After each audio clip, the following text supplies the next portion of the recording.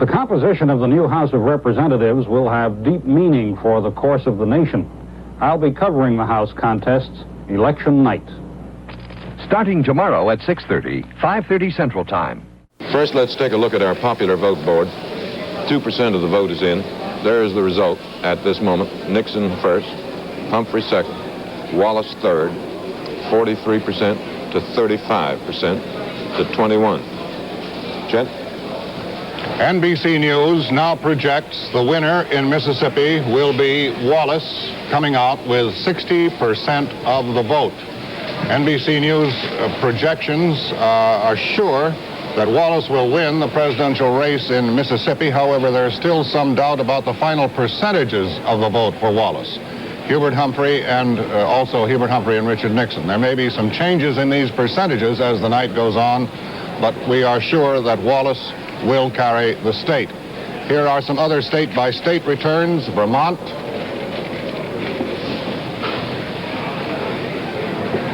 Vermont, 1% of the vote in, still fragmentary returns, Nixon leading.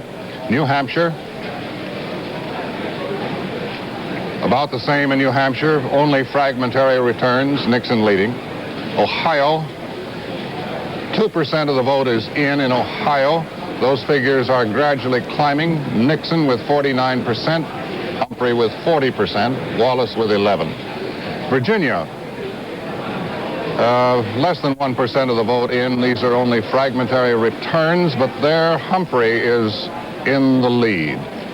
And in West Virginia, less than 1% of the vote in, still fragmentary returns, Nixon in the lead.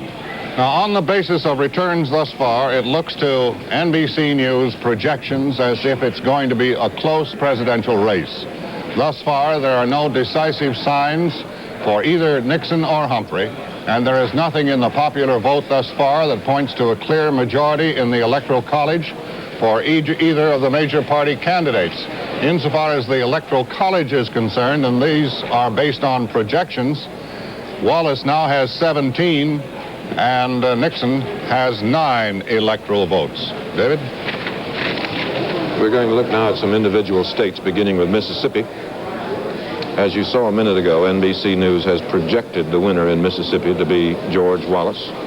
60% is the projected percentage, though that may change. That is based on precincts chosen in advance and coming into our election central here ahead of the figures you see on the board. Now, Florida, 1% of it is in. That has been thought from the beginning to be a three-way race, and no one has been willing to predict who would win it, and we aren't.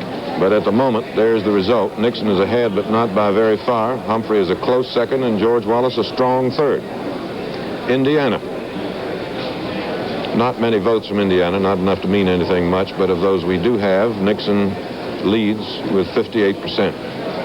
Tennessee, we have 29% from Tennessee, showing Nixon first, 42%, Wallace second, and Humphrey third. In North Carolina, 2% of the vote is in, and Wallace is ahead. We've been hearing from North Carolina that the Wallace strength there was receding, but we don't see any evidence of it yet. It's early, however, only 2%. That's the result. Wallace first, Nixon second, and Humphrey third. Vermont. On the basis of precincts not shown on this board, we have projected Nixon as the winner in Vermont with 3 electoral votes. We have projected that he will wind up the evening with 58% of the vote. 58% of the vote in Vermont. Now, John Chancellor is here with some sort of electrical machine in front of him. John? We've been able to, using our machine, to find out how people have been voting in various precincts to see if we can examine how various candidates are doing in these 2 important states that have come in, Tennessee and Kentucky. It's interesting that in these 2 border states, that Wallace is getting around 1/4 of the vote, which is less than the surveys before the elections, the surveys which were taken indicated. In Tennessee, he's getting about 33%, but in Kentucky, he's getting only 18%, and this is very serious for George Wallace. The belief before the polls closed today was that if Wallace captured Kentucky, he would almost certainly sweep the entire South. And he is not by any means sweeping Kentucky. And so I think with 72% of the Kentucky vote in and Wallace down at 18%, this is a lesson we can draw. He is not doing well in the border states, and that may very well hurt him around the country. Now here's Chet Huntley. NBC News now projects the winner in Kansas. And our projection is that Nixon will carry the state of Kansas with 62% of the vote. So with that return in, the standing in the Electoral College is as follows. Nixon now has a total of 19. Wallace has 17. George Wallace said today it's going to take more than a 90-year-old law. That's the Electoral College vote that just came up there. George Wallace said today it's going to take more than a 90-year-old law to stop maneuvering in the Electoral College if the election fails to produce a winner tonight. A leading law expert, Harvard professor Paul Freund, said yesterday that an 1878 statute prevents electors from switching their allegiance in the event that no candidate receives the 270 votes needed to win. Freund said that under that law, Congress has the final say whether to honor an electoral vote cast for a candidate other than the candidate of his party. But Wallace, to that, said today, let them dig up all the old laws they want to. They're going to have to dig up something to stop this movement of ours. We'll be back in just a moment.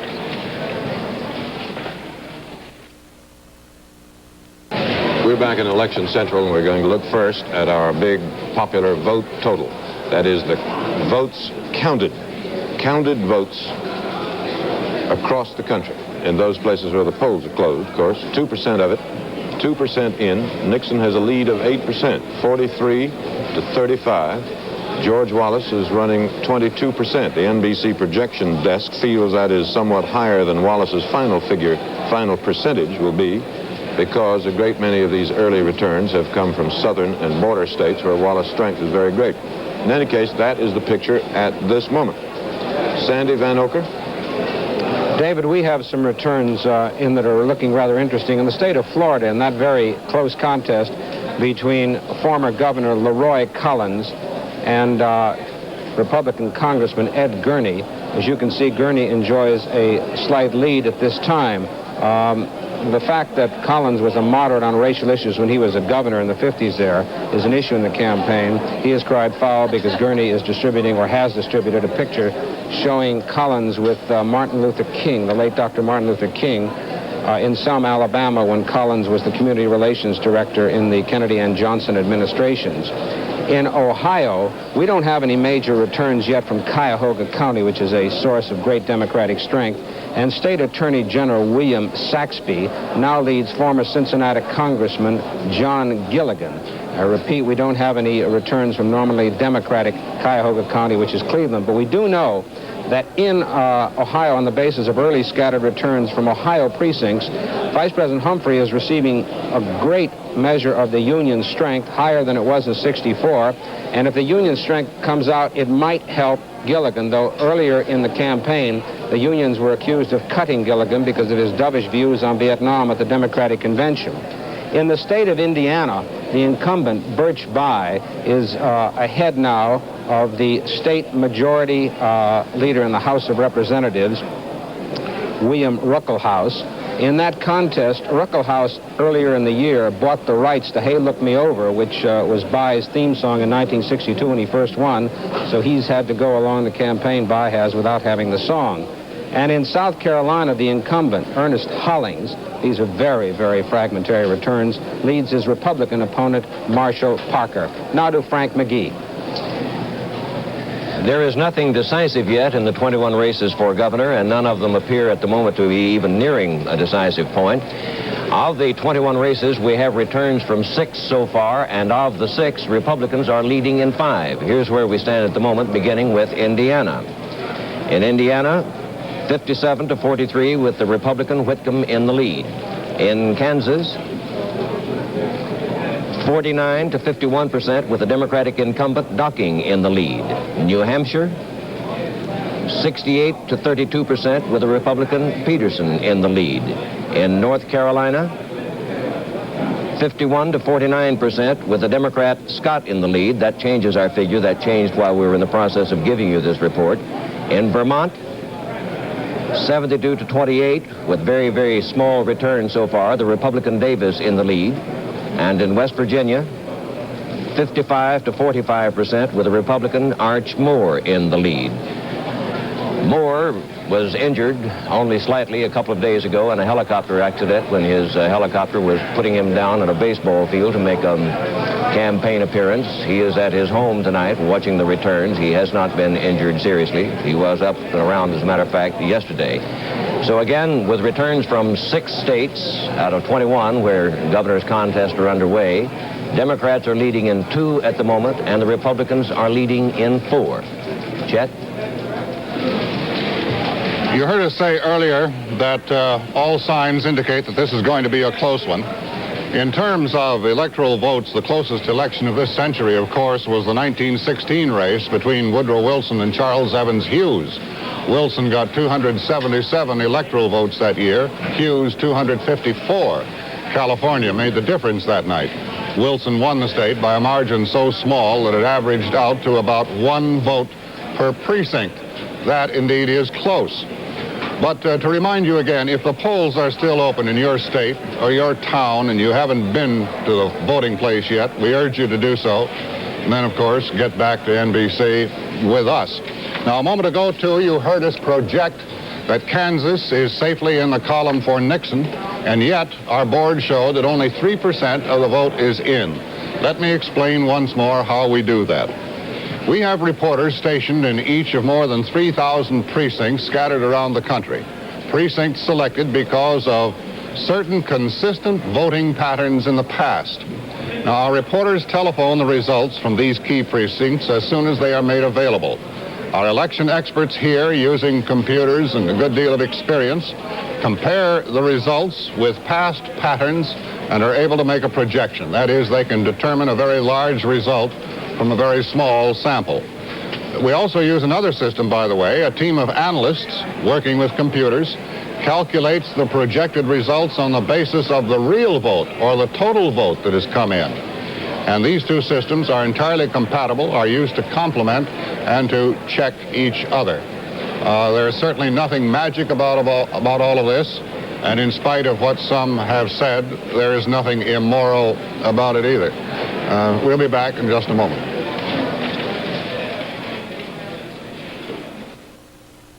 Chet, you were talking a minute ago persuasively and even eloquently about how these sample precincts are chosen and transmitted rapidly to us here in the studio. In Illinois, or from Illinois, these sample results have been sent to us here, and the NBC News projection desk has looked at them and found that the 3 races, president, governor, and senator, the 3 races are too close to project at this time. Now we're going to look at 4 states, beginning with Florida. In Florida, we have about 5% of the vote in. Nixon is in the lead. This is, as we said before, this has been thought from the beginning to be very close, and no one is sure how, no one has been willing to guess how it would turn out. Nixon is leading now with 38%. Humphrey is second with 33, and George Wallace is a strong third with 28. In North Carolina, 2% of it is in. Maybe not enough to prove much yet on these figures. But in any case, Nixon and Wallace are tied virtually. Each has 36%. Humphrey is third. South Carolina, 1% of the vote is in. Too little to tell much.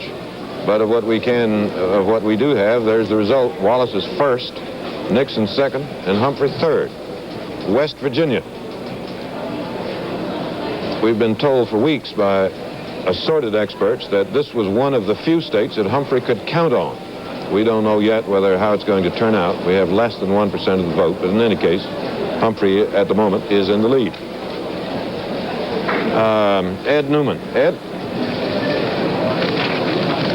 David, I'll say again, at the risk of boring people, that there are 435 seats in the House. It takes 218 for a majority. We have 70 contests decided so far. They're evenly divided, 35 Democrats, 35 Republicans. There's no significance in this. No seat has changed hands. These are all contests in which there was no opposition or only nominal opposition. However, there may be some significance in this fact that in 2 southern states, at the moment, it appears that Democratic candidates for the House are running more strongly than they did in 1966. In Kentucky, Democrats so far are running 2% better than they did. In Tennessee, Democrats are running 5% better than they did in 66. These are border states, whereas John Chancellor told us not long ago, George Wallace has not been running as well as he hoped.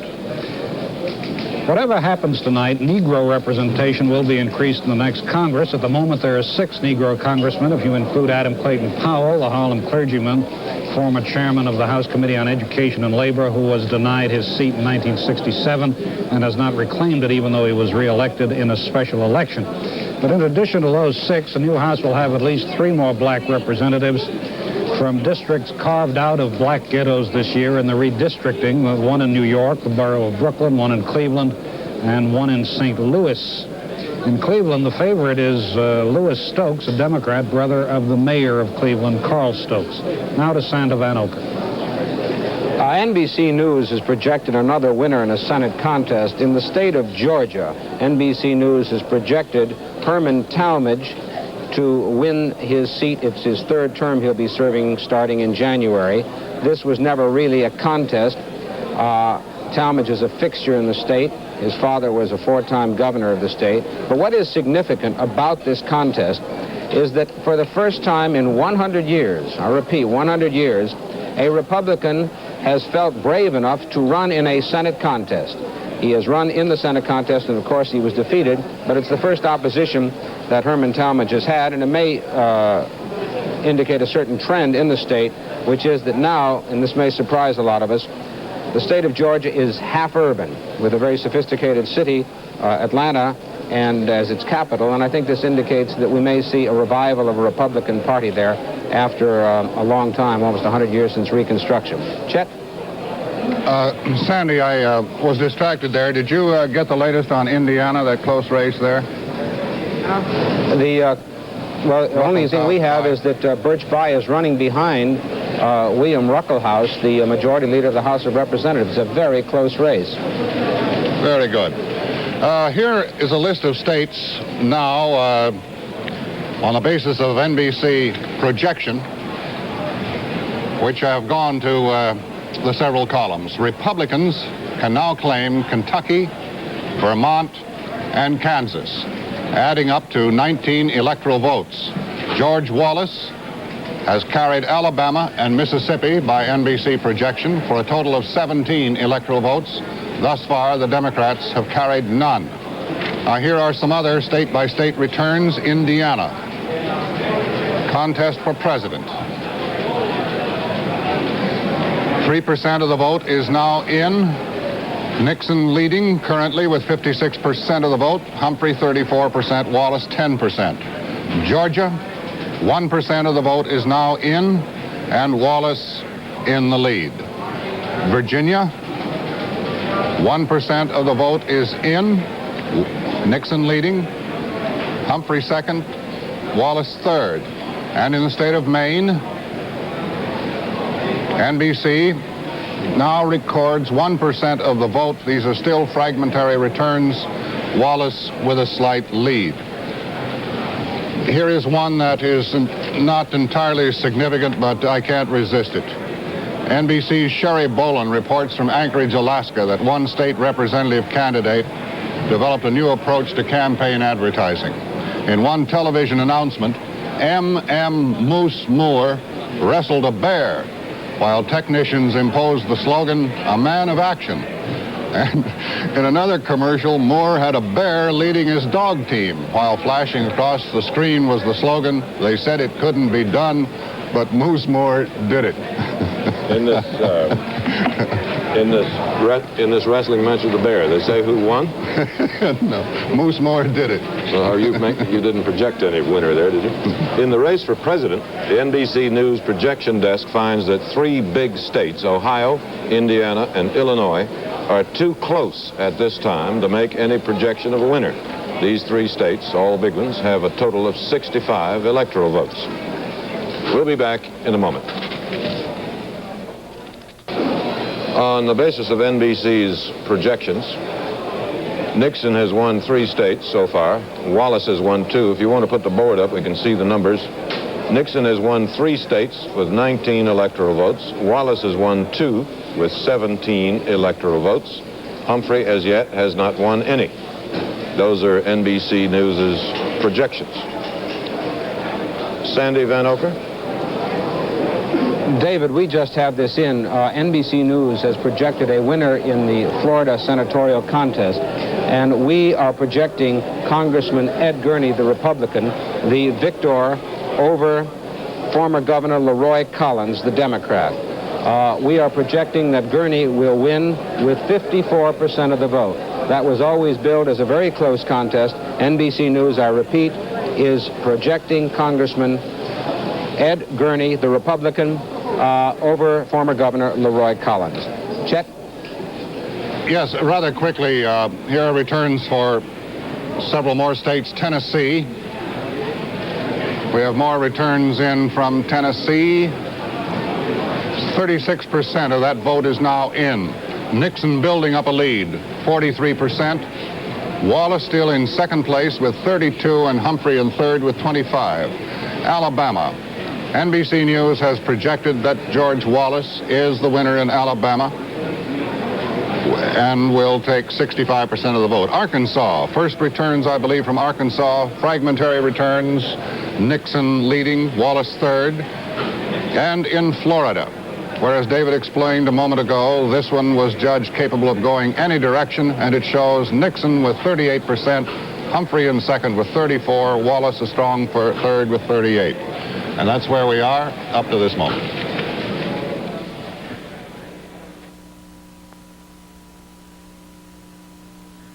The vote comparison on these things? WSM Television Color 4, Nashville, Tennessee. And about 500,000 for Wallace. 42%, 34%, and 23%. Chet?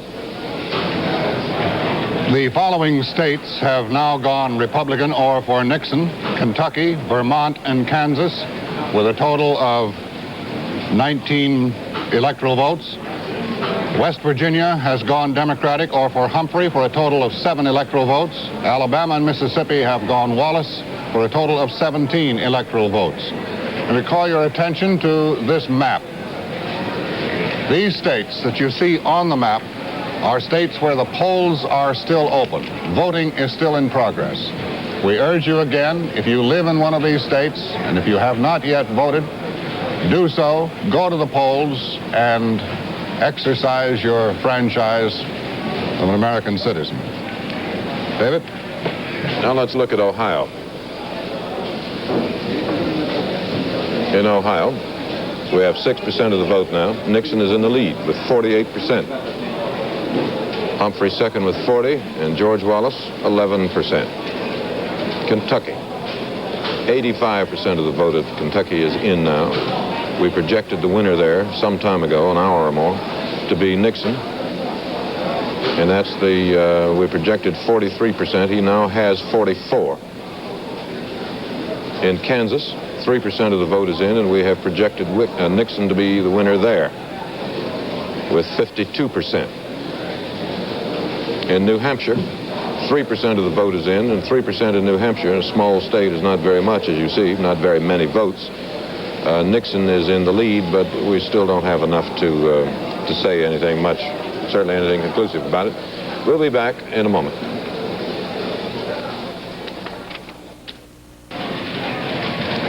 Due to relaxed requirements for absentee ballots and the large number of servicemen in Vietnam and Europe, requests for such ballots this year have been at record levels. Both major parties have been courting an estimated 2 million eligible military voters. It's not possible to estimate the overall absentee vote because many states don't keep accurate totals of them. And in most states, absentee ballots are counted along with the regular votes. By the way, some of these ballots have to be counted tonight. Others may be counted several days later.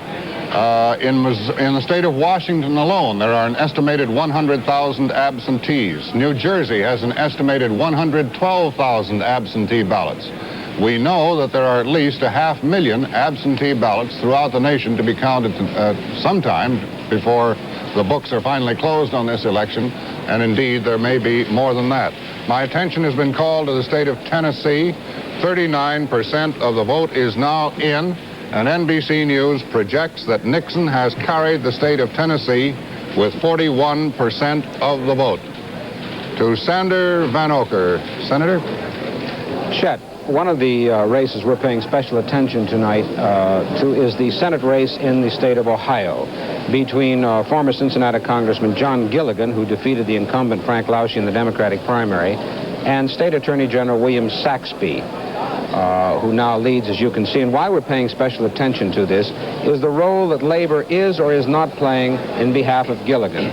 You see, the AFL-CIO didn't endorse Gilligan until September 27th, even though it gave him very great support against Laushi in the primary. And the reason it didn't was his lukewarm attitude toward Vice President Humphrey before the convention. He didn't endorse him until afterward. And his work in behalf of a dovish plank at Chicago on the subject of Vietnam. Allegedly, the AFL-CIO didn't give Gilligan enough money, gave him reportedly $100,000. He expected twice that much, and he had to cut down on his television time, which he didn't have to do in the primary when he defeated Laushi. The trouble is that in the state... Yeah. Go ahead. Well, go ahead. Well, wasn't Gilligan saying in Chicago that if they nominated Humphrey, it would make it very difficult for him? That was the whole point. The people like Gilligan, Bill Clark running against Dirksen, others like them in the platform committee. They said, we can't go home if we don't go home with a peace plan. And when he went home without a peace plan, he angered labor. He didn't satisfy the McCarthy supporters in the state. And if you don't have organized labor behind you and you're a Democrat in Ohio, you're in trouble, because when organized labor gets behind a candidate, as they did behind Stephen Young, you remember in '58, opposing John Bricker, who voted for right-to-work laws, then you as a Democrat are in deep trouble. And especially in the state of Ohio, because William Saxby was the only major Republican in the state in 1958 who opposed right-to-work. So it's a great question about how much support Gilligan will get from labor. If he doesn't get a great deal, then he's going to be in deep trouble in Ohio. Sandy, just glancing at your board, I can't quite see all of it, but it seems to me the only one still in doubt and on which we do not have a projected conclusion is Indiana again. What do you show there? Indiana, we have the Republican, William Ruckelhaus, the majority leader of the House, with a pretty good lead over the incumbent Birch Bayh. And I suppose also you could say it's a great question in that state what organized labor is doing for Birch Bayh, because organized labor matters way up there in Lake County. And maybe if those voters, we don't know yet, are going for George Wallace, I'm just projecting this may be hurting Birch Bayh. I think John Chancellor has some more information on what labor is doing in the presidential contest in Ohio. Is that right, John? Yes, I do, and it's quite interesting. Vice President Humphrey is receiving 51% now by our calculations, and that's rough. He's receiving about half of the Union vote in Ohio, compared to about a third of the Union vote for Nixon, and what we calculate now at 17% for Wallace. And this is very interesting. Wallace should have done better than that, but also Humphrey, according to the close connection between organized labor and Democrats in Ohio, should have done better. 50% of the vote is not as good as Lyndon Johnson's 3/4 of the labor vote, 78% in the final reckoning in Ohio in 1964. Also, Nixon, with about a third of the labor vote, is doing much better than the Republicans did in a two-way contest in Ohio 4 years ago. In that contest, running against President Johnson, the Republican Goldwater got 22% of the labor vote. Now, there are many complicated factors involving in this, but one of the suggested indications here in these figures is that organized labor coming out on behalf of Hubert Humphrey against George Wallace may in fact have won some votes in labor for Nixon, which is quite interesting. The turnout rate, the number of labor families that went to the polls today is, according to our estimates, a good bit higher than it was in 1964. So while the situation is mixed, Humphrey is not doing as well as the Democrats did 4 years ago in Ohio, but neither is George Wallace doing as well as he had hoped in that state. Nixon, as a matter of fact, is doing a little bit better in some Democratic areas than anybody had expected him to. And the Republican voters there who deserted the party, the Goldwater Republican Party 4 years ago, seem to be returning to the Nixon Party now. This is, I think, you'll see a good bit of this tonight. Vermont, traditionally a Republican state, deserted the Republican Party in 1964 and has returned to the fold this time. Now here's Frank McGee. Republicans had been expected to win some governor's races where popular Democrats decided either to retire or to seek another office, and that is happening tonight in Vermont. NBC News has projected a winner in the state of Vermont, the Republican Dean C. Davis, who currently is garnering 59% of the vote to the Democratic John Daly's 41%. Our projection is that when all the tabulating is done, Davis will be the winner by 58%. Interestingly enough, that's the same margin by which Nixon is currently carrying the state. Davis is 67 years old. He's chairman of the board of the National Life Insurance Company. He hasn't held an elective office in 30 years, and he's an old-line conservative. He said his recipe for the state of Vermont would be a little bit of fiscal conservatism, a little bit of economy in state expenditures, a little bit of slowing down, he said, to permit growth on the part of the state. He will take the place of Philip Hoff, the Democratic governor who retired after 3 two-year terms. It's a tough loss for the Democrat, John Daly, who at 45 years old is the father of 11 children. Had he won, he would have been the new champion in that department, surpassing New Jersey's Governor Richard Hughes, the current title holder, with 10 children. David?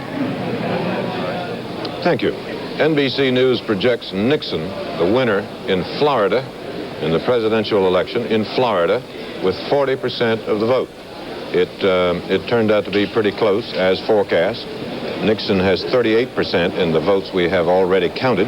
We project that he will have 40 when they are all counted. Now we're going to look at 4 other states, beginning with Illinois. Illinois hasn't been closed very long, but we now have a few figures from there. Just a few. Nixon is ahead, but the figures are so few in number that they don't mean much. South Carolina, 5% in from South Carolina.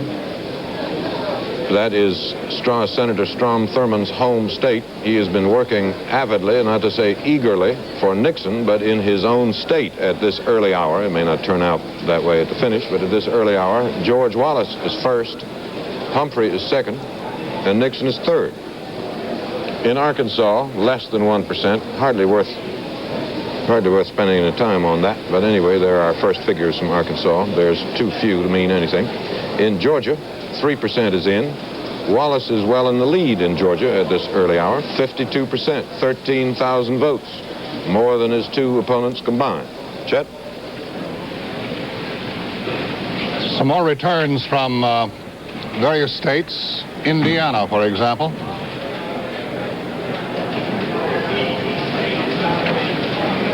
State of Indiana, 10% of the vote is now in.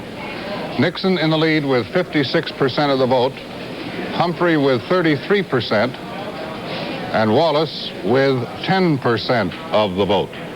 State of Virginia, 7% of the vote is now in. Nixon in the lead with 39%, Wallace in second place with 31%, and Humphrey a close third with 29% of the vote.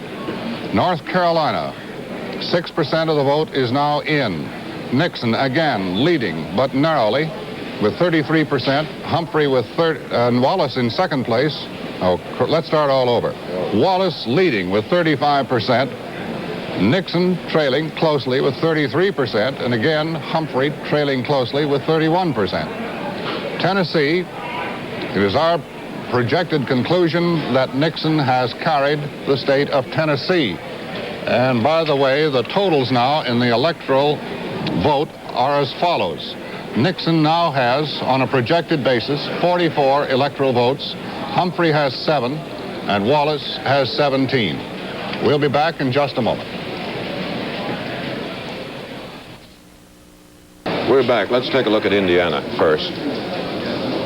in Indiana with 10% of the vote in. We have projected Nixon the winner in Indiana with 48%. He has 56% now. We project that when they're all counted, he will win Indiana, 13 electoral votes there, with 48% of the vote. That means that Nixon now has won 5 states with a total of 44 electoral votes. He still has a long way to go, 270 it takes to win. Now let's look at the popular vote total. Nixon is in the lead with more than 1 million votes, 42%. Humphrey second with 34. George Wallace at this hour a strong third with 24. The others are Dick Gregory, Cleaver, McCarthy write-ins, and others. And at this hour, they have 5,600, less than 1%. To Ed Newman. Ed? Well, at this moment, David, about 40% of the House races have been decided. 163, as you can see. The Democrats have won 96 of them, the Republicans 67. And it may appear to be extraordinary that not one of those 163 seats that have been decided has changed hands. In itself, it suggests that there has been no big swing either way. But the fact is that almost without exception, these were safe or relatively safe seats for the party that holds them now. And probably it would have taken a very, very large swing in the vote to shift party control of any of them. We still have to wait for some key races in a state like New Jersey. New Jersey is a state with 15 congressmen. The Democrats have so far won 4. The Republicans have won 4. No change. We have to wait for key districts in Pennsylvania, which has 27 congressmen. The Democrats have won 9. The Republicans 12. Again, no change.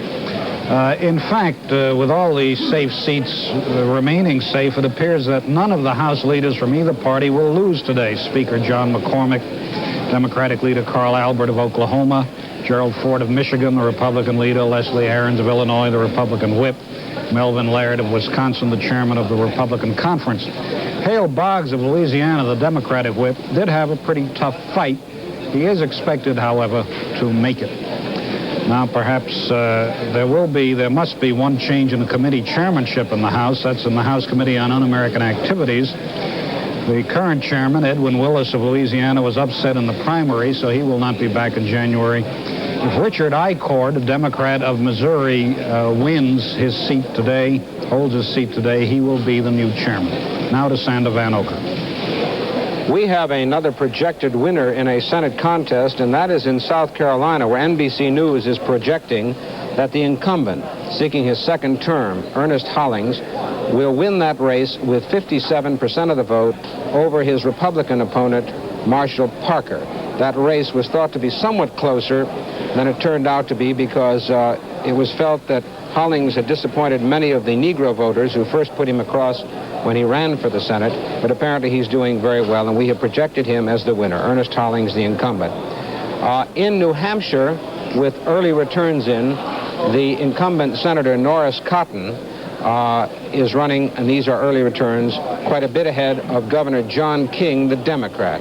Governor King was first a supporter of the Johnson administration on Vietnam. Then he called for a bombing halt. Cotton has been holding pretty firm to a tough view on Vietnam, and it looks now that Governor King, who's been a very popular governor up there, is running pretty well behind with 5% of the votes in. Over in the close contest in Indiana, the incumbent Birch Bayh, seeking his second term, is running behind the Republican William Ruckelshaus. The first S in his name is pronounced, it's silent. William Ruckelshaus, who's the majority leader, he's just 35 years old. Bayh is 40, so that's a spirited contest now between two young men. Over in Ohio, there is another close contest between former Cincinnati Congressman John Gilligan, who is now trailing the state attorney general, William Saxby. So far as we know, the expected heavy Democratic vote from Cuyahoga County has either not started to come in or is just trickling in at this point, but we'll be paying close attention to this close race. David? At 8:20, the NBC News projection desk still sees the possibility of a close presidential race. There is nothing in the national popular vote total so far to show a big victory for either candidate. Nixon is in the lead in the popular vote, but the big industrial states of the North, where Hubert Humphrey's strength lies, have not yet been heard from. The percentage of vote for Wallace seems a little high, but perhaps because of the early closing time of states in the Deep South, where he is strongest. We'll be back in a moment.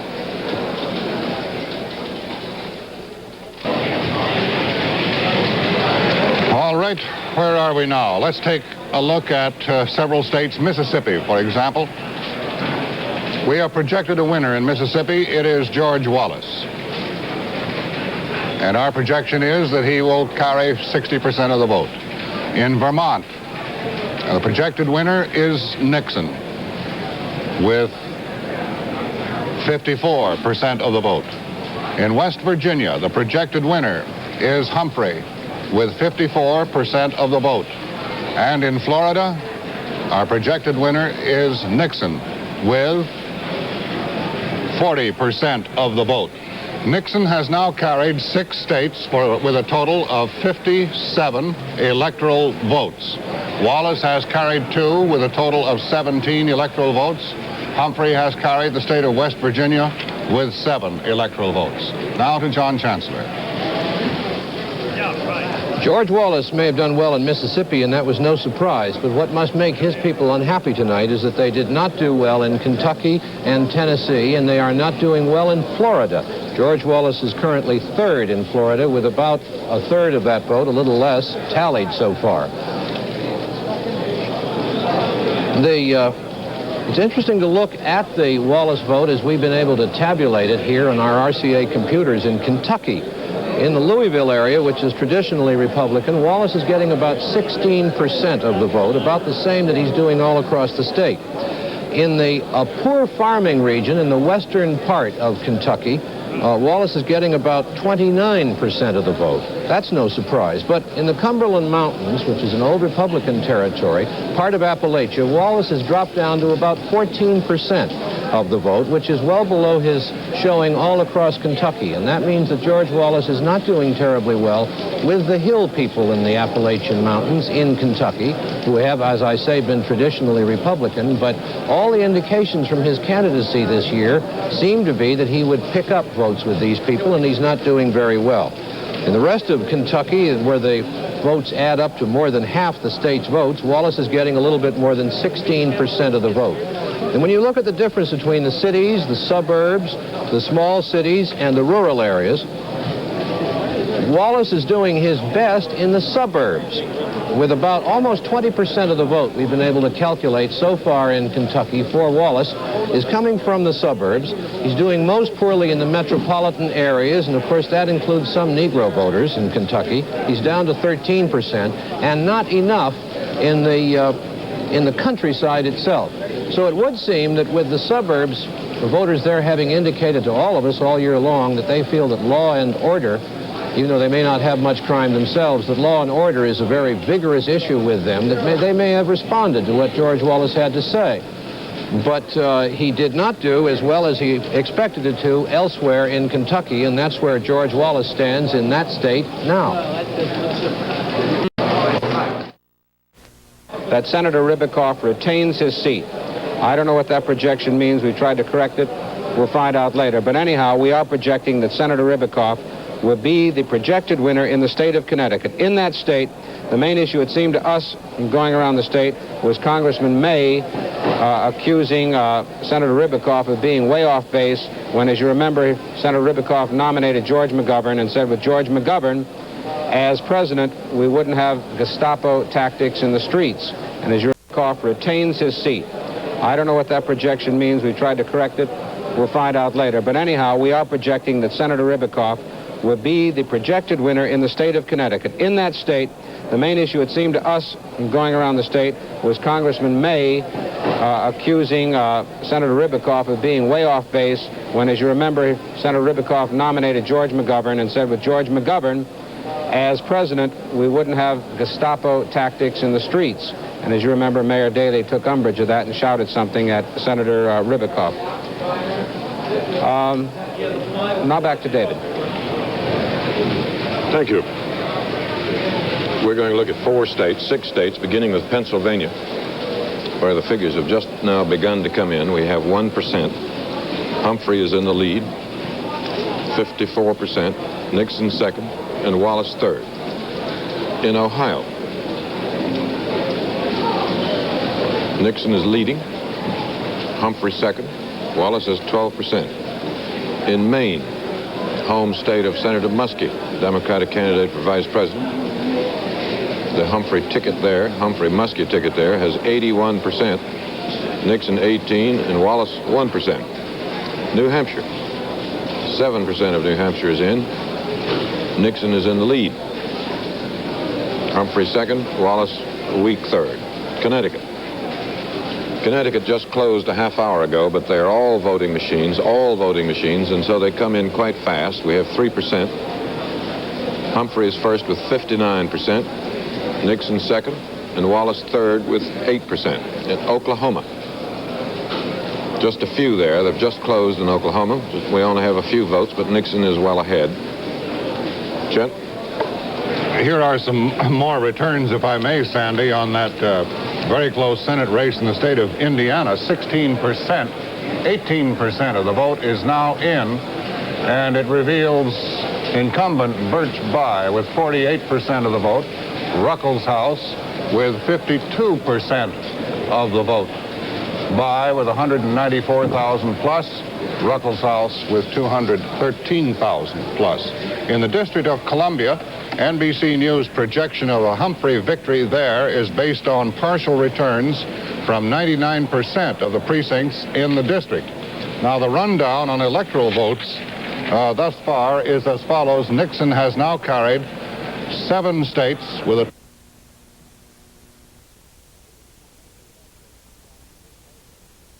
The incumbent, who had some problems with labor and some accusations leveled at him by Life magazine, Eagleton is now leading Tom Curtis in the state of Missouri with 2% of the votes in.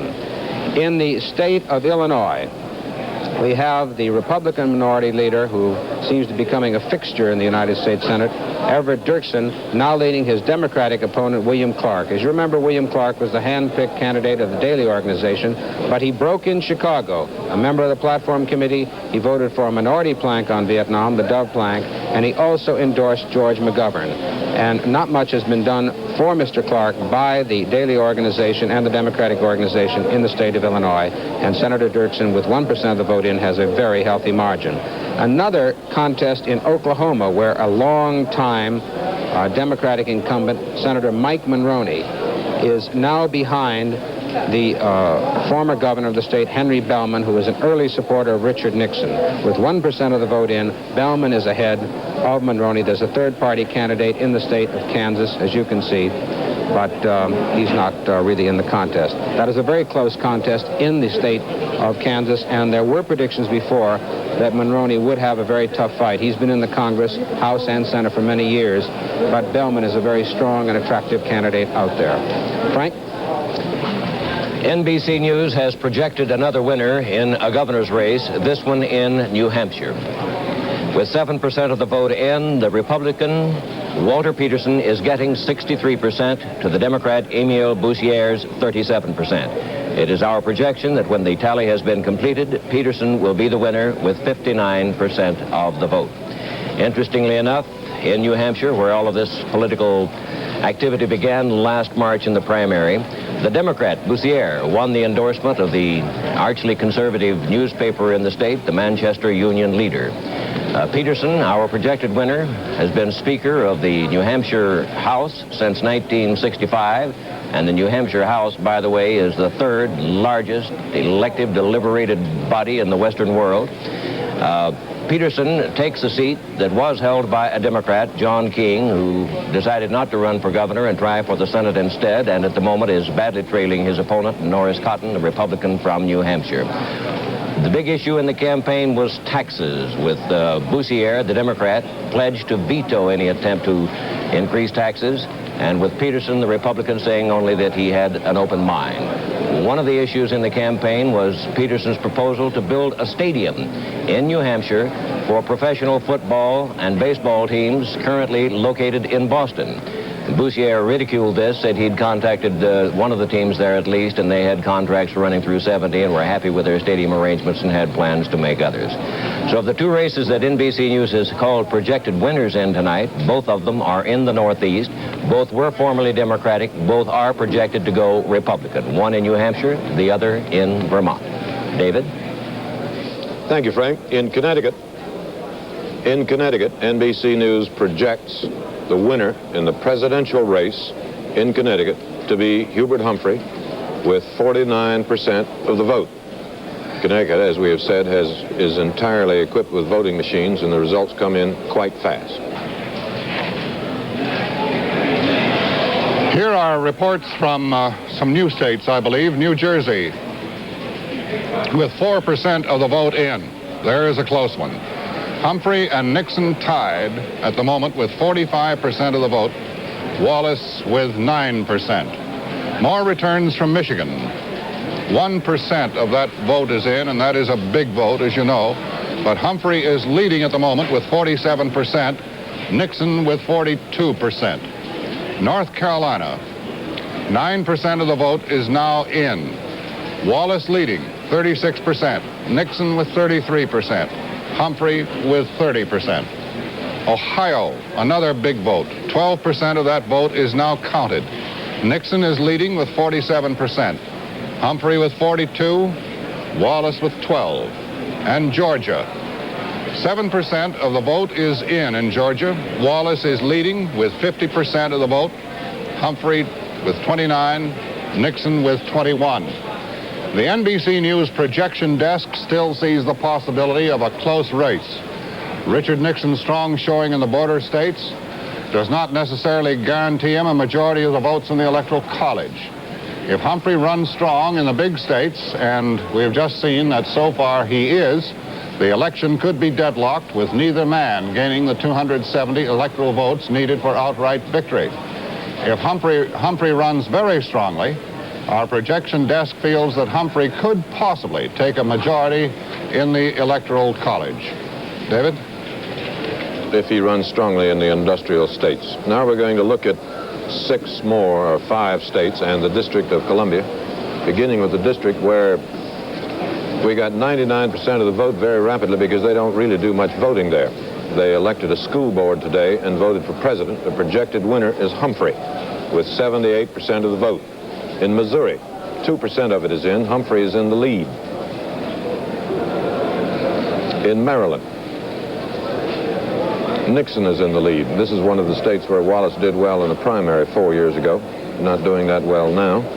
Nixon is in the lead in Maryland with 47%. Humphrey second. In Oklahoma, 2% of it is in. Nixon has 50% of the vote. Humphrey is second. Wallace is third. In Texas, first votes in from Texas, only 2%. The Democrats in Texas, for once, almost the first time in modern history, united to support their own ticket. We don't know how it'll turn out, but that's how it is now. Humphrey is in the lead, Nixon second, Wallace has 16%. And Connecticut, the projected winner, NBC's projected winner in Connecticut is Humphrey with 49% of the vote. Sandy Vanocur. Sandy? David, NBC News has now projected 8 winners in senatorial contests. We have 34 senatorial contests tonight. I'd like very quickly to go over and see who are the projected winners. Starting first with the state of Connecticut, where the incumbent Abraham A. Ribicoff is our projected winner. Obviously, he was helped by the strong showing that Vice President Humphrey made in the state. In the state of Alabama, Lister Hill, a veteran Democrat, is being replaced by the lieutenant governor, according to our projection, James Allen, who is a strong supporter of George Wallace. Again, that remains a Democratic seat. In the state of Florida, where Democrat George Smathers is retiring, the former governor, Leroy Collins, we project, is running against Ed Gurney, a congressman. We project Congressman Gurney is the winner in the state of Florida. Therefore, that is a Republican gain. In the state of Georgia, the seat now held by Herman Talmadge, seeking his third term, we project that Herman Talmadge is the winner in the state of Georgia. In the state of Kentucky, a seat being vacated by Thurston Morton, a Republican, we have projected that Judge Marlowe Cook of Louisville is the projected winner over State Commerce Commissioner Catherine Peden, who was on the President's Commission on Civil Disorders, the Kerner Commission. Judge Cook took a very stern view of law and order. This may have contributed to Miss Peden's defeat. In the state of North Carolina, the incumbent, Sam Ervin, we project that he is the winner over Robert Summers, his Republican opponent. And in the neighboring state of South Carolina, we project that the Democratic incumbent, Ernest Fritz Hollings, will we get a shot of South Carolina? Yes. Is the projected winner over his Republican opponent, Marsha Parker. As we said earlier, there was some thought that perhaps the Negroes who helped Hollings go to the Senate the first time would cut him. Apparently, he is not being cut. He is the winner. Two other contests, two incumbents in Louisiana. Russell Long, the incumbent Democrat, he is unopposed. One other incumbent who's unopposed is the venerable George Aiken of Vermont. He is unopposed in the state of Vermont. David? Sandy, by rapid calculation here, I believe the results of all that amount to one net gain for the Republicans, right? State of Florida. That's right. David? NBC in Massachusetts. In Massachusetts, NBC News projects the winner in the presidential race in that state, Hubert Humphrey, with 61%. This, again, we'll explain again. This projection is based on selected sample precincts. Even though there aren't any numbers on the board, these precincts are already in. We get them with extreme rapidity because they come directly here. Selected precincts in Massachusetts. On that basis, we have projected Hubert Humphrey the winner in that state. John Chancellor? It is interesting when we look at how well Hubert Humphrey is doing or likely to do in the big states that he is, and I'm checking the figures on here, in Massachusetts, according to our precincts that are in here, he's getting about 74% of the labor vote in Massachusetts. These were just tallied.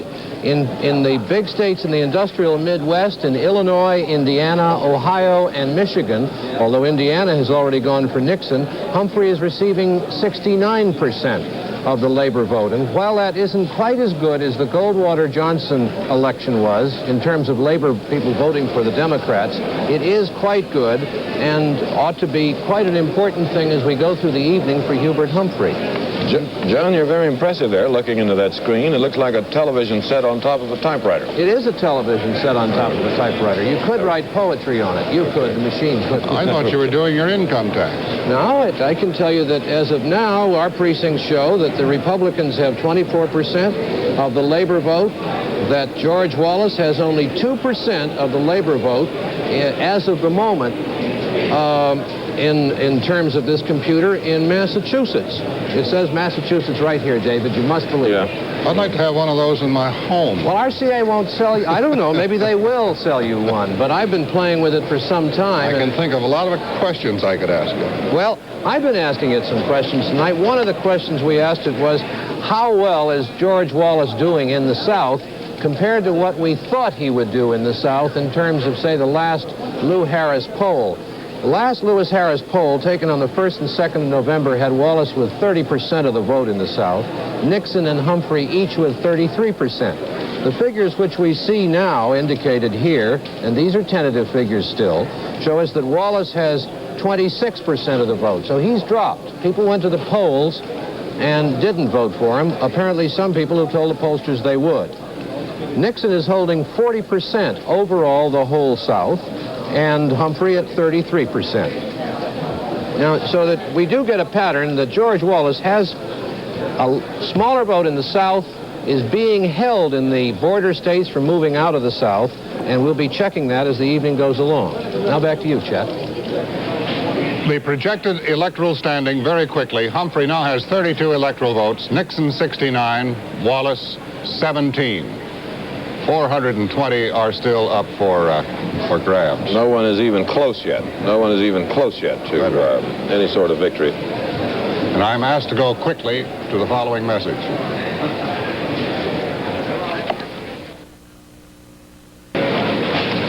Communist Yugoslavia's television presented a 45-minute program tonight backgrounding our presidential election with film shot by the Yugoslav television team that spent several days touring with the candidates.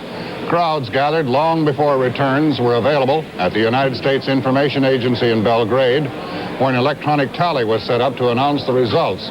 As a matter of fact, Europe has never shown as much interest in our election as they're showing this year, and they will have never seen as much. I know we are supplying facilities and whatnot via satellite to a number of European agencies. Harry's Bar, by the way, took its usual and traditional poll in Paris, had Nixon the winner by one vote. And the BBC, of course, in London is taking several hours of this television of these election results. To Frank McGee.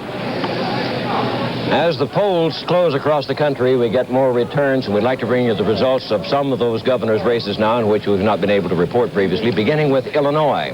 In that large state, the Democrat, Ogilvy, a longtime associate of Chicago Mayor James Daley, is getting, Sam Shapiro is getting 38% of the vote to the Republican Ogilvy's 62%. That is with only 1% of the vote tabulated. In Texas, NBC News has projected a winner.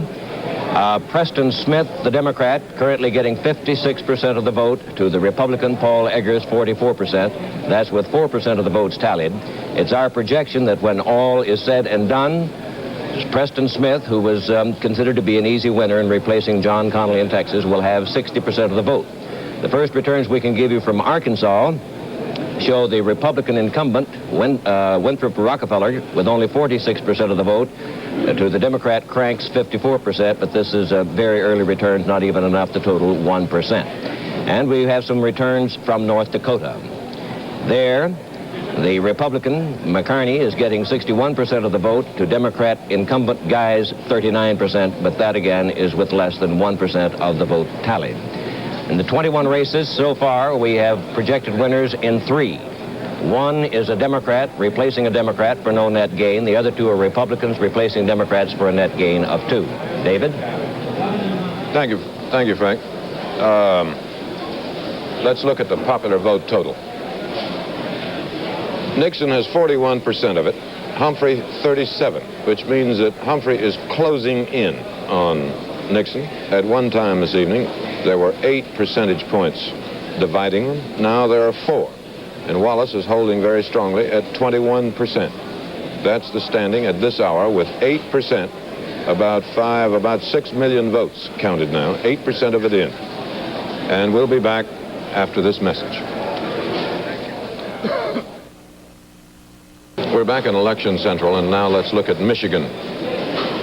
In Michigan, we have projected the winner in that state in the race for president to be Hubert Humphrey with 49% of the vote. It has been thought from the beginning to be very close in Michigan, very close. Our projection now is that Humphrey will win it, and it's 21 electoral votes. And that's where we stand at this moment.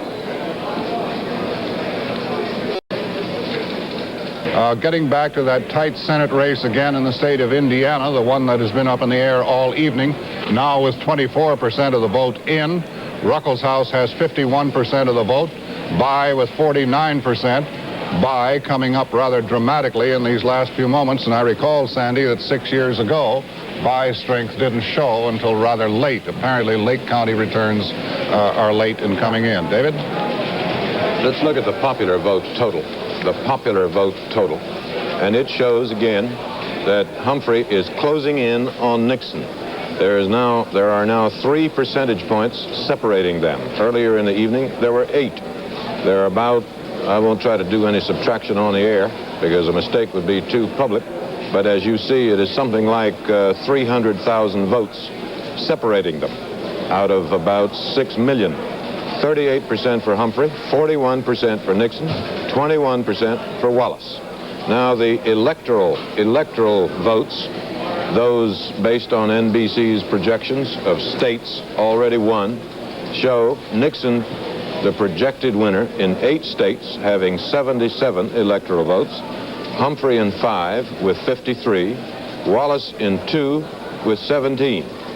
36 states remain undecided. As you see, Nixon has 77, but that's still a great distance from having the 270 he needs to win. To Ed Newman. Ed? In the House, of the 435 contests, 222 have now been decided. That's more than half, if my arithmetic is correct. And not a single seat has changed hands. The Democrats have won 128, the Republicans 96. And we have to say again that all of these were safe seats, or relatively safe seats, and they have gone as it was forecast that they would. Now, of course, it matters who gets the greater number of members in the House, the Republicans or the Democrats, because the party that does organizes and controls the House, elects the Speaker, names the committee chairman, and so on. But there's something else to think about in the House races, especially in this very close election, and that is that if the presidential race goes into the House, the new president will be named there. And that depends on who controls the majority of state delegations. So we're bringing up a new board who controls these particular state delegations. At the moment, the Democrats control 5, the Republicans 1. Democratic states so far: Georgia, Mississippi, Missouri, Texas, West Virginia, the Republican Ohio. These are very early times. I don't want to attempt to draw any conclusions about this. The race may not go into the House. If it does, nobody can say what will happen. But if it does go into the House, it's extremely important who controls the majority of state delegations, because each delegation, no matter what the state size, gets 1 vote. So we'll be watching that very closely also. Now to Sander Vanocur. We have 2 projected winners, 2 new projected winners in the senatorial contest. The first is in the state of Maryland, where NBC News projects the winner, Republican Congressman Charles McMathias from suburban Maryland County, that's right around Washington, as the projected winner over the incumbent Senator Daniel Brewster. Brewster was a very strong supporter of President Johnson's on Vietnam. In the contest, you may remember that name. If we can hold that a minute, we're projecting Mathias. Can we go back? That man Mahoney, George Mahoney, ran for the governorship of Maryland in 1966 as a Democrat, and he was beaten by none other than Spiro Agnew. And Mahoney ran on what a lot of people consider was a racist platform, whose appeal was based on the slogan, "Your home is your castle, protect it." That was in opposition to the open housing, and Spiro Agnew beat him. The other projected winner we have, the new projected winner, is in the state of New Hampshire, where the incumbent, Norris Cotton, we project is the winner over Governor John King, the Democrat. There is an incumbent who may be in trouble in the state of Pennsylvania, and that is Joseph Clark, the Democratic senator in the state of Pennsylvania. If we can move to the Pennsylvania board, we'll look at the situation over there. There we are. Joseph Clark, seeking his 3rd term in the Senate, trails Congressman Richard Schweiker from suburban Philadelphia by a goodly margin at this time. Now, we don't know whether Philadelphia is in yet, but Clark is running behind, and Clark was an early opponent of the Vietnam War, later supported President Johnson, but he is now trailing Republican Congressman Richard Schweiker. In the state of Oklahoma, there appears to be a very close race, but the incumbent, Mike Monroney, seeking his 4th term, is trailing the former governor, Henry Bellman, the first Republican ever to be elected governor of the state of Oklahoma, by about 9 points. Bellman, as you may remember, was the first man to head the Nixon for President committee, then dropped out to run his senatorial contest, and he now leads Mike Monroney, who is seeking his 4th term in the Senate in Oklahoma. In Indiana, as you mentioned a few moments ago, Chet Birch Bayh, the incumbent seeking his 2nd term, is closing the gap, but he still trails William Ruckelhaus, a young man, 35. Bayh is a young man, too. He's 40, in that contest in the state of Indiana. In the state of Missouri, the lieutenant governor, Thomas Eagleton, who defeated the incumbent, Edward Long, in the Democratic primary. Eagleton was a McCarthy supporter, favored a ceasefire in Vietnam. He's very liberal. He is now leading Representative Tom Curtis, a very able member of the House of Representatives, Republican, on the House Ways and Means Committee. Curtis is considered the hardest working member of the House of Representatives, and he is now trailing Eagleton. In Ohio, that race, Gilligan, the former Democratic congressman, trails the Attorney General William Saxby in that state to take the seat which Frank Lausch used to hold before he was defeated in the primary by Gilligan. Now, Chet. Sandy, on the basis of projections, then, again by rapid calculation, you show a net Republican gain of 2 now? 2 seats, yes. 2 seats. Florida, where the issue was law and order, Gurney hit it very hard, and they have picked up a seat in Maryland because that's a little harder to figure out, because Brewster, as I say, took a very tough position on the war in Vietnam. Matthias was a backer of Rockefeller, and he does very well in the Republican areas around Washington, the suburban areas. It was thought he might be hurt by a heavy Wallace vote in eastern Maryland, but apparently he hasn't been. So that is a net gain of 2, Maryland and Florida. Very good. We'll be back in just a moment. Now let's look at North Carolina. In North Carolina, Humphrey is doing poorly. He's third. Nixon is ahead with 36%. Wallace is second, 33%. And Humphrey third with 30%. In South Carolina, Wallace is ahead there. Nixon is second, and Humphrey is third.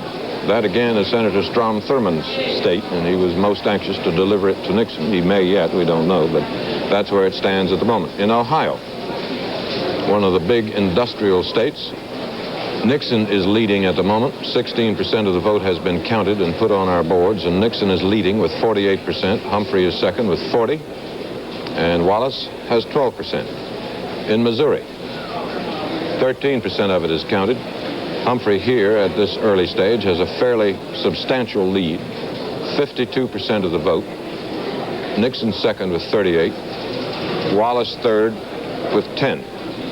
Now to John Chancellor and his marvelous machine. John? We will note that, Richard, that Humphrey won the District of Columbia, which of course is an overwhelmingly Negro city.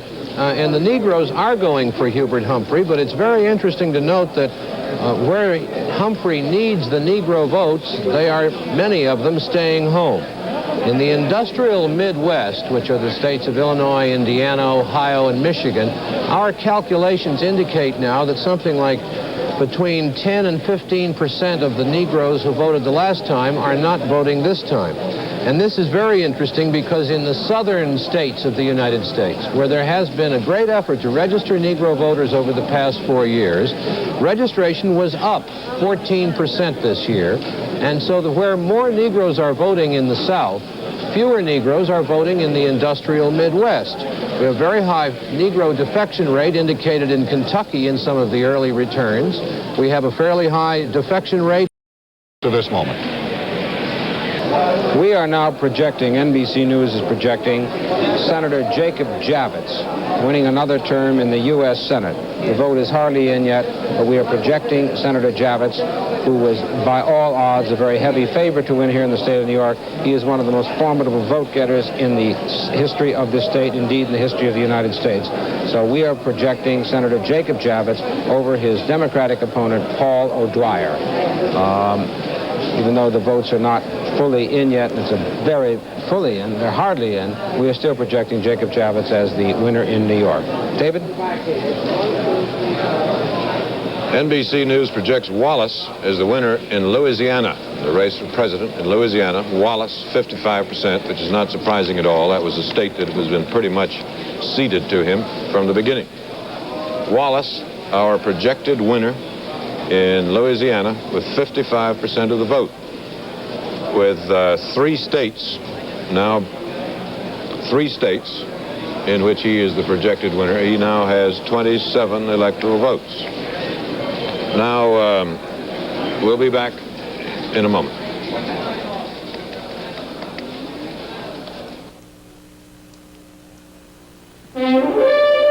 These are the kind of men we had in mind when we designed.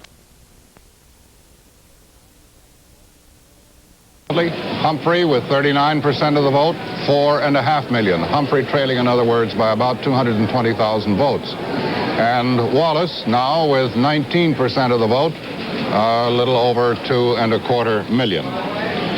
The Electoral College Board, Humphrey has now carried 6 states for 57 electoral votes. Nixon has carried 8 for a total of 77. Wallace has carried 3 for a total of 27. And 377 are still to be decided. Now, the following states. New Hampshire, 22% of the vote is now in. Nixon continues to maintain his lead in the state of New Hampshire, with 58% of the vote currently. In Maine, 6% of the vote is in, and NBC has projected that Hubert Humphrey will carry the state of Maine. This is a commentary, I should think, on the strength of Senator Ed Muskie. The Maine's neighbors, New Hampshire, is certainly leaning toward Nixon. Vermont, by NBC projection, has gone for Nixon, but in the state of Maine, safely, apparently, in the column for Humphrey. Finally, in Maryland,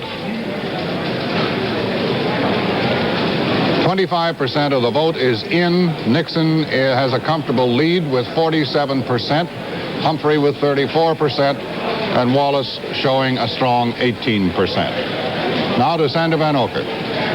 Yeah, I haven't got it. I'm getting no analysis.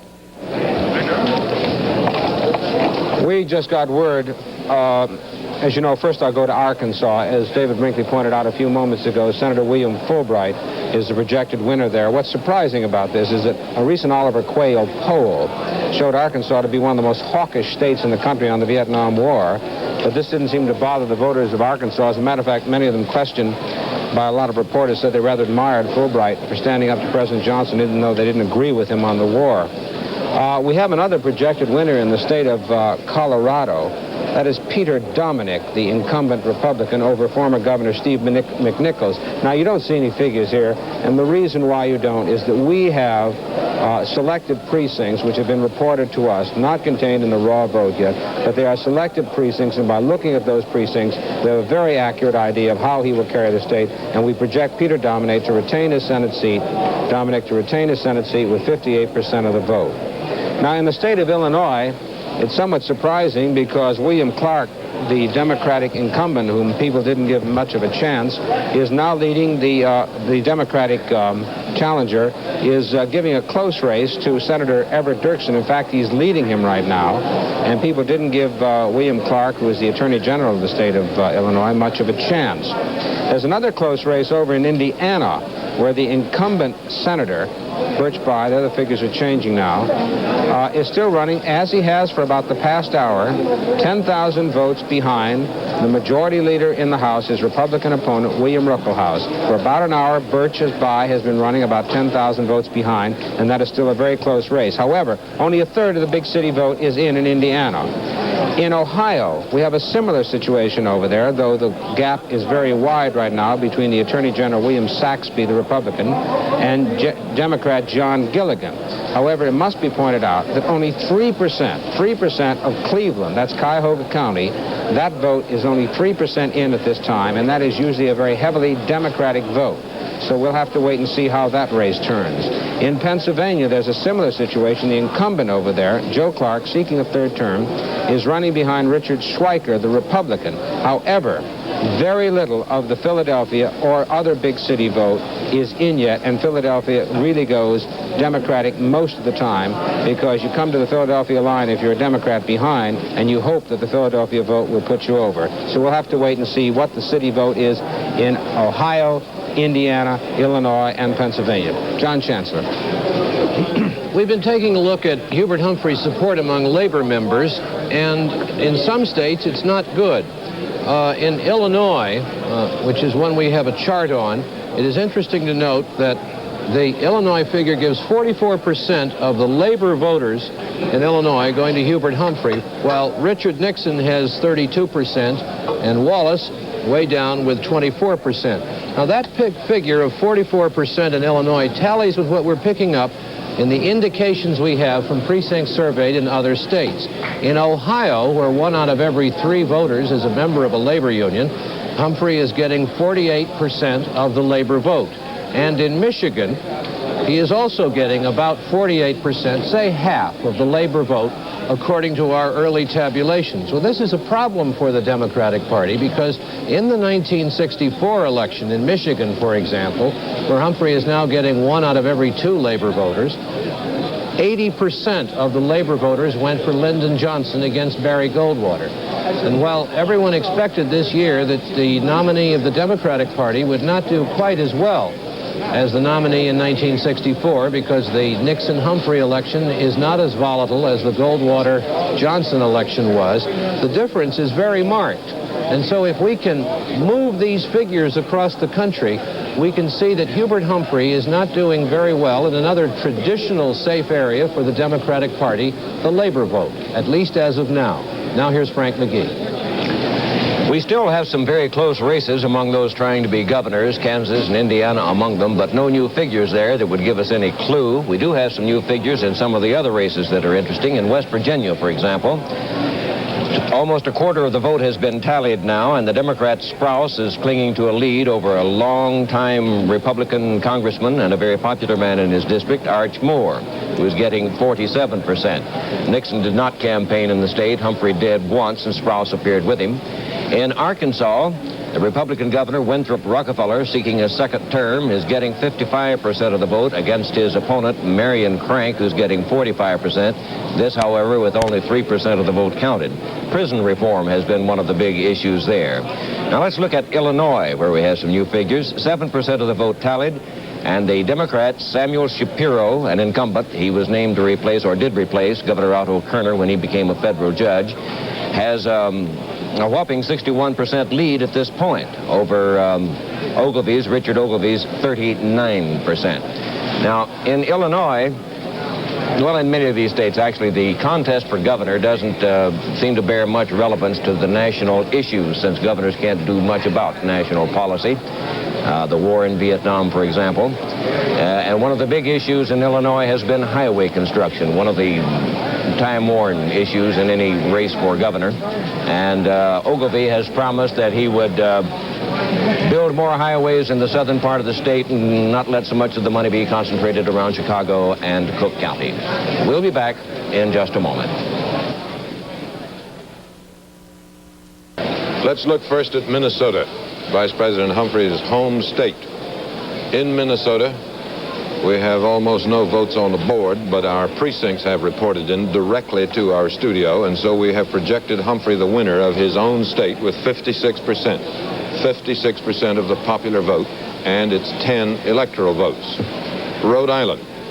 Even though we don't have any numbers on the board yet, we do have our precincts in, and they show, on that basis, we have projected Humphrey the winner in Rhode Island with 65% of the vote and 4 electoral votes. In New Hampshire. In New Hampshire, we have 22% of the vote in, and it was somewhat closer, so it took a few minutes. We have now projected Nixon to be the winner in New Hampshire with 55% of the vote.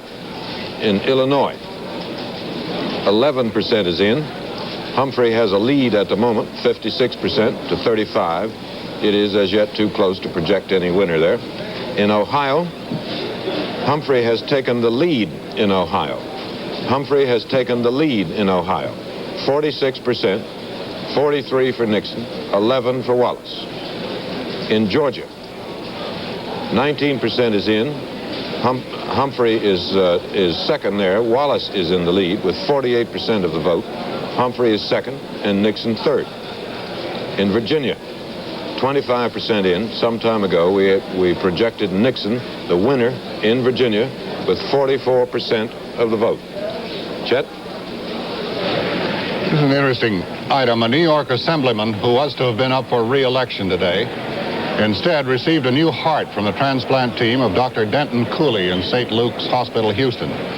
Sidney Leibowitz, who was forced to withdraw on his bid for a third term because of ill health, received the heart of a 15-year-old youth who was injured fatally when his motorbike collided with a trailer truck yesterday.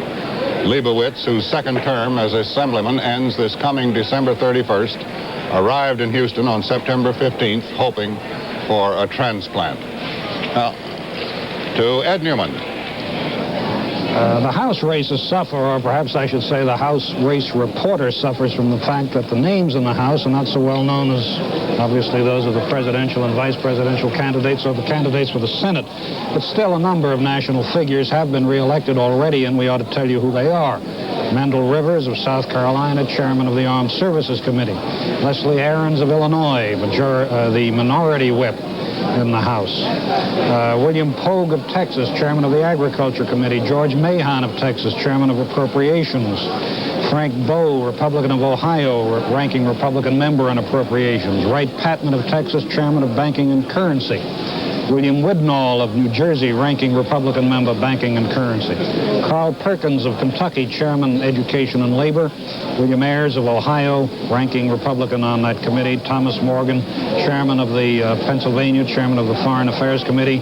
William Dawson of Illinois, chairman of Government Operations Committee, veteran Negro member of the House. Florence Dwyer, Republican of New Jersey, one of the best-known women in the House.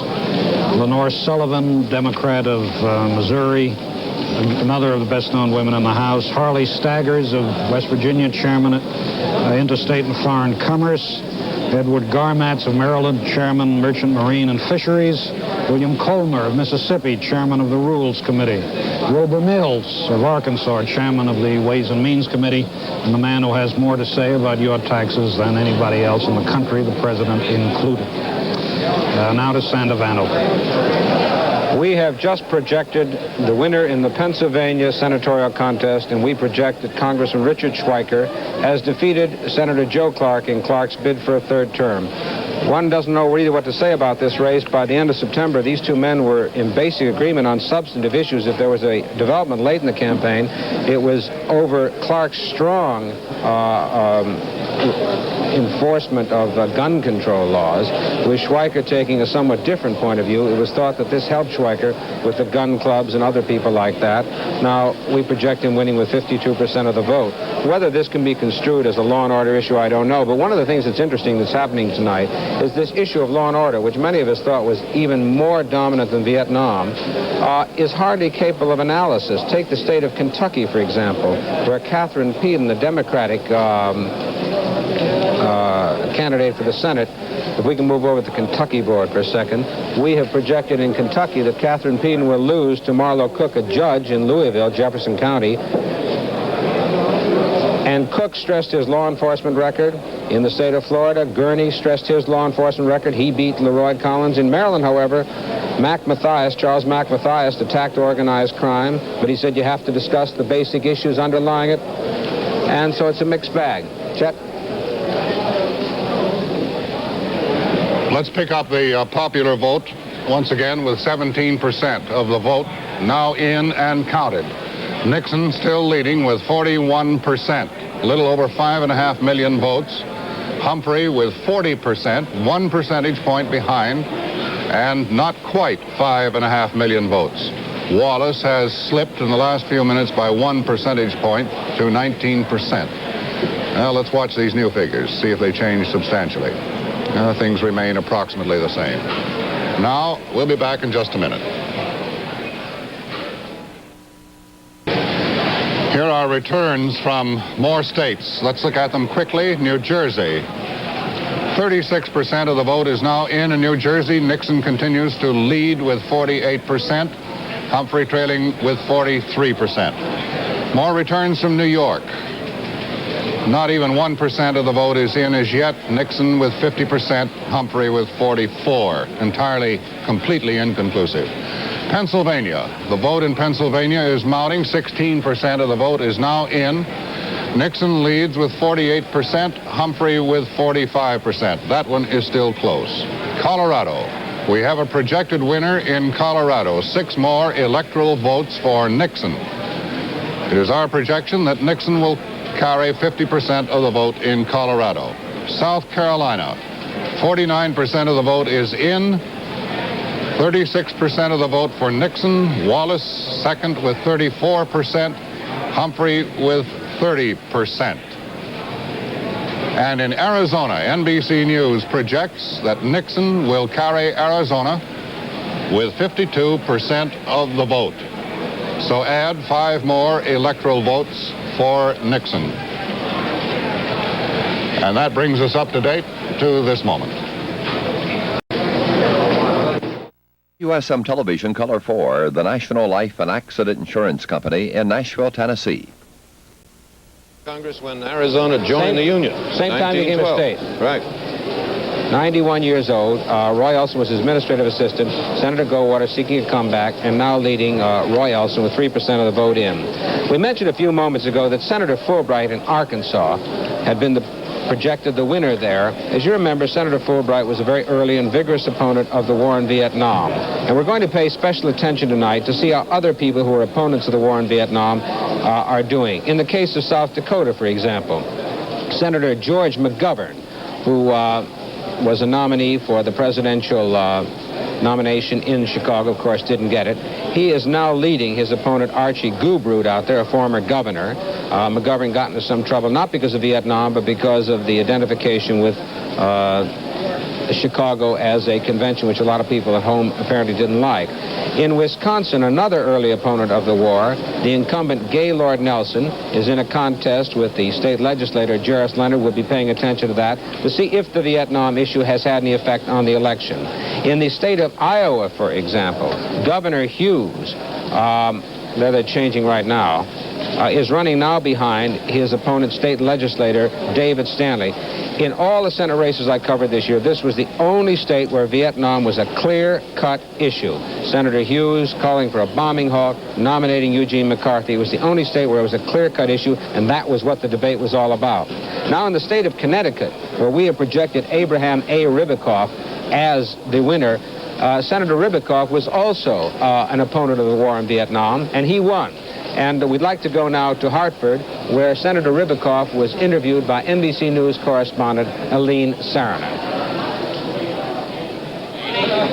Senator Ribicoff, you've just won this election by 55%, about 90 to 100,000 votes. The assumption was that what you said in Chicago about the Gestapo tactics of the police would hurt you. What's your reaction to that and your victory? Well, frankly, I don't know whether it hurt or helped, Arlene.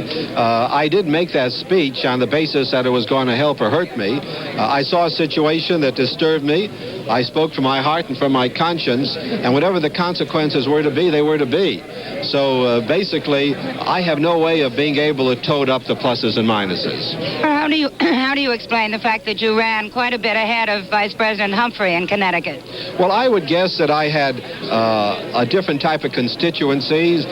More people from the Republican side and youth supported me probably than the Vice President, but I'm delighted that the Vice President carried Connecticut. I felt some 3 weeks ago that he was going to do this, and I am so pleased that Connecticut reacted positively to the Humphrey campaign. What is your reaction to the position of the South Vietnamese in Paris? Well, the South Vietnamese should not be in a position to determine our policy. We have to make our decisions and make it whether they like it or not. We have 540,000 men involved in South Vietnam, and we've got $30 billion a year. I would hope the South Vietnamese would come along. If they don't, we should proceed without them. One last question. Would you like to predict how this evening is going to end? I haven't the slightest idea, except that I hope and I believe that Vice President Humphrey and Ed Muskie will be the next president and vice president of the United States. Thank you, Senator Ribicoff. Senator Abe Ribicoff at his headquarters in Hartford, Connecticut. Aline Saranen, NBC News. We're back once again in NBC News election headquarters. Let's see, Arkansas. NBC now projects that Arkansas will be carried by George Wallace with 44% of the vote. Rack up 6 more electoral votes for George Wallace. Maryland, 32% of the vote is now in. Nixon again has a rather commanding lead in Maryland with 46%. Humphrey in second place with 35%, and Wallace with a strong 19%. North Carolina, 35% of the vote is now counted in North Carolina. Nixon leads with 37%, followed by Wallace with 33%, and in third place, Humphrey with 30%. Florida, 64% of the vote is now counted. We have projected that Nixon is the winner in Florida with 40% of the vote, however. Only a plurality, not a majority. In Minnesota, we have projected that Hubert Humphrey has carried Minnesota with 56% of the vote. And in neighboring Wisconsin, 1% of the vote is now in, and it's a close one thus far. Hubert Humphrey slightly in the lead by about 100 votes. He and candidate Nixon each showing 46%.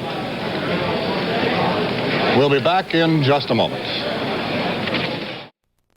Ladies, the way to a man's heart is through his stomach, and the easiest way is Bounty beef stew or chicken stew. Here we have Bounty beef stew. Are these not the tenderest, leanest chunks of beef you have ever seen? So tastily surrounded by a garden of vegetables. Now, watch what happens when the Bounty beef stew enters the stomach.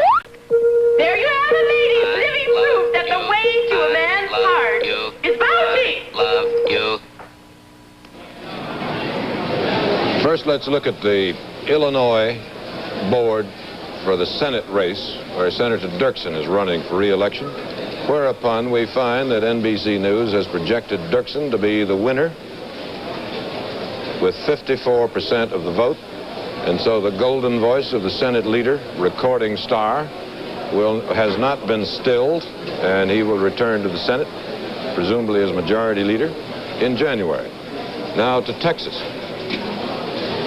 In Texas, in the presidential election, Humphrey is still in the lead. He has been in the lead in Texas all night and is holding it now. We have about 25% of the vote in. Humphrey leads with 43. Nixon is second with 38. And Wallace, 19. In Iowa, we have projected Nixon as the winner with 50. He has 56% now. In our projection, that's it. In our projection, we figure he will finish up the evening with 53% of the vote. In Nebraska is Nixon country. We have only 1% of the vote in, and the figures are not yet very large, but by going to the special precincts chosen in advance and bringing them directly here, we have projected Nixon will end the vote count with 61%. Rhode Island, with its 4 electoral votes, we have projected Humphrey the winner. And our calculations show that when all the votes are counted, he will have 65%. That's one of his strongest states. The District of Columbia is, I think, his strongest. 99% of the vote was in from there 2-3 hours ago, and we project Humphrey as the winner with 78%. Chet? In Pennsylvania, Humphrey's lead is coming from the cities, but not from the city of Philadelphia, where at last word only 10% of the vote has been counted. The reason that Humphrey has moved ahead in the national popular vote is that the votes in the big industrial states, such as New York, Illinois, Michigan, now are being reported on the NBC Elections Board. Humphrey and the Democrats, traditionally, of course, are strong in these states. The NBC News projection desk has learned that in Dallas, something has gone wrong with the computer that counts a substantial number of the votes, and election officials in Dallas now say that these votes cannot be counted until tomorrow. To Ed Newman. We've had a considerable additional number of House seats settled. The total is now 275, and of the 275, the Democrats have won 154, the Republicans 121. One reason we've had such a sharp jump is that California has begun to come in. As you can see, we project 15 Democrats. We say 15 Democrats have won in California, 13 Republicans. Those are seats in which there was no opposition or only nominal opposition. And we are also projecting that the Democrats will maintain control of the House, because our experts tell us that the Republicans will probably make a total gain of 12 seats, a net gain of 12 seats, leaving the Democrats with a 35 majority in the House of Representatives. That's subject to change, liable to change, of course, but we don't think it's going to change very much. We think the Republicans will gain about 12 seats. Now, in the delegations, in the matter of delegations, the Democrats control 10, the Republicans 2, that being a matter of consequence if the election should go into the House. We have some interesting information on the results in the South, and it looks as though for the southern states, the composition of the House will be pretty much what it has been. In the South, the Democrats have won 62 races. They're leading in 25, total of 87. The Republicans have won 12. They're leading in 16, total of 28. Now, in the current House, there are still a few undecided, of course. In the current House, the Democrats hold 91, the Republicans 28, so you can see that there is really no substantial change in the House. And so far as we can tell, the candidacy of George Wallace has not substantially affected the House races in the South. The House has become, in the last few years, a two-party region, but the Republicans have not pushed it any more their way this year, which is certainly a disappointment for them. Conceivably, black voters turning out to vote against Wallace for the presidency have helped some Southern Democrats in the House races. We're looking into that. We'll be looking more closely at it later on. Ed Newman. Now to John Chancellor. Ed? Oh, yes, Chet. Just a moment, if I may. Is it your judgment that the margin between Democrats and Republicans in the House is not going to be sufficiently small that a few unhappy Southern Democrats could be talked into becoming Republicans and therefore give the organization of the House to the GOP? Well, Chet, on the assumption that the NBC projection experts are as expert as we say they are, the Republicans will gain 12 and the Democrats will have a margin of 35. A margin of 35 would mean that the Republicans would have to pick up 18 Democrats to give them the majority over the Democrats to organize the House. And my impression is that that is something they cannot do, that is too large a margin for them to overcome. I'd be interested to know what David thinks about that. What I think is they can't do it, Ed. You might occasionally find a Democrat from any part of the country. In fact, I have occasionally found one or two to switch parties. To find a wholesale switch on the part of 18 members, I think would be nearly impossible. I think it probably is, but I think perhaps we should consider the possibility that the closeness of the presidential race and the possibility that the contest will go into the House may have some effect on the organization of the House also. It's just one of those unpredictable contingencies, I think. I think I was to say now to John Chancellor. What did your machine tell you now, John? Well, the machine and I want to be in agreement with what Ed Newman has been saying about Wallace having very little effect on House races. He's not having much of an effect outside the South. By our calculations now in the Middle West, Humphrey and Nixon are about even. And Wallace is down around 10%, roughly, of the vote, which is quite low. In Indiana, for example, where George Wallace ran so well in primary contests in Lake County around Gary and with the steel mills, his statewide total is holding around 10 or 12%, which is really very low. In the East, Humphrey is just slightly ahead of Nixon at this point, and Wallace is down around 8 or 10% in the East. That's his poorest region. And then we turn to the South, where George Wallace is getting about 30% of the vote, where Nixon is just a little bit ahead of that, and Humphrey is about even with that. So that when we look at George Wallace's figure of 18% nationally, most of that is based on the fact that he is even with Hubert Humphrey, a little behind Richard Nixon in the South, and doing very, very badly everywhere else in the country. We've been trying to figure out if he's hurting Richard Nixon among suburban and rural voters, and although it's early to make anything really solid about this, he may be doing so in Ohio, he may have done so in Kentucky, but in a lot of other states, Michigan, Pennsylvania, Connecticut, New Jersey, Tennessee, Indiana, we don't really have an indication that among suburbanites who registered great alarm about the law and order issue, that George Wallace is prevailing this evening. Back in a moment.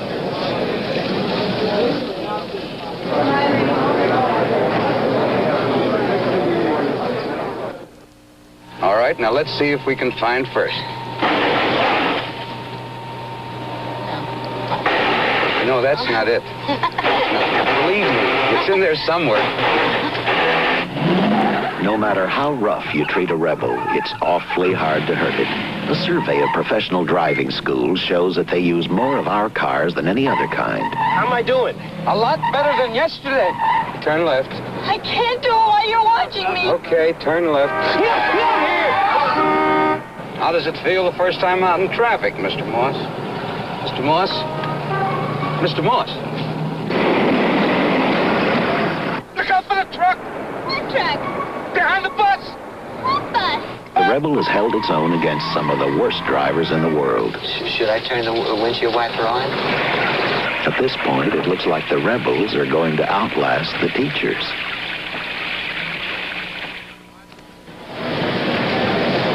To the popular vote board, 28% of the national vote is now registered. Humphrey is in the lead with 42%. Nixon with 41%. Humphrey's lead is now 224,000. Wallace dropping one more percentage point to 17%. To the electoral board, Nixon has command of 18 states with 134 electoral votes. Humphrey has taken 9 with 114. Wallace can claim 5 with a total of 45, and 245 very important electoral votes are still in contest. In the state of New Jersey, 45% of that vote is in, and the percentage figures have stayed fast ever since the first returns came in. Nixon leading with 48%, Humphrey with 43%. In Pennsylvania, the vote there is mounting. 38% of that vote is now in. Shows Humphrey with a substantial lead, 1,005,000, or 50% of the vote. Nixon with 42%. Ohio, 36% of the vote counted.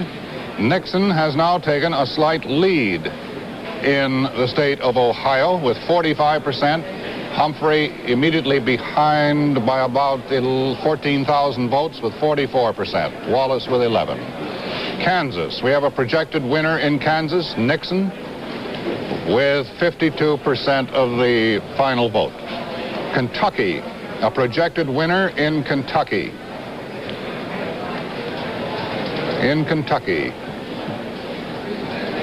94% of the vote is counted. NBC News projected this one several hours ago, and our projection is that Nixon can claim Kentucky with 43% of the vote. And a new one, state of Idaho, 1% of the vote is in, but nevertheless, from our pre-selected precincts, from whom we have heard, it is our judgment or our projection that Nixon will take 56% of the Idaho vote. To Sander Vanocur. Chet, as David mentioned a moment ago, NBC News has projected Senate Minority Leader Everett Dirksen the winner in the state of Illinois. Over State Attorney General William Clark, we are projecting Everett Dirksen will regain his Senate seat with 54% of the vote. Clark was a dove on Vietnam, a supporter of Senator McGovern. That probably doesn't hold much ice in that contest. It would be very difficult to beat Senator Dirksen no matter what you were standing for. He is getting to be an institution in the state of Illinois. But it does raise some questions about how other opponents of the war have done throughout the country. As we mentioned earlier, Senator Fulbright, the chairman of the Foreign Relations Committee, has been declared the projected winner in Arkansas. And as I think we mentioned earlier, too, that Oliver Quayle took a poll there and found that that state is about one of the most hawk-like states in the country. Yet a lot of people didn't care much what Senator Fulbright said on Vietnam. They liked the idea that he was against President Johnson, it was said. In Connecticut, Senator Ribicoff, also a dove on Vietnam, he won there tonight over Congressman Ed May. But in Pennsylvania, Senator Joe Clark, another early opponent of the war, he lost to Congressman Richard Schweiker. However, it's complex here because Schweiker and Clark had rather similar views on Vietnam, and one couldn't say this was a hawk versus dove contest in that state. In Wisconsin, the differences were very, very much more pronounced, with Gaylord Nelson, one of the earliest opponents of the Vietnam War, being attacked for his position on the war by state legislator Jairus Leonard. Apparently, Nelson, who I must say did not mention the war and his stand on it very much, did not suffer because of his earlier opposition to the war. But it gets complex in the state of Ohio, where right now John Gilligan, who fought for the minority, or Dove Plank, at the Democratic Convention, trails William Saxby. But there are a lot of complex reasons here. Labor cut Gilligan, it's felt, because it was felt his views on Vietnam were too extreme. And in South Dakota, we now have Senator McGovern ahead. He was another opponent of the war, but that one is too early. So, again, one cannot have any feeling except this, that apparently opposition to the war on Vietnam didn't hurt many people in senatorial contest thus far. And we'll be back in a moment.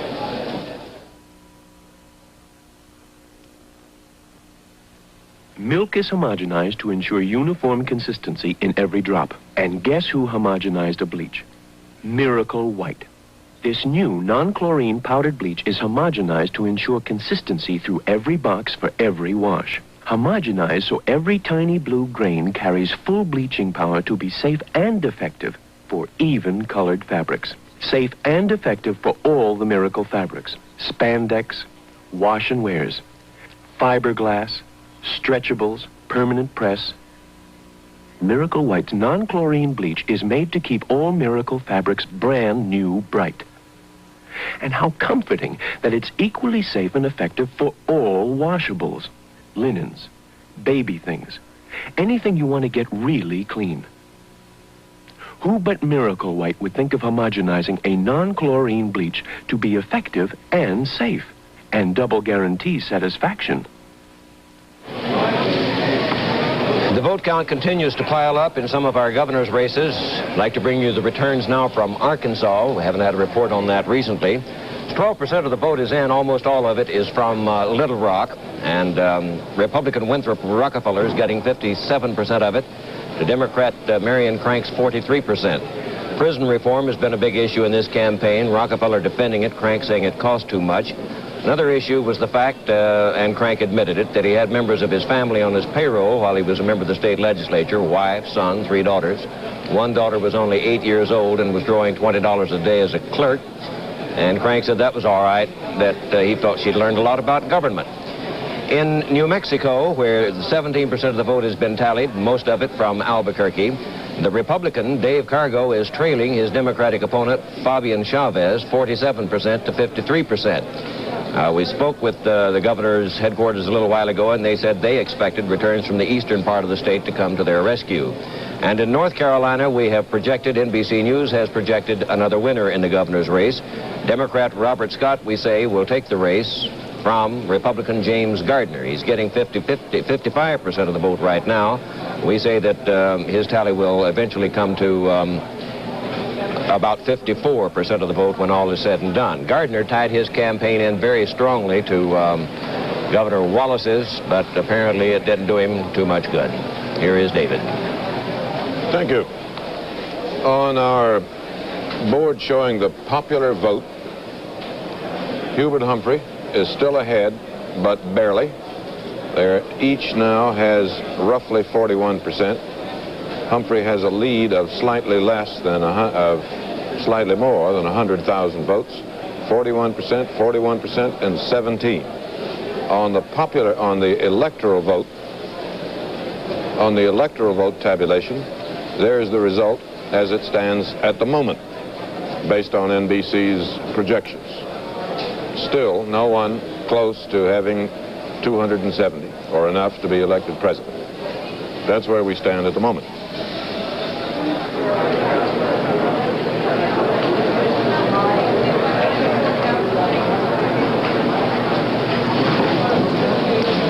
It's often said that the House of Representatives is the most sensitive to shifts in popular feeling, political feeling in the country. Well, consider this. We have on our board 50 states listed, and only one of them at this moment can show a change in any seat in the House of Representatives. That's Connecticut. In Connecticut, the Democrats have lost 1 seat to the Republicans, and of the 276 seats so far decided in the House of Representatives, just 1 has changed hands. So at the moment, the Democrats have 154, the Republicans 122. A majority of 218 is needed.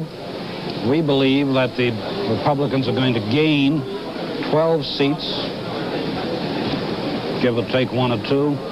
If that happens, it will leave the Democrats in control with 235 to the Republicans' 200, and the possibility that the Republicans could gain any Democratic allies, perhaps in the South, sufficient to enable them to control the House, seems to us to be extremely remote.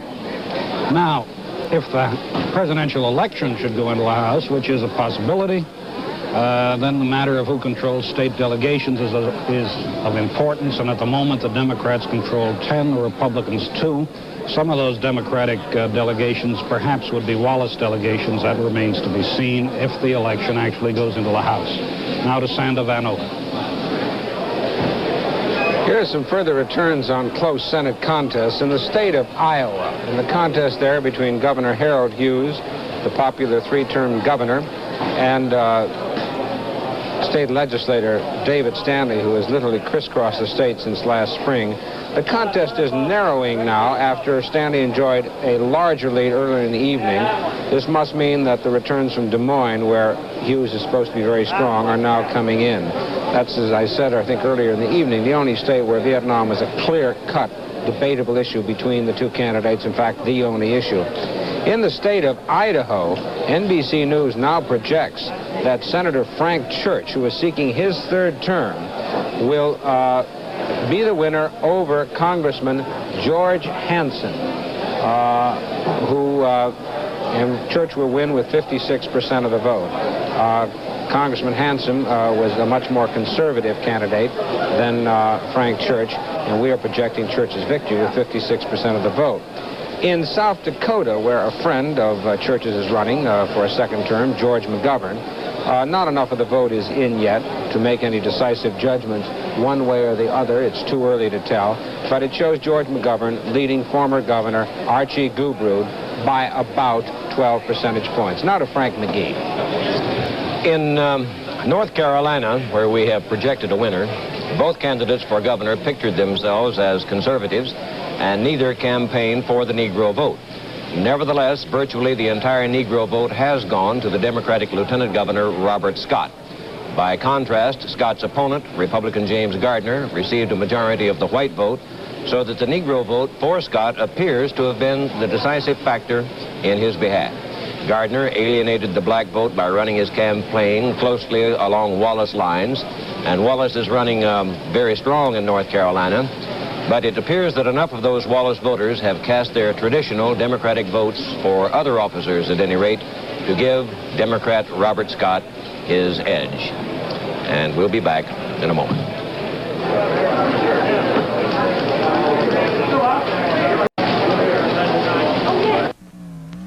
In business, a well-kept, attractively decorated office can spell the difference between profit and loss. If there's room for improvement in your office, call or visit McQuitty Office Designers. McQuitty's staff of competent office decorators will work with you every step of the way in converting your office into one that does justice to your business. Layouts and color keys will be submitted without charge. In short, you'll get every service you'd expect from a residential decorator, and furnishings from McQuitty's vast selection, the largest in the area, will be sent on approval with no obligation, of course. Let McQuitty help make your office surroundings conducive to trust and confidence. McQuitty Office Designers, 110 7th Avenue North, the Central South's complete office design center. Coming soon, the movie of the book they said could never be done, The Yellow Pages. See the dramatic flight from the parting waters, the shocking dance of fire, the march of the workers. But read the book first. Read it with someone you love. Help. For the presidency, 45% of the national vote is now in and counted. 42% for Humphrey. Let's wait a moment. 42% for Humphrey, 41% for Nixon, 17% for Wallace, and 32% of the vote has now been counted. Humphrey with a lead of about 265,000 votes out of 25 million. The Electoral Board. Nixon with 134 electoral votes, Humphrey with 114, Wallace with 45. David? Here's some states, excuse me, some states to look at, beginning with North Dakota. We have a projected winner in North Dakota, Richard Nixon, and we project that when all the votes are counted, he will have 56% of them and carry the state. South Dakota.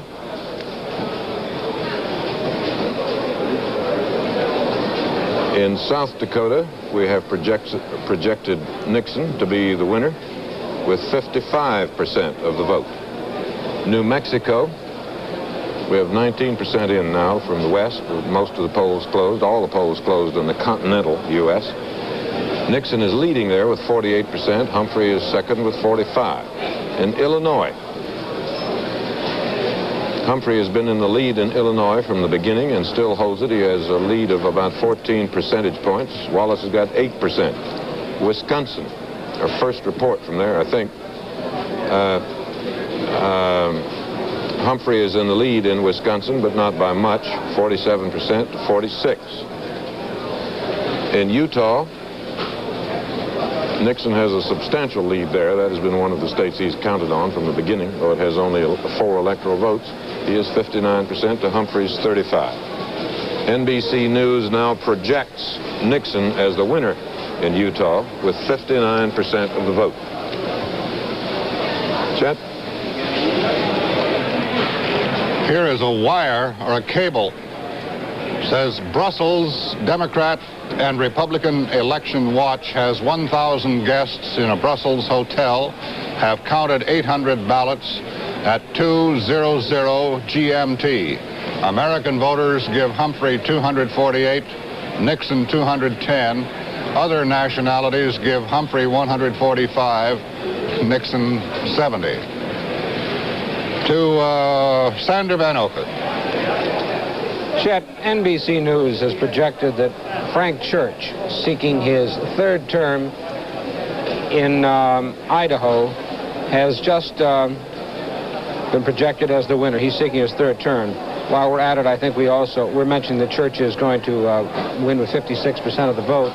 I might mention also that we're projecting the re-election of Bennett in Utah. Wallace Bennett is the projected winner over there. It's interesting, I think, to talk about Frank Church for a moment, because Frank Church is another one of these people who was an early opponent of the Vietnam War and was supposed to be in trouble because of his opposition to it. A couple of years ago, there was a story circulating around Washington that at the White House reception, Church said to President Johnson, "You ought to read this article by Walter Lippmann," another opponent of the war. And the president said, "Well, Frank, next time you need a dam in Idaho, you go and ask Walter Lippmann." Well, the remark was not too much off the mark, because what has probably won for Frank Church in Idaho is the fact that he paid very close attention to the things that matter out there: water, reclamation, and mining policy. These are the issues that really matter, and people in Idaho place a great deal of emphasis on seniority, and Church is building up seniority, and he's very skillfully played his association with Republican Senator Len B. Jordan before the voters, and they've liked it. On the issue of gun control, for example, he was as firm as his Republican opponent George Hansen against strong gun control legislation. So again, Vietnam has not apparently hurt Frank Church. If anything, it has probably helped him in the same way that it helped Bill Fulbright in Arkansas, because a lot of people I talked to out there said, well, we don't agree with Frank Church on Vietnam, but we like the idea that he stood up to President Johnson. So again, there's another case of Vietnam not hurting a man. He won on bread and butter issues in a state which Richard Nixon is carrying by about 56% of the vote. John? We've been examining the vote in various sections of the electorate. For example, people who live in the countryside, who don't live in the cities, comprise about 26% of all the people who cast all the votes in the country. And as of the moment, we have a figure, an early indication from them, that 60% of them, 60 plus of the people who live in the country, are going for the Republicans this year. Only 20% are voting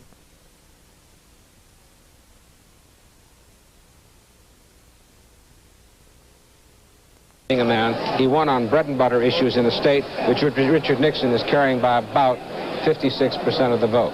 John? We've been examining the vote in various sections of the electorate. For example, people who live in the countryside, who don't live in the cities, comprise about 26% of all the people who cast all the votes in the country. And as of the moment, we have a figure, an early indication from them, that 60% of them, 60 plus of the people who live in the country, are going for the Republicans this year.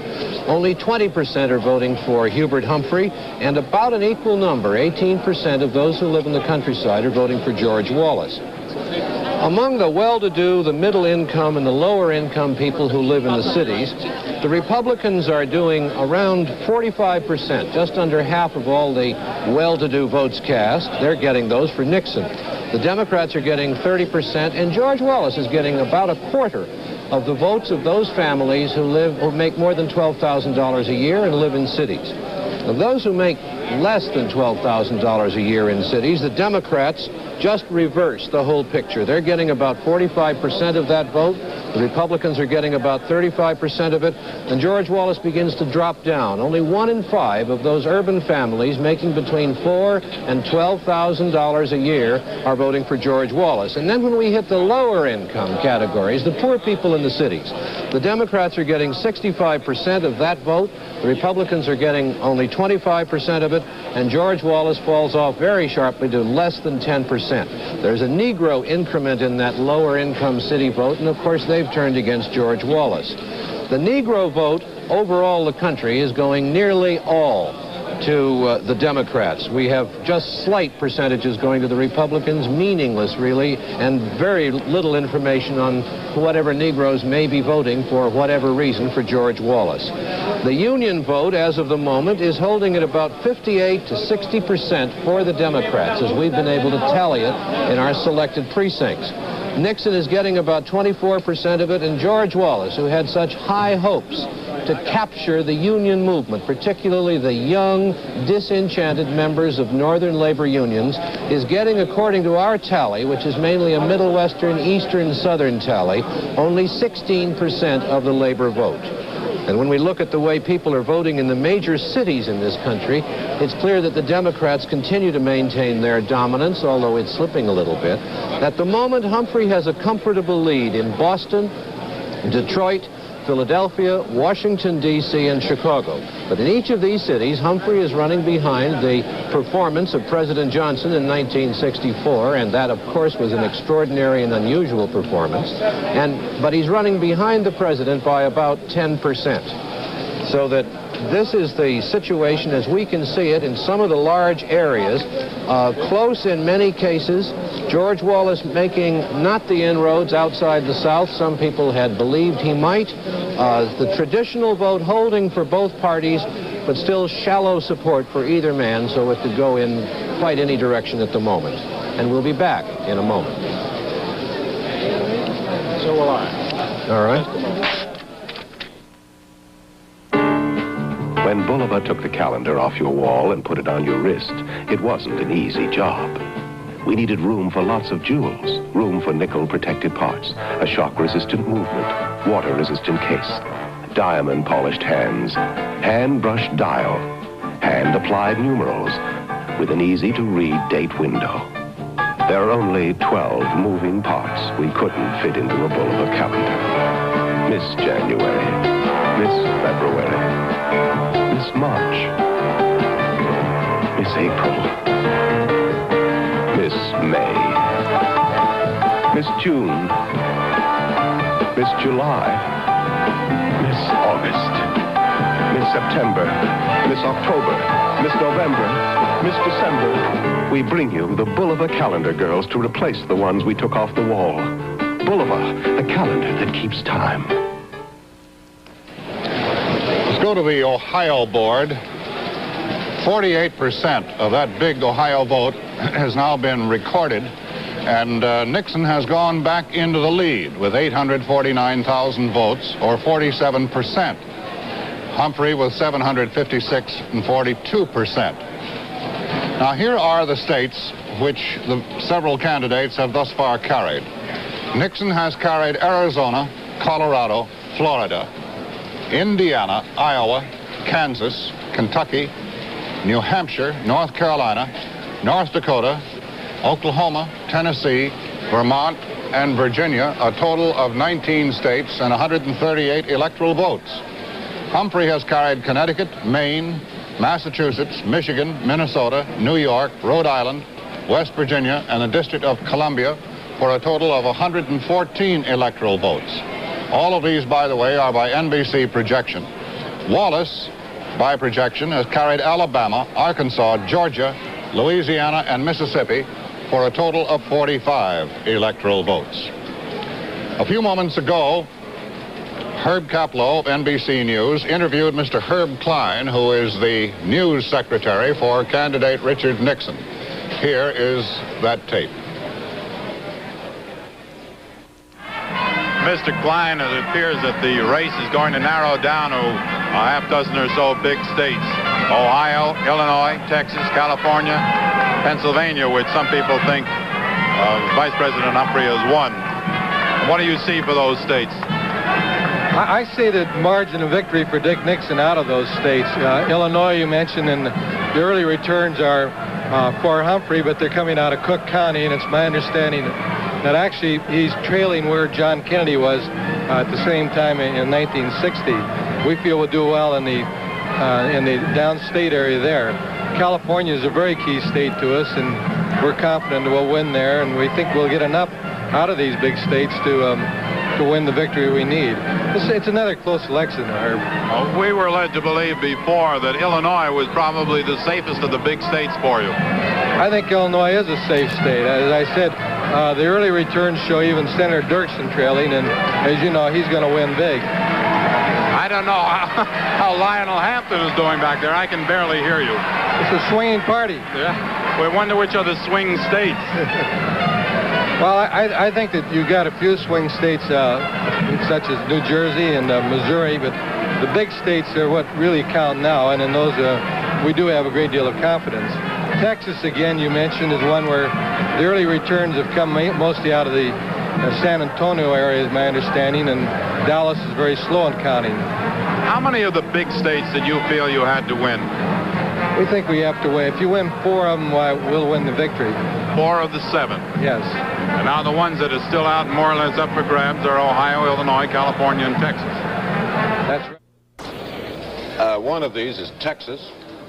And as we have said, there's a computer in Dallas that isn't working, and so we may not be able to get their figures until tomorrow.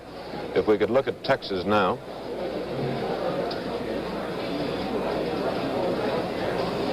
Here's what we see. 74% of the vote is in. Humphrey has a lead, but small. 42% to Nixon's 39. Neither of them has a majority, obviously. The majority was denied them by Governor Wallace, who got 19%. North Carolina, settled a long time ago, projected a long time ago. 86% of the vote is counted, and the projected winner is Nixon with 39%, also not a majority. South Carolina, 89% of that is in. We projected a long time ago that Nixon would be the winner, again without a majority, with 36% of the vote. One of the states still undecided is Missouri. 88% of the vote is in. It's too close to call. Humphrey has a small lead with 46% of the vote, and Nixon 43. It's too close. Montana, also too close. We have 1/4 of Montana's vote in. Nixon is ahead, but not by much. 48% to Humphrey's 46. And that's too close to call. Chet? Here are some returns from some other states, David. State of Washington.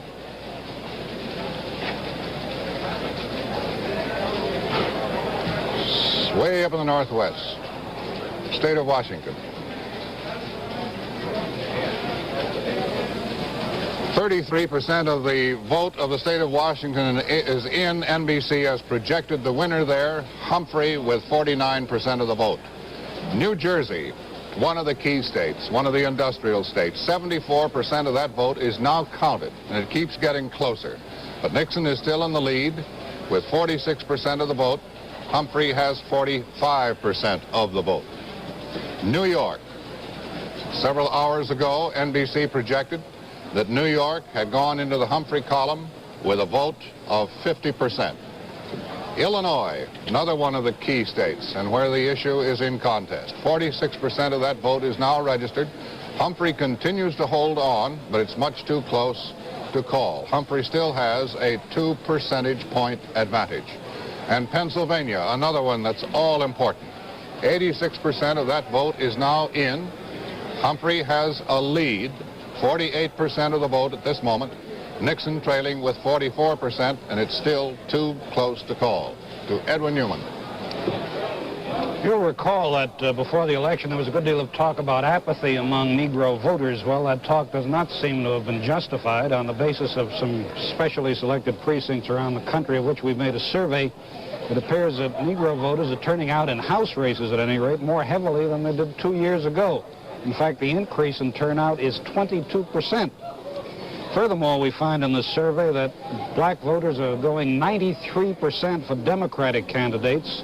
In fact, the black vote makes up a solid share of the Democratic vote in these precincts. It contributes 13%.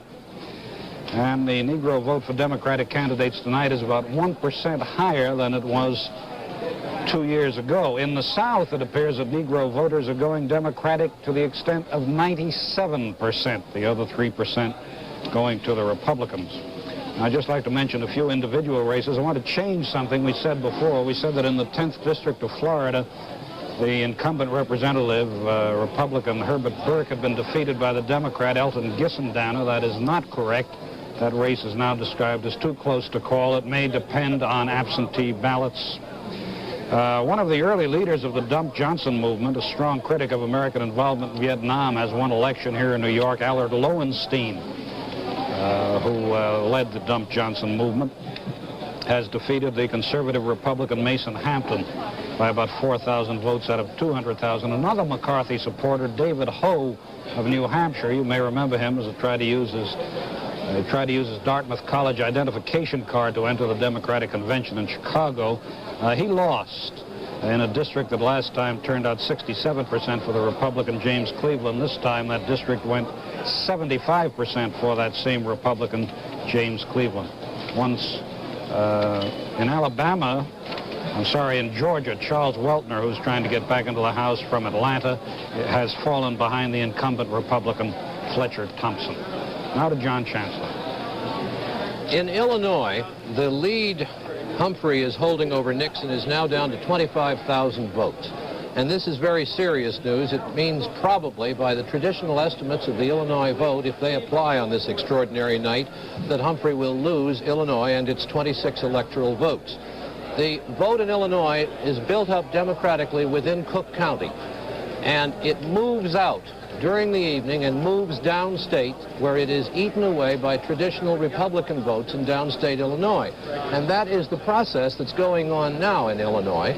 We have various other indicators. The Republican candidate for governor is getting 59% of the vote, and the very respected Chicago Sun-Times straw poll, as of November 1st, gave Nixon 47% to Humphrey's 39% of the Illinois vote.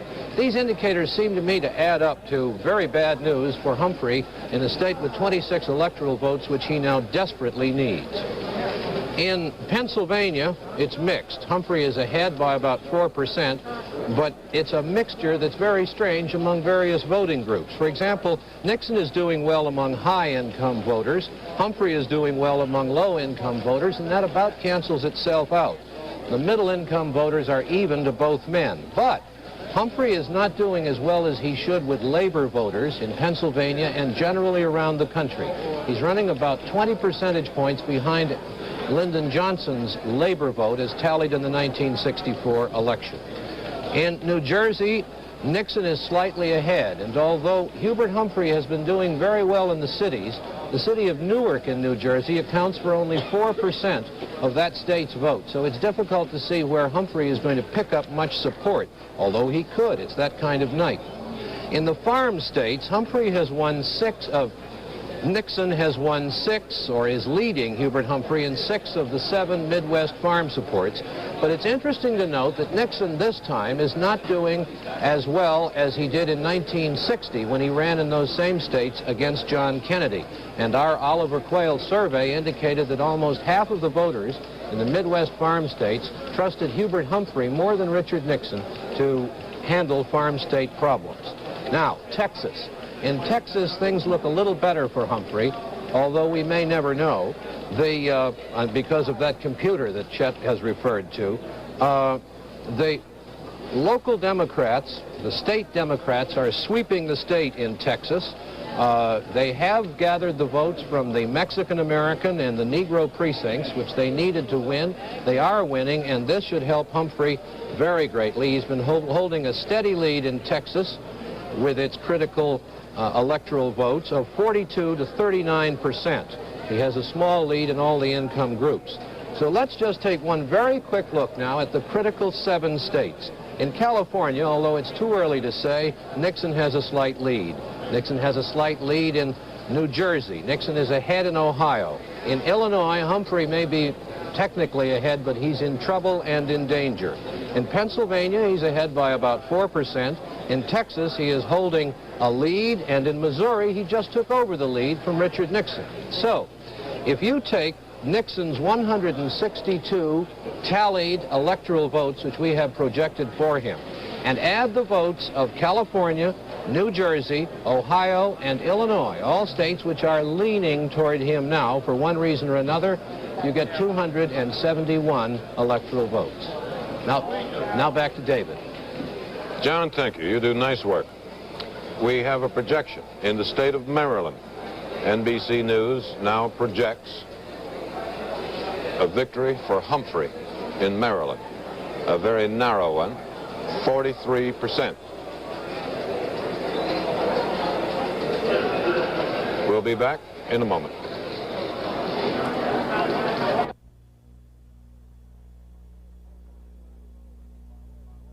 And I'm told that by way of satellite, NBC's election coverage is going to 25 countries around the world: Europe, Asia, Mexico, Latin America, Moscow, and so on.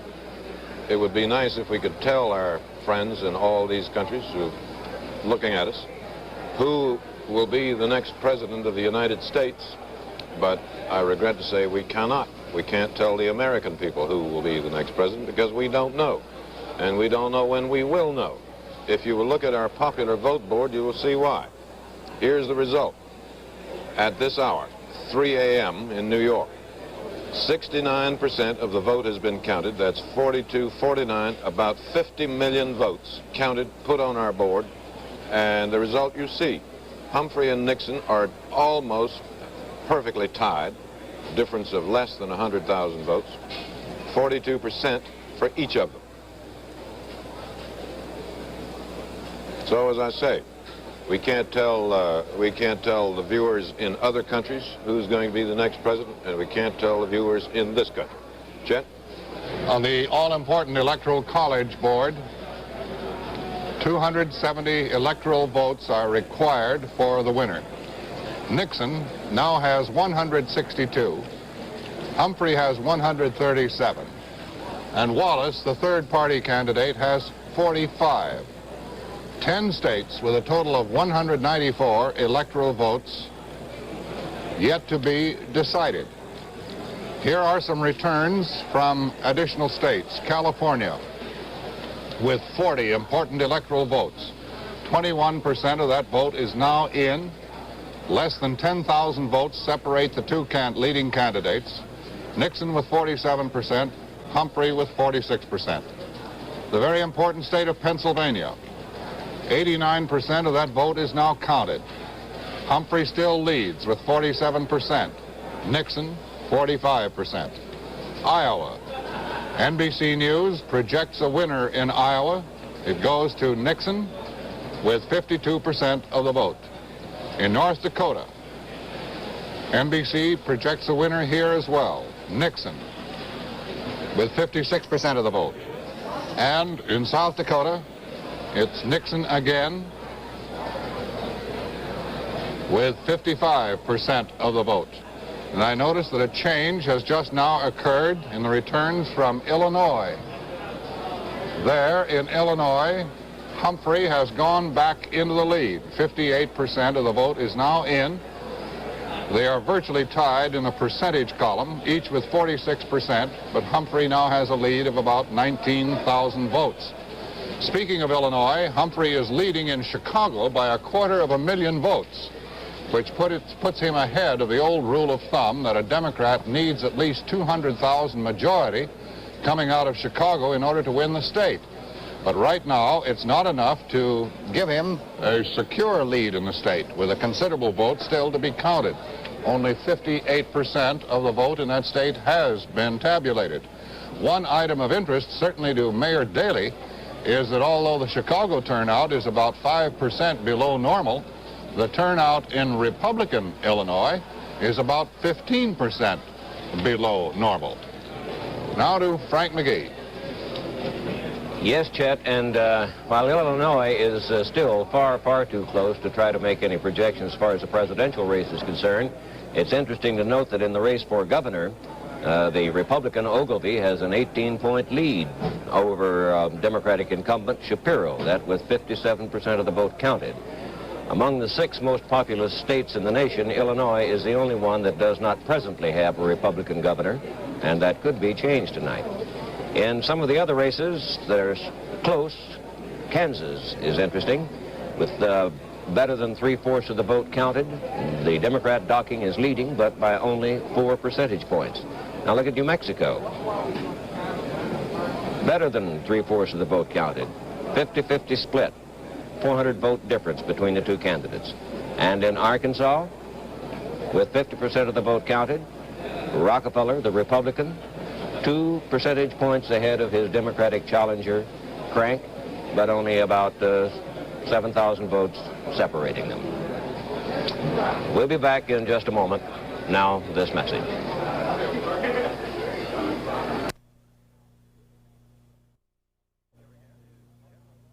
Here again is Chet Huntley. To the popular vote, 72% of the vote is recorded. Still 42% to 42%. Nixon with a slight lead of 45,000 votes out of a total of 44, 51, 52 to 53 million votes. The state of Illinois, 59% of that vote is in. Humphrey still maintains a very slight lead, but the two candidates, Nixon and Humphrey, are virtually even with 46% of the vote. The key state of Ohio, where 76% of the vote is now in, there Nixon leads with 46%, Humphrey with 42%. But 24% of that large state, 24% of the votes remain to be tabulated. In Missouri, this one is just about all over. 91% of the vote is in, and Humphrey continues to maintain a very thin margin, 45% to 44%. Texas. In spite of the broken down computer in Dallas, the vote in Texas is climbing and accumulating very slowly. 81% of the vote is now in, and there again, Humphrey continues to maintain a very small lead. 42% for Humphrey, 39% for Nixon. In Hawaii, NBC News projects that Hawaii has gone into the Humphrey column with 59% of the vote. And by the way, we just have a few new figures from California. 24% of the vote of California is now in, but it changes virtually nothing. Nixon has 47% of the vote, Humphrey 46%. David? Now let's look at the electoral vote board, which also looks as if the numbers are painted on there because they haven't changed in a long time. But that's where it stands now. There's still 10 states out, too close to call, or 9 too close to call, plus Alaska, where we don't have enough figures yet. And that's where we stand. Either candidate could win a couple of states and not have enough electoral votes himself, but deny a majority to the other one. We don't know that that's what's going to happen, but it could happen. And we're waiting, as we have said before, at about this hour. I suppose the counters get tired, people who count the votes and so on. And the arrival of the votes begins to slow down. It may turn out that we'll have to wait for California. We only have 24% of California's vote to see who won, and we may not even see then. Just changed, David. Yes, we now have 26% in California. Nixon is still in the lead by about 20,000 votes, as you see, and with a 1 percentage point lead. In Utah, by the way, the big issue this year was not Vietnam or crime or any of that. There was an issue of money versus morals in Utah, and morals won. The issue was liquor by the drink, And there were many speeches about how much money it would mean to the state and so on, and other speeches about the morality of selling liquor by the drink. And the last figure we have is 82,000 votes against liquor by the drink and 46,000 in favor. And emotions, as they say, ran high. John Chancellor. John? I've been reading the newspapers. We read the papers here fairly carefully, and one of the things that we've made a lengthy tally of in the last few days are the surveys taken by major newspapers with large political staffs and one magazine. They help us in making some of our calculations on the elections, and they've turned out to have a reasonably good record this time. The ones we're going to talk about now are the Washington Post, the New York Times, and Newsweek magazine, all of whom sponsored and paid for elaborate surveys using their own people and others borrowed from other organizations. All of them called Georgia, Alabama, Mississippi, Louisiana, and Arkansas for Wallace, but that wasn't very hard to do. All of them did a hard thing. All three of these organizations called Kentucky for Nixon. That was a difficult one. And the Washington Post alone called Nixon for Tennessee and North Carolina. The Post and the New York Times were correct in their assessment that Nixon would take Florida. In the East, the New York Times alone of these organizations was correct in predicting that Hubert Humphrey would carry Maryland. The Washington Post and, incidentally, the New York Daily News, in a very accurate poll, were correct on Humphrey taking New York. All of them called Maine and Massachusetts, but again, those weren't very difficult calls this year. Out in the Middle West, the New York Times, the Washington Post, and the Newsweek magazine survey called Indiana, which went to Nixon as expected. The Washington Post, the New York Times had Humphrey in Michigan correct, and in Minnesota. In Ohio, they all called that state for Nixon, and Nixon is now ahead, but only slightly. That's a cliffhanger. And they all, interestingly enough, called Illinois, which is as yet undecided, for Nixon. In the mountain states, they all called, in the farm states, they all called the predictable sweep for Nixon in the farms. They all predicted Missouri for Nixon, and the Times hedged a little bit in its prediction for Missouri. But Humphrey now has a slight lead, and they may be wrong on that one. On the far west, all of them called Oregon correctly, gave it to Nixon. The Washington Post thought that Nixon might take Washington. The other two wouldn't say, and Humphrey took Washington. And California, these polls, the Washington Post and the New York Times, were made on November 3rd, thereabouts. The Newsweek poll was made about 10 days before the election. They all called it for Nixon with varying degrees of hesitancy, California. But the Los Angeles Times final poll said it was almost a toss-up, and the figures we see coming in on the board now are really only 1 percentage point across, with the number of precincts reporting at 26%. So we'll have to see how right or how wrong the surveys have been, but so far, as you look across the country on the map we kept, they did fairly well. And if you'll notice that the popular vote is almost identical, so did the major national polls. The surveyors and pollsters have really not had too bad a year. Now here's Chet. Well, something new has happened in the state of Wisconsin, if we may. NBC News now projects that Wisconsin will go to Nixon with 47% of the vote.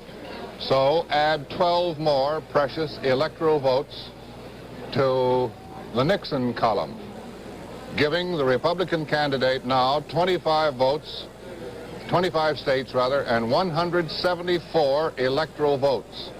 Humphrey has carried 12 on the basis of our projections, with a total of 137 electoral votes, and Wallace has a total of 45. As David mentioned a moment ago, this undoubtedly is as far as George Wallace can go, because he is not considered to be a strong contender in any of the states which are still in doubt. We still stand at 26%, by the way, from California. Nothing has changed there. Pennsylvania remains practically the same. So does Illinois. So does New Jersey. Wait a minute. We do have a new figure coming up from Illinois. 62% of the vote is now in from Illinois, and the gap has closed once again. Nixon has now taken the lead once more in the state of Illinois with a margin of about 6,000 votes. But for all intent and purposes, they both have 46% of the vote. 38% of that big Illinois vote, however, still remains to be counted. That one is very much up in the air. Texas, we still have only 81% of the vote, no change there. Missouri, 91% of the vote, and Humphrey still has a narrow lead there. To the NBC News projection desk, it seems more and more that the presidential election is going to hinge on the results from California. And the vote from California is coming into our elections central slowly. There are 9 states, actually, where the races still are too close for NBC News projection desk to pick a winner. Of the 9, Nixon is leading in Alaska with 3 votes, California with 40, Montana with 4, New Jersey with 17, Ohio with 26. NBC News has just projected Wisconsin in his behalf. 12 electoral votes there. Now, Humphrey, on the other hand, is leading in Missouri with 12, Pennsylvania with 29, Texas with 25, let's see, in Illinois, we now have Nixon back in the lead. Well, so on the basis of assigning arbitrarily the electoral votes to the candidate leading in the popular vote at this moment, we must say that the whole issue is still very much in doubt, and therefore could come down to the state of California with the 2 candidates virtually even. And California could yet, at some early hour this morning, some late hour this morning, resolve the entire thing. We'll be back in just a moment.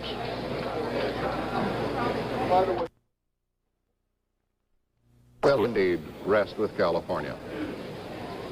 David? Here are the other four states still in doubt, beginning with New Jersey. We have 86% of the vote counted, and it's still too close to call for reasons you can see there. 46% of it for Nixon and 45% for Humphrey. A difference of about 48,000 votes out of 2,700,000, something like that. Ohio, big industrial state with 26 electoral votes. Either candidate would be delighted to have it. At the moment, Nixon has a lead of about 110,000 votes, and he has 46% to Humphrey's 42. Pennsylvania, 92% in. Humphrey is ahead, but not very far. 47% to Nixon's 45. And Texas, 85% of the Texas vote is in. Humphrey has a lead there, but not a very big one. And again, we don't know how much of the Texas vote we're going to get tonight or today. It's 5 o'clock now in the east, because as we reported earlier, a computer in Dallas counting some of the votes broke down, and I don't know how long it's going to take to fix it. John Chancellor. John? I've been checking the various surveys that were made by people involving the votes to be cast in some of these states which are still uncertain and now becoming critically important to the outcome of the election. Illinois, as we said before, had been unanimously predicted for Nixon by the New York Times, the Washington Post, and the Newsweek survey. Ohio had been unanimously given to Nixon by the same 3 organizations. New Jersey had been given to Nixon by the same organizations, but with a little less certainty. They hedged a little bit on New Jersey, but both the Washington Post, the New York Times, and the Newsweek surveys gave that state to Nixon. Missouri had been given to Nixon by the same 3 organizations. Texas was a toss-up in all the polls and surveys. Nobody would guess anything on Texas, but in terms of Pennsylvania, here's another state that, pardon me, that is in the balance, and all of the surveys gave that to Nixon. Now, I think this is important because the surveys so far have had a rather high degree of accuracy. And if they were actually determining the true intent of the voters at the time they made the polls, and 2 of these surveys were made and published around the 3rd of November, they were very late, then Nixon, in terms of these uncertain states, has a little bit of an advantage. And I think that's about all we can say now. The mathematics of it are fairly clear. If he wins Illinois and California and Ohio, then either New Jersey, Pennsylvania, Alaska, Missouri, and Texas, a combination in there, will put him over the top. And I think we just have to wait for a while and see. Indeed, the votes may not be in tonight for us to determine that. But in the meantime, somebody? Those surveys are extremely good. In the states they gave to Nixon that you were reading there, Nixon is ahead in all of them except Pennsylvania. It's very close there. Well, Illinois is an interesting state, David. If you think about it, it reminds me very, very much of 1960 when John Kennedy was running in Illinois against Nixon, and we had the same sort of thing at almost the same hour. And the spread now is not 8,000. It's 8,000, and that's what it was in the 1960 election. It was 8,000 odd votes that went to John Kennedy when a Chicago vote, if you'll recall, I think it was 100 or 200 or 300 precincts in Chicago turned up quite late in the evening, and that pushed Kennedy over the line and won him that state's 26 electoral votes. And a lot of people say the election, at least the Chicago Democratic Party has been saying it won him the election for a long time. And it's quite interesting to me to see that we're in the same position at the same hour now, 8 years later, in that interesting state, Illinois. Something to think about. We'll be back in a minute.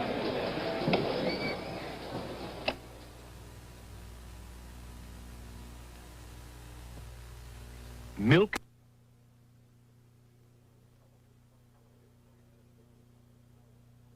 Nobody's claimed any victory, by the way. No one.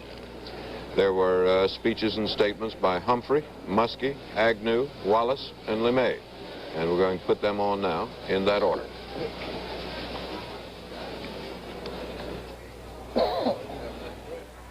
May I take a moment just to thank you, first of all, for your patience tonight.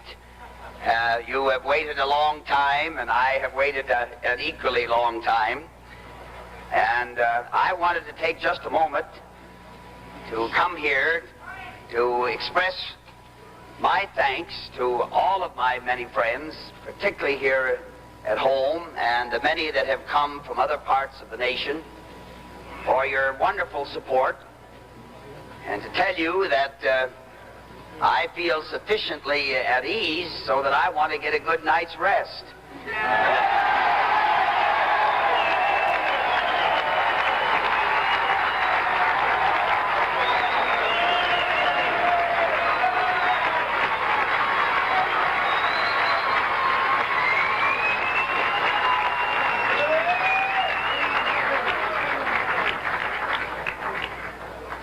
Some members of my family have already seen fit to retire in confidence, and others have decided to stay up. But we have, as you know, several of the very important states that are nip and tuck, where the decision, I'm sure, will not be known until sometime at least late tomorrow. And if you want to stay up to wait for all of that, I'm all for you.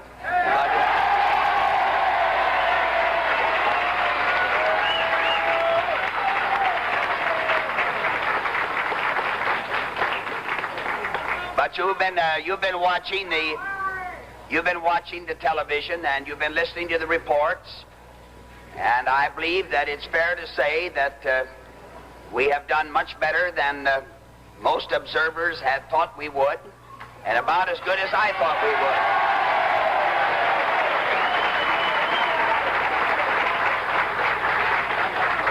Now, there are critical states yet to be heard from. They're not finalized as yet. States such as Ohio and Illinois, and the states such as California, the state of Washington. And as you know, this is at best, as we put it, a Donnybrook. Anything can happen.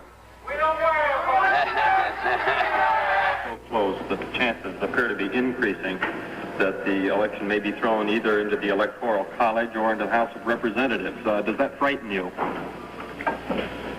Well, I think it would be better for the country if we could decide the election one way or another today, because I think to leave it undecided for weeks or months could create a great deal of unrest throughout the country, which might be harmful.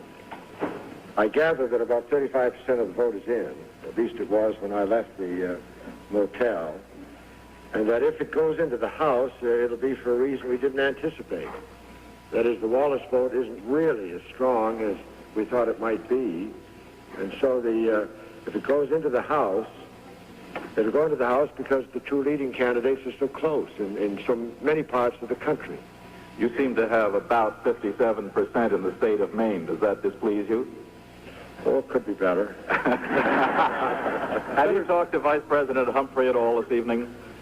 No, not yet. I expect he's had as much difficulty getting to a phone as I have. Most of the evening has been sort of in the nature of a homecoming, and it's been good to see friends. And for those of you here in the audience, the photographer for Time magazine has been traveling with us, gave us a show of his slides. It lasted about an hour. It was a great show for those of us who've been on the trip. And we've done that and met family and friends and had some good Maine lobster and clams. You know, I tried to avoid looking at the television set until something came in rather definite.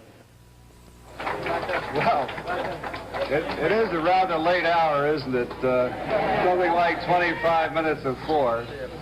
And I guess everyone has been watching with as much interest as I have back at Government House, and it's perfectly obvious to anyone that the results are inconclusive at the moment.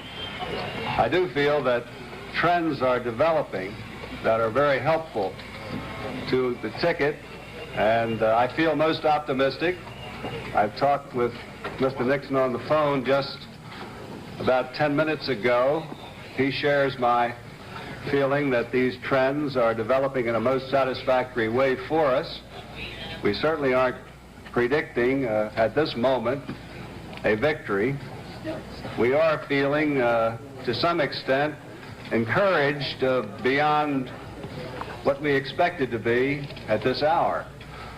I want to express my appreciation to the people here and the people across the country for the wonderful support they've given the team. And I would guess that there'll be no substantive announcements, conclusive announcements this evening. I imagine we'll have to go a few more hours before we get to that. But I did want to come down here and tell you how much I appreciate your personal involvement and your loyalty in being here at this outrageous hour of the evening.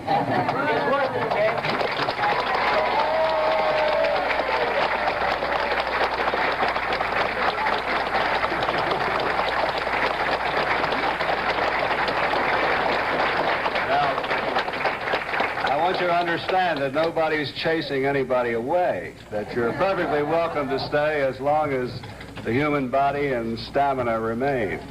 Who are here tonight for the great part you played not only in our movement in Alabama, but having made it possible to go into other states of the Union, and for the first time in our lifetime to place our party on the ballot in all 50 states. And you can rest assured that this movement has had its impact because of you. And it looks now that we're going to get several millions of votes in the country. And it means that we have spoken for a large segment of the American public. And in fact, as Governor Griffin said, during this campaign, both candidates began to sound as if they had found some speeches written by both of us here in the Coliseum tonight. So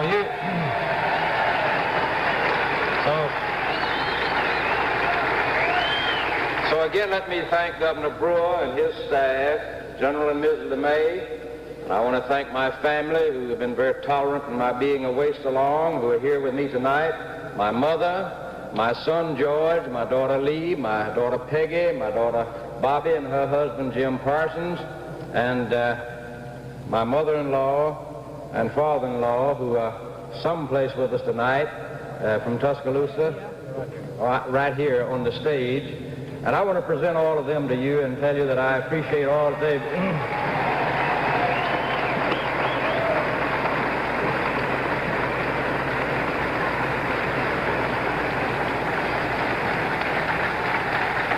I do want to present to you Mr. and Ms. Burns, Governor Lairling's mother and father.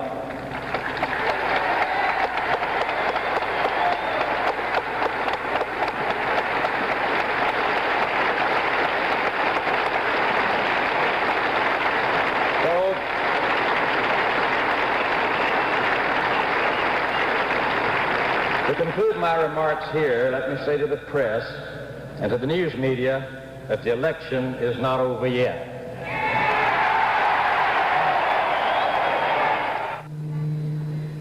I think it's a little bit early to talk about the results of the election yet.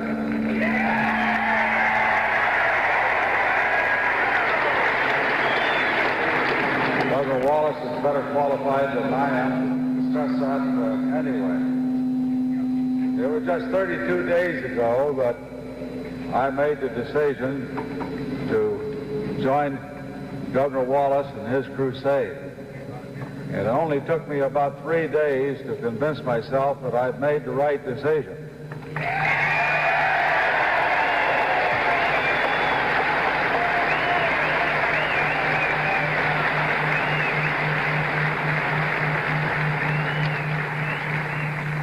I had spent a long time, over 2 months, trying to analyze the pros and cons of taking this step. And I knew what the odds were of winning, and this had nothing to do with the final decision that I made. I believe that before any balloting took place, that I'd accomplished most of my goals. Certainly, we've made a tremendous impact on the country that's going to be felt for a long time.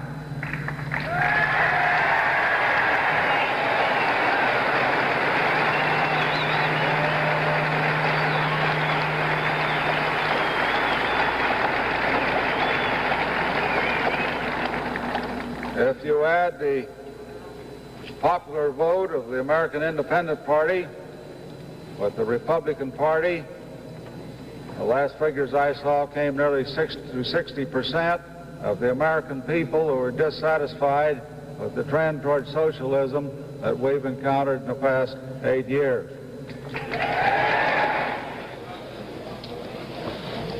There are now 7 states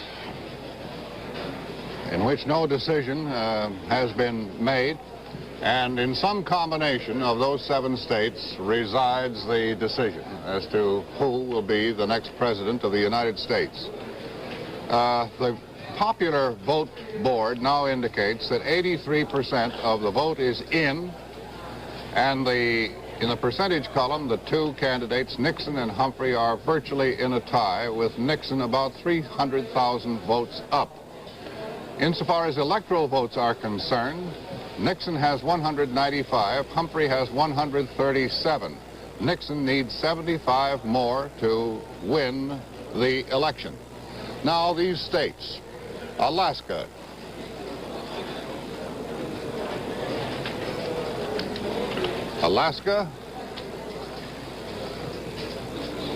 with 3 electoral votes, Nixon is currently leading. But with only 30% of the vote in, Nixon 47%, Humphrey 43%. California, 47% of the vote is counted. Nixon with a slight advantage, 47% to Humphrey's 46%. Illinois, 79% of the vote is in. Again, the 2 candidates are virtually in a tie. Missouri, 94% of the vote is in. Humphrey with a slight advantage, 45% to Nixon's 44%. Pennsylvania, 92% of the vote is in. Humphrey with 47%, Nixon with 45%. And finally, Texas, Texas, 85% of the vote is in. Humphrey with an advantage of 42%, 39% for Nixon. We shall be back in just a moment.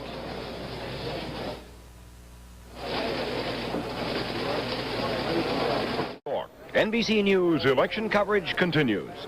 And here once again is Chet Huntley. The popular vote. We have been here now for 12½ hours by my reckoning, and we still don't know who the next president of the United States is. But as far as we've been able to progress, there it is. 83% of the national vote is in. Humphrey has 43% of it, and Nixon has 43% of it, with a slight edge going to Nixon. There are now 4 states still undetermined. There are 7 states, actually, still undetermined. But in 4 of them, Nixon holds a current advantage. Let's take a look at them. Alaska is the first one. 30% of the Alaskan vote is in, and it gives an advantage to Mr. Nixon of 47%, with 43% for Humphrey. California, 55% of that vote is in, and 55% of that vote has been there for at least an hour or hour and a half. And Mr. Nixon there holds a very thin advantage, 47% to 46% for Humphrey. Illinois is another key one, in which Nixon currently holds a slight advantage. But in the percentage column, as you can see, the two are just about equal, but an advantage in numbers of about 45,000 in behalf of Nixon. And in Ohio, 94% of the Ohio vote is in, and indeed has been in for several hours. But the numbers and the percentages give a slight advantage to Mr. Nixon. 45% for Nixon, 43% for Humphrey. David? Well, let's look at the electoral totals, because that's where the election will be decided. And when we do, we see that Nixon has 195 electoral votes, Humphrey has 137, and Wallace 45. John Chancellor is sitting over there with some kind of marvelous and perhaps magic machine with him. But about 5 minutes ago, he used a pencil and a yellow pad and deduced that Humphrey... Oh, didn't you? Yes, I did, but I'm revising the figures, and I have them ready, but they're not quite what I gave you, because I've been used to this machine. I was very impressed with them, and I was about to repeat them. Well, I think you ought to be careful. That's why I've asked to come back on as soon as I can. I have them ready now if you want to go through. All right, go ahead. The position we're in now is that it looks as though it's going to be very, very difficult for Hubert Humphrey to win a majority in the Electoral College. Let's take as our figures the 7 states which are still unsettled in this election. Texas, Pennsylvania, and Missouri lean toward Nixon at this moment. He's a little bit ahead in them. Now, he has toward Humphrey. Humphrey has 137 electoral votes. If we give him the states he's leading in now, that will bring his electoral total to 203 votes, which is still 67 votes short of a majority in the Electoral College. So to win, Humphrey would need to carry Texas, Pennsylvania, and Missouri. They're all leaning toward him now a little bit. And then to pick up California, plus either Ohio or Illinois, plus Alaska. If he missed on Alaska and got either Ohio or Illinois, he'd get 269 electoral votes and would lose the election. Now, Nixon is in a much stronger position. I said a little while ago that he might make it without California. He has to have California to make it, as I see it.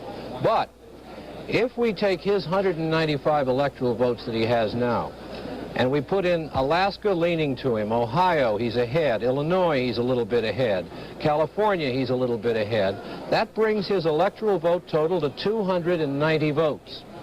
So that Richard Nixon, as it stands now, can lose either Ohio or Illinois and Alaska and still come in and win this election with 271 electoral votes.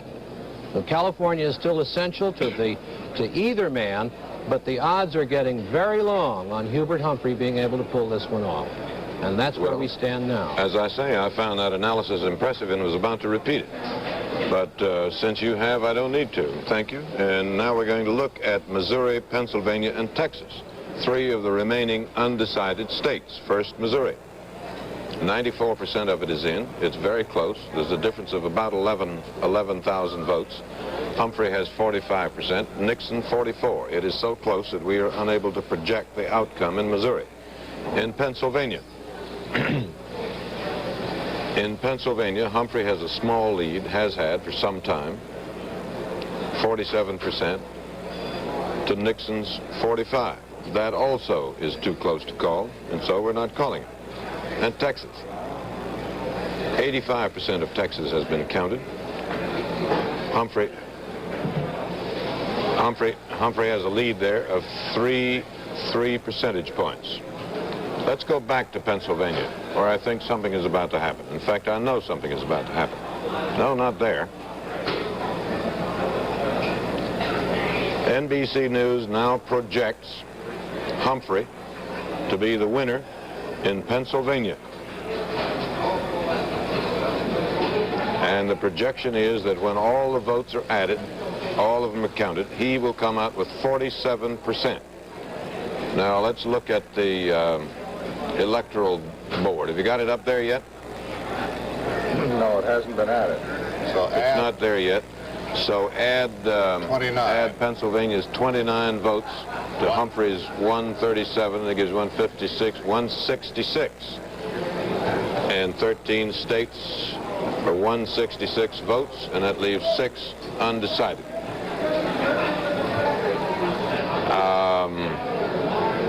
So it's as Chancellor said, it's more and more concentration on California, with Pennsylvania now going to Humphrey. It's our attention and on the significant centers on California. I think it was 11 or 12 o'clock last night when somebody said it was very likely to come down to California, and it's becoming increasingly apparent that's what might happen. Yes, Jack. Here. Now that Humphrey has taken Pennsylvania, if he holds on to Missouri and he holds on to Texas, and he picks up either Ohio, Illinois, or California, he will throw it into the House of Representatives. Okay. And it's a distinct possibility, yeah. We'll be back in a moment.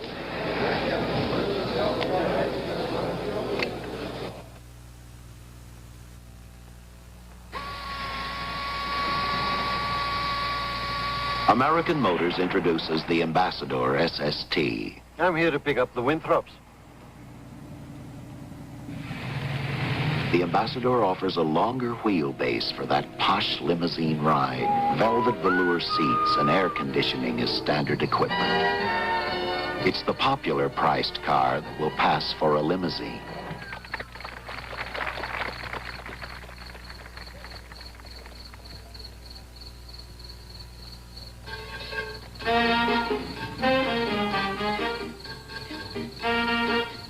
The Ambassador will get you through the gate. I completely agree with you. Portofino this time of year is a dreadful ball. After that, you're on your own. Gentlemen, I assure you, Mrs. Van Dome hadn't lost their contact lenses in the car. It would never have happened. I know I speak for my host when I say that... Well, we are down now to 6 states where no decision can yet be made. Nixon is leading in 4 of them. Humphrey is leading in 2. Nixon is leading in Illinois, Ohio, Alaska, and California. Humphrey has a slight lead in Missouri and Texas. And the electoral vote standing is 195 for Nixon and 166 for Humphrey, 45 for Wallace. Now to Herbert Kaplow at the Nixon headquarters in New York.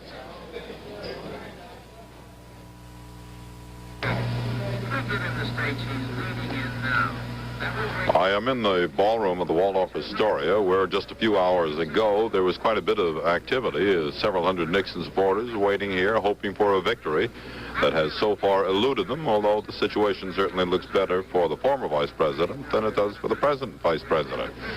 Mr. Nixon is in his suite on the 35th floor of this hotel, presumably sleeping at this point. We were told a few hours ago that there would be no further information from the Nixon camp until about 10 o'clock Eastern time this morning. That would be about 3 hours from now. The reason for that seems to be obvious. They want to know more about California. They are waiting for that to be the decisive clincher for them. Illinois and Ohio, they figure they will win. They certainly feel they have to win, even though they are now leading by only slight margins. And if they do win those two, then it will be up to the 40 electoral votes of California to put Richard Nixon over the top and win him the presidency in his second try for it. Herbert Kaplow, NBC News, at Nixon headquarters in New York. Have you any idea why California is so slow in coming? Polls closed at 8 hours ago, and we only have 55% of it. The risk of getting some very bad fan mail that you mentioned earlier, I sometimes wonder if some of these states don't hold back their votes on purpose because it creates some consternation. The name gets mentioned very frequently, and it causes quite a stir. I don't know. We speculated earlier that maybe those Los Angeles County ballots were still somewhere piled up in trucks navigating down the freeway to go to the counting machine. Well, they could have walked over there by now. Hubert Humphrey's headquarters are in a Minneapolis hotel, and NBC News correspondent Jack Perkins is there. Jack? Chet, this is the ballroom where it looks like the party is over. And Mr. Humphrey, of course, is up in his room and is presumably sleeping. We don't know. About 4 hours ago, he stood at this podium and said that, quote, "I feel sufficiently at ease to get a good night's rest." And he went up to his room, and it was said that he was going then to go to sleep. I don't know whether he can sleep through tonight or not. But since then, we have heard nothing publicly from him, and we are not expecting to hear anything more from him for at least 3 hours. From some of his friends and aides, we have heard a few comments, and they are words of discouragement.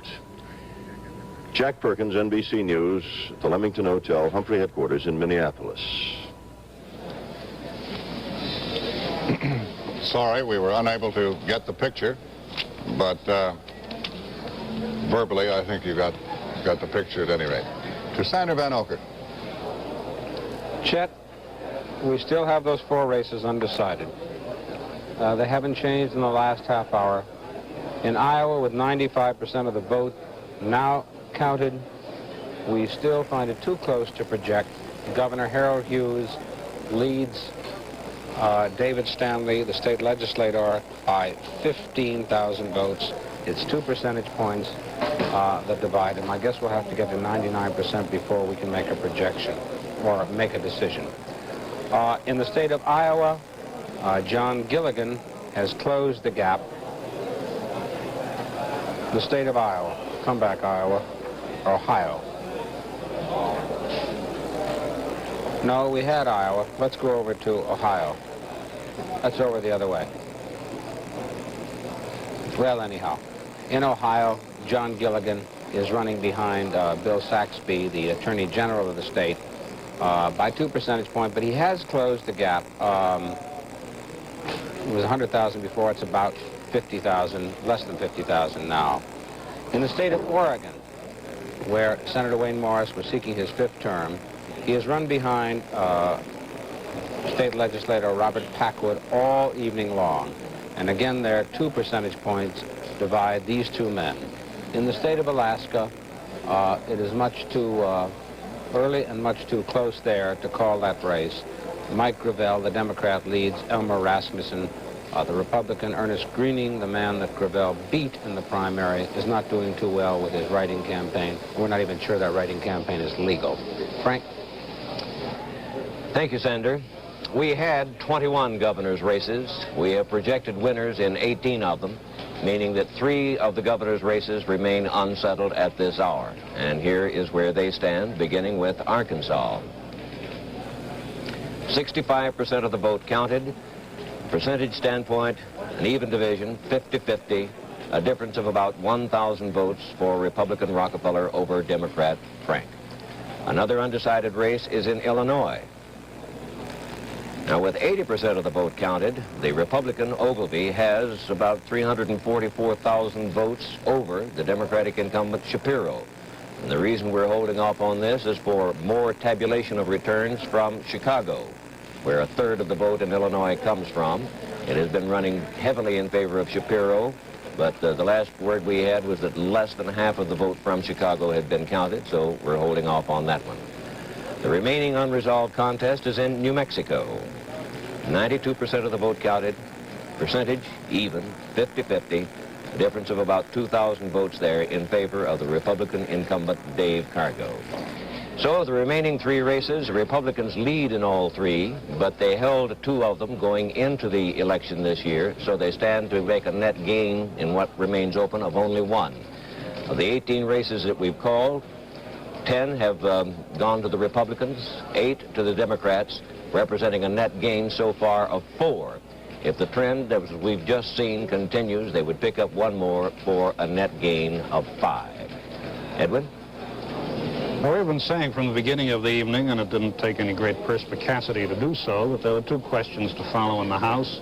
One was which party would control the House, that is to say, which party would have the greater number of members, and the other question was which party would control the state delegations, a matter of consequence in case the presidential election went there. Well, nominally, the Democrats now control enough to elect a president. If the election goes into the House, they have 26, the Republicans have 15.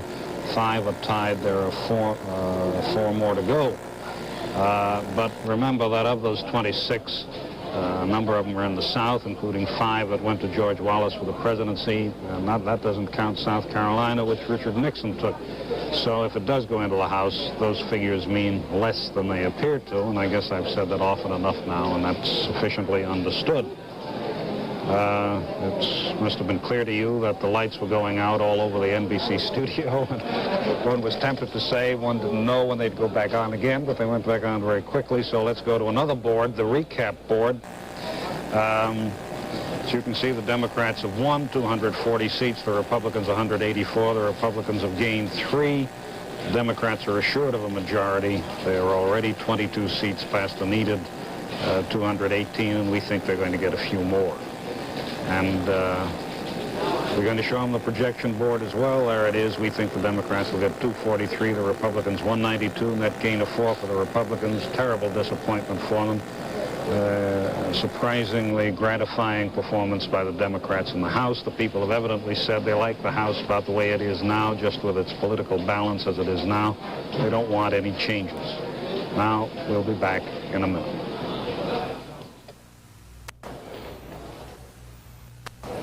Thanks, Hugh, and good morning, everyone. Hubert Humphrey and Richard Nixon are still deadlocked at this moment in the count of popular votes in the election of the 37th President of the United States. And the tabulations show there is still doubt whether either one can get the 270 electoral votes needed to win in the Electoral College. If both fail, the choice of the next president would fall to the House of Representatives. With 88% of the popular vote counted, Humphrey had 43% and Nixon had 43%. George Wallace had 14%. The computers gave Nixon 195 electoral votes, Humphrey 166, and George Wallace 45. Again, remember, 270 are needed. The struggle has rivaled the 1960 razor edge finish when Nixon lost to John F. Kennedy. The outcome hinged on final results still to come from 3 key states, California, Ohio, and Illinois. It has been a night of high tension at the Nixon and Humphrey headquarters. Richard Nixon went to bed at his suite in New York's Waldorf Towers without making a statement, but Hubert Humphrey went to his Minneapolis headquarters at 2:30 in the morning to say that he was at ease, but as he put it, anything can happen. And George Wallace, in a late-night statement at Montgomery, Alabama, said, "It's not over yet."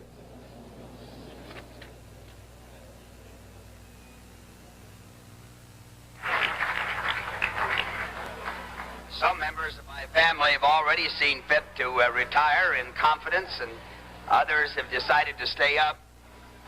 But we have, as you know, several of the very important states that are nip and tuck, where the decision, I'm sure, will not be known until sometime at least late tomorrow.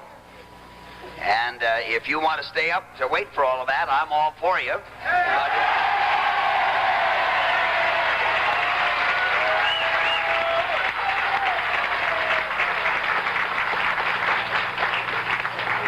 But you've been watching the television, and you've been listening to the reports, and I believe that it's fair to say that we have done much better than most observers had thought we would, and about as good as I thought we would.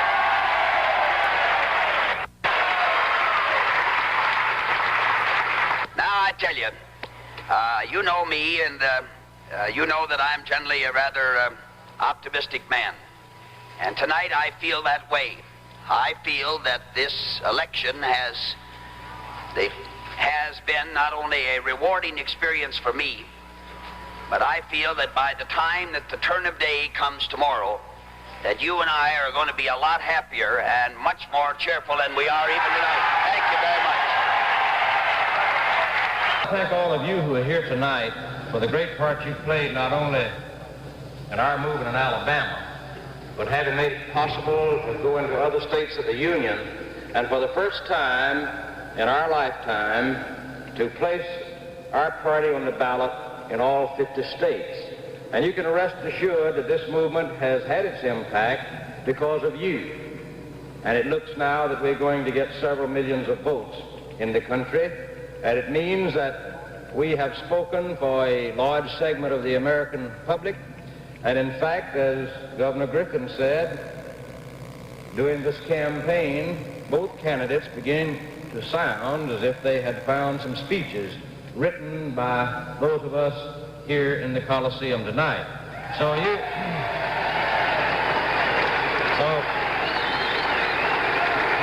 to conclude my remarks here, let me say to the press and to the news media that the election is not over yet. We'll have more news in just a moment. The time now is 24 minutes before the hour. And right now, here's Hugh with what we think is a very happy message. Yes, a couple of times each week, Barbara and Frank and Joe and myself take a minute to talk with you about the big lift drink, milk. I can't think of a more wholesome, healthy, and happy kind of beverage to talk about. Milk is truly like apple pie and corn on the cob and mother, those things. It's everything good. Sometimes I think we ought to take it a little more seriously, because your health and your family's health is the most important thing in the world. And here we have nature's most nearly perfect food to help you stay healthy, to give you a big lift that lasts. You see, when you drink milk with meals and snacks, you don't just get quick energy. You get energy and vitality to get you going and keep you going. And here's the important thing to remember. Most adults still need to drink milk, at least 2 full glasses every day. Now, if you aren't a milk drinker, you are missing something. You're missing a big lift that lasts. The American Dairy Association hopes that you'll enjoy milk today.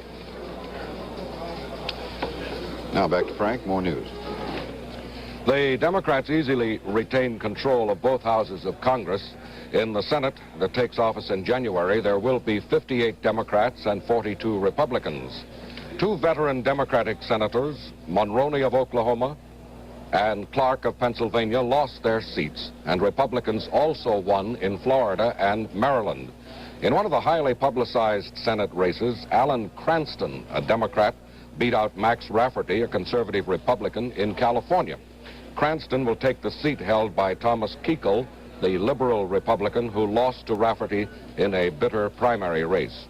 Barry Goldwater won a Senate seat in Arizona that had been held for many years by 91-year-old Carl Hayden, who retired. Goldwater's returning to Capitol Hill 4 years after his defeat by Lyndon Johnson in the 1964 presidential campaign. In the contests for governors, Republicans took over in 7 state houses formerly held by Democrats, and 2 Democrats defeated Republican incumbents. A Republican won in Vermont, where the Democratic governor did not run for re-election. Republicans also won in New Hampshire, Delaware, Indiana, Iowa, and West Virginia. Democrats won Rhode Island and Montana. That brings us to almost 20 minutes before the hour. And now here is Barbara with a word about the National Observer. Thank you, Frank. Certainly today, but every day in today's fast-paced world, women must be able to talk about a lot more than just babies and recipes. And that's why so many women have found the National Observer to be just what the doctor ordered. It's a new kind of national weekly newspaper for the whole family. And quickly and quietly, without scare headlines, it keeps you informed on the nation and the world, the arts and sciences, books, sports, travel, entertainment, elections, and much more. The National Observer not only tells you what is happening, but also why. And you'll also find that the National Observer will provide your whole family with a lot of news you can use, practical news, to help you get more out of living. And if you act today, you can get advantage of this special trial subscription offer. The next 20 weekly issues sent to your home for only $2.67. You send no money, just your name and address to the National Observer, Box 88, New York, New York, 10017. That's the National Observer, Box 88, New York, New York, 10017. Hugh? Frank has more news for us in a moment. No? Well, he will have shortly, as we keep you posted on the goings-on here in Election Central and across the nation. A little bit later, we want to get a chance again to talk with John Chancellor, whom you heard at the beginning of this half hour, also with Ed Newman and Sander Vanocur on several subjects. We're going to deal a little bit more with the missing precinct tallies that we've talked about, which appear to have brought things to a momentary standstill. We also want to get a little bit of a breakdown for you as to income groups, how they voted, to what extent the war was an issue in analyzing the returns, possible breakdown of ethnic votes and whether civil rights was as much of an issue as it was not at each convention. Many surprises in the way, both in the turnout and the composition of that turnout. We'll talk to these men about that very shortly. If Frank doesn't have more news at this time, we're going to have another little message for you in a couple of minutes. To give you the time, it's 18 minutes before the hour now. Why don't we give you that message right now? You know, nowadays everybody's watching calories and what he eats.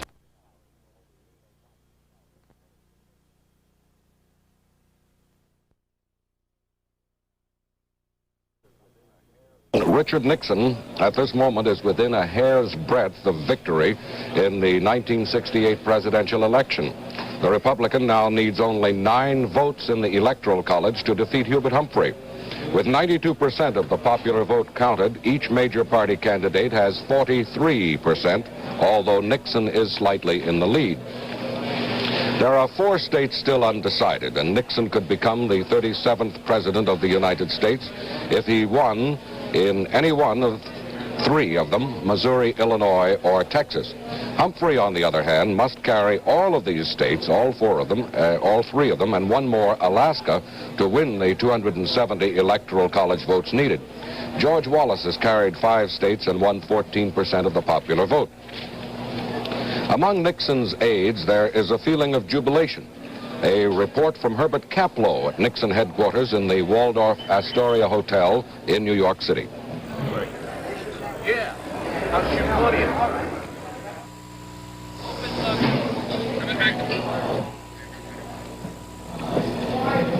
They're not quite ready there at the Waldorf Astoria. We'll go back there a little later on, probably in this hour.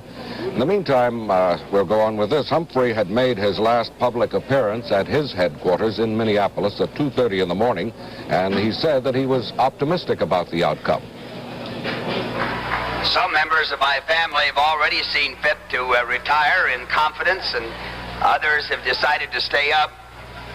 But we have, as you know, several of the very important states that are nip and tuck, where the decision, I'm sure, will not be known until sometime at least late tomorrow. And if you want to stay up to wait for all of that, I'm all for you.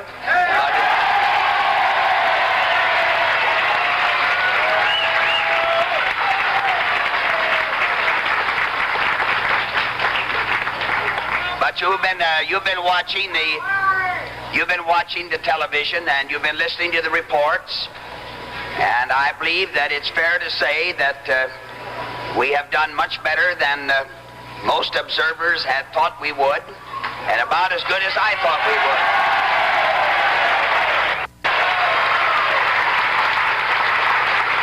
I tell you, you know me, and you know that I'm generally a rather optimistic man. And tonight I feel that way. I feel that this election has been not only a rewarding experience for me, but I feel that by the time that the turn of day comes tomorrow, that you and I are going to be a lot happier and much more cheerful than we are even tonight. Thank you very much. But among Hubert Humphrey's aides, there is now a feeling of dejection and despair. Jack Perkins reports from Humphrey headquarters in Minneapolis. Well, the day did turn, and it is cold and bleak in Minneapolis, and we have not heard from Mr. Humphrey since that optimistic statement of last night. We were told last night that by this hour he might have something to say, or at least the press should start gathering and be alert and ready. So we are here and alert and ready, and he is not here yet. He probably, one must assume, will not say anything yet until there is something decisive to say. To speculate would be perhaps a little improper or unnecessary as to what Mr. Humphrey will do if he does not win this election now. Immediately, he will probably go back home to Waverly sometime today. It's about an hour away from here. Maybe back to Washington. He had planned to go to the Virgin Islands for a week or two. He'd been thinking about that if he won. But now we understand Spiro Agnew has made reservations for the Virgin Islands. So we can't say what his immediate plans will be. He has said, when asked in the past what he would do if he lost this election, he has said he would like to write, maybe his memoirs. He would like to teach political science. He would like to travel and be a free spirit. We don't know whether he is contemplating these things yet this morning or not. He probably has much more immediate problems on his mind, like Illinois, Missouri, and Texas. Jack Perkins, NBC News, at Humphrey headquarters in Minneapolis. We'll have more election coverage and news for you in just a moment. This is Today on NBC. The projected winner in 30 states with 287 electoral votes. Hubert Humphrey, the projected winner in 13 states with 166 electoral votes. And that's the NBC News checkmark. Nixon, the projected winner with 47% of the Illinois vote, 93% of the precincts in Illinois having reported, and our human reckoners having decided in their wisdom that Illinois goes to Nixon. 287 electoral votes. John, this is Ed Newman. May I say something? Yes. I think it should perhaps be explained that that burst of applause our audience may have heard was not an expression of partisan political sentiment by NBC. That was applause for the young man who was putting the check up next to Nixon in Illinois, and it was perhaps an expression of relief more than of support. We're nonpartisan, and I guess we ought to make that clear. Well, I think it's just 16 hours and 4 minutes since we started this tallying here. But now we find that Richard Milhouse Nixon, 55 years old, of New York, is going to be the 37th president of the United States. That Spiro Theodore Agnew of Maryland, 49 years old, is the vice president-elect. They will serve with a Democratic Congress, as we've seen decided here. The Illinois vote was late. We still do not have projected winners in Alaska, Missouri, or Texas, as far as I can say, but Nixon is over the line. Not since 1916 has a president won in the Electoral College with fewer than 300 electoral votes. Wilson won in 1916 with 277, McKinley back in 1900 with 292, and in those days you needed fewer electoral votes to win. The last time Richard Nixon had his name mentioned in the Electoral College, he had 219 electoral votes when he lost to John Kennedy, who had 303 in 1960. But this year, Nixon has prevailed. He's the president-elect with 287 electoral votes, with 28,984,648 popular votes tallied now. 43% of the vote to Hubert Humphrey's 28,794,376 votes, 43%. Wallace at 14%, not counting for much in this election, which has now been concluded. And I believe that Herbert Kaplow, the NBC correspondent who for so long has covered Richard Nixon, is here in New York at the Waldorf Astoria Hotel, Nixon headquarters, and I wonder if he'd come in now. Well, Jack, we are waiting for a news conference here which obviously will deal with the subject you people have just pointed out, the Illinois vote, which you just called for Nixon, and which turned the tide for him and gave him the position of being president-elect. And it just occurred to me that 8 years ago, just about this time of morning, in the Ambassador Hotel in Los Angeles, there was another news conference with at least one of the two personalities to appear here shortly, Herb Klein, at which time they, in effect, conceded that election, and also on the basis of a 9,000 adverse margin in the state of Illinois. So there are several parallels that aren't, that are, I suppose, 180-degree turns from then. The two men who were supposed to come are Klein and another press aide to Mr. Nixon, Ron Ziegler, and we suspect that they have also waited to see just how NBC would call this, along with the other news media. And one of the Nixon people just came up to me a moment ago and said, is it so that you folks have just called Illinois for Nixon? We said yes, and he went back to report it, I suppose, to his superiors. Herbert? Yes. Senator Vanocur. Yes, Andy, hi. How are you? Fine, I'm tired. That'll get you no sympathy here. Why do you think Mr. Nixon hasn't come down? Do you think he wants to prepare it by using Herb Klein to prepare the atmosphere? Do you think he wants to wait for maybe Missouri? Over 300? No, I just think he wanted to button down Illinois. I just think he wanted to button down the election before he comes down. And I think it probably will not be too long. Herb, this is Ed Newman. May I make a point to you? By all means.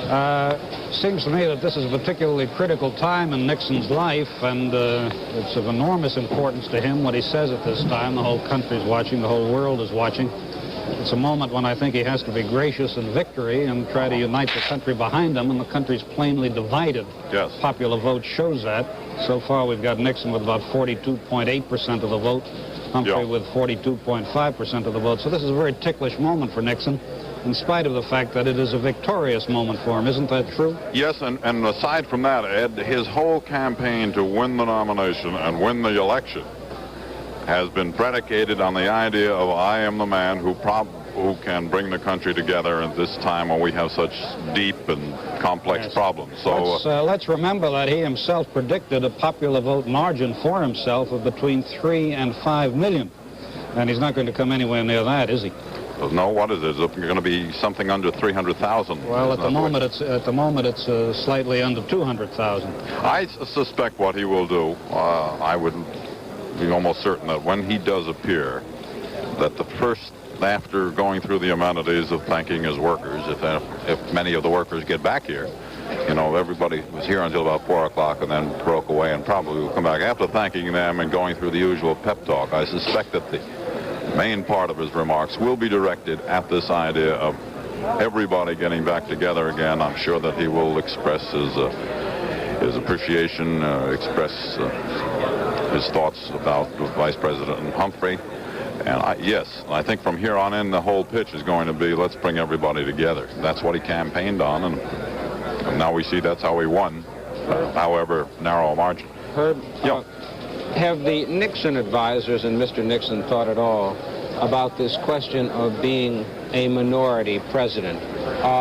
It is not a severe thing. If I remember rightly, I think John F. Kennedy had less than a majority when he won the election in 1960. He had a 113,000 vote majority. Yeah, and I think it was less than 50%. It was 49 point something. Have they thought about how they meet this problem? Nixon himself has talked frequently about problems like this. I don't know that they've been able to establish any, reach any conclusions that they feel would work. But yes, it has been in their minds. In fact, whatever Wallace got, which was what, about 15%? I'm sorry, I missed that. What did Wallace get, about 15%? 14% right now. 14? Yeah. Well, I think they would consider that to be not an insignificant expression of sentiment, something that would, as a matter of fact, somewhere back in the remarks of the last couple of weeks, I seem to have a recollection of somebody in official capacity, if not Nixon himself, noting that 14, 15% would be that is a segment of our population whose sentiment has to be considered. This is not to say that they're going to, kowtow to it, but they recognize it as something that could be a problem. Herb, can you stand by for a minute? We want to go down to Edwin Newman. We'll get back to you By all just in a means, sure. moment. Ed? Thank you, Sandy. Well, we've had an extraordinary four or so hours to go through waiting for this decision finally to be made, the decision that Richard Nixon is the president-elect of the United States, as he now is. If you go back a bit, you go back to the vote in California, when California swung to Nixon, that was the beginning of the end. That was one of the key states that he needed, and conversely that Humphrey needed. And we declared California for Nixon at 7:49 Eastern Time. And we followed that by declaring Ohio for Nixon at 7:50 Eastern Time, 1 minute later. And there, within 2 minutes, he'd picked up a very large number of votes, and it looked as though he would go over the top very quickly. And then we had a delay that went on for very nearly 3 hours, during which I imagine questions were arising in many people's minds about what was holding up the vote in the remaining key states of Missouri, Texas, and Illinois. Finally, a few minutes ago, we were able to declare Illinois for Nixon. That put him over the top. That gave him the majority of electoral votes that he needed, 287, 17 more than required. What was holding up Illinois, we still don't know. To this moment, we don't know what is still holding up Missouri. We still don't know where, incidentally, Hubert Humphrey is still slightly ahead. We still don't know what's holding up the state of Texas, where Hubert Humphrey is still slightly ahead. The state of Alaska is not nearly so much of a problem for two reasons. It's a very large state with relatively few people, and it takes longer to collect the votes there. And in the second place, it can't be a crucial state because it doesn't have enough electoral votes to be. Nixon needed, toward the end, either Missouri, Texas, or Illinois. He's got Illinois. He may still get Missouri and Texas. That remains to be seen. In any case, he has enough. Now here's John Chancellor. Look at the popular vote board to show you just how close this election is. Those percentage points for Nixon and Humphrey don't really go far enough, the 43%, 43%. Actually, if you tally that vote, Nixon has 42.8% of the vote, and Humphrey has 42.5% of the vote. The 190,000 vote lead that Nixon has over Humphrey represents about 0.28% of the total popular vote recorded so far. And this is interesting and quite interesting in politics. It was just reversed 8 years ago. John Kennedy had 49.7, Nixon had 49.5. And the margin of difference was down to the 100th, exactly the same, except that it is reversed this time. I wonder if we could have a look at Illinois.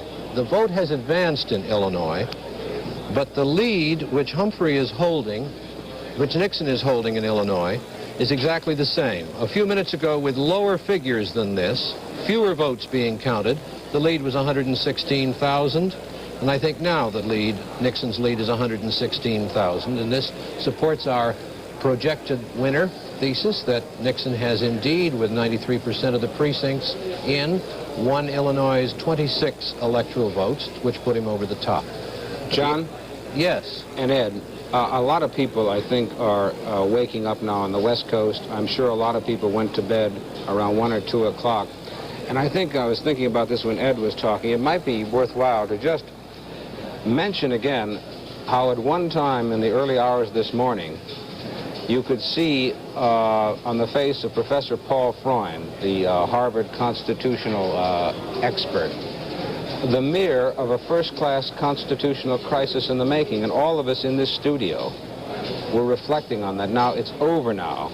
But about 8 hours ago, we thought we had a full-fledged constitutional crisis in the making. And I think there's one very important point to be made, now that everybody is relieved that we won't have to go through a constitutional crisis. Can I get it? The tendency is going to be to forget it. The tendency is going to be, well, it didn't happen.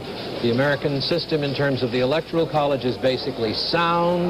We won't have to worry about this happening again. The next president will be more popular.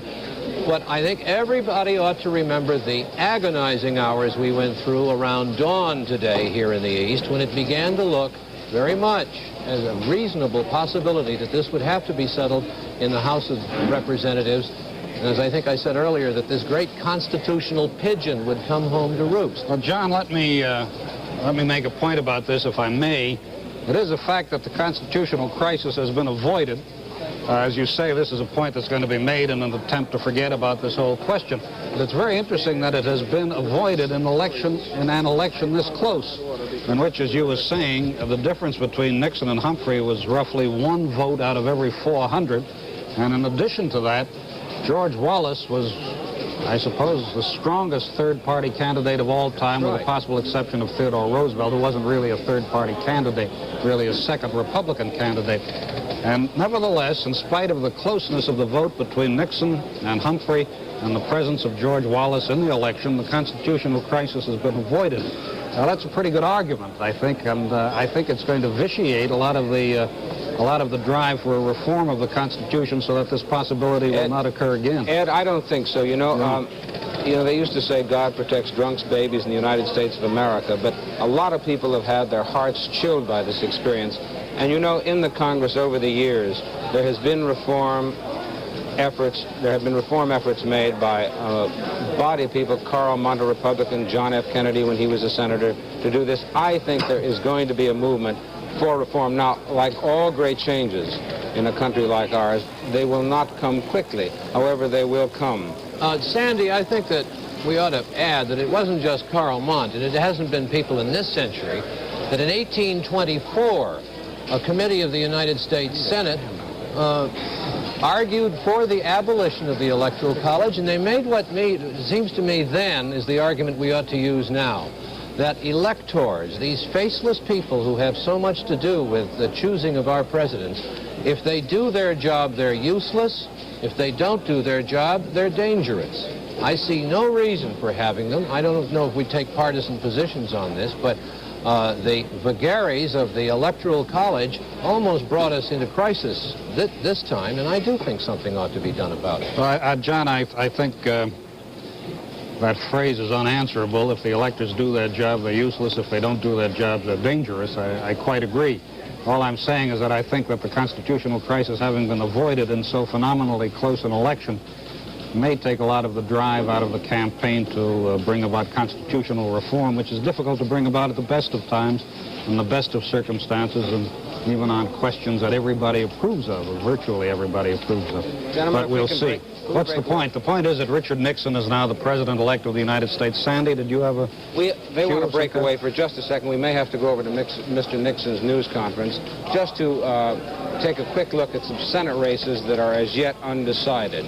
If we can look at the Senate board, first the state of Iowa. Governor Harold Hughes, that race is just too close to call.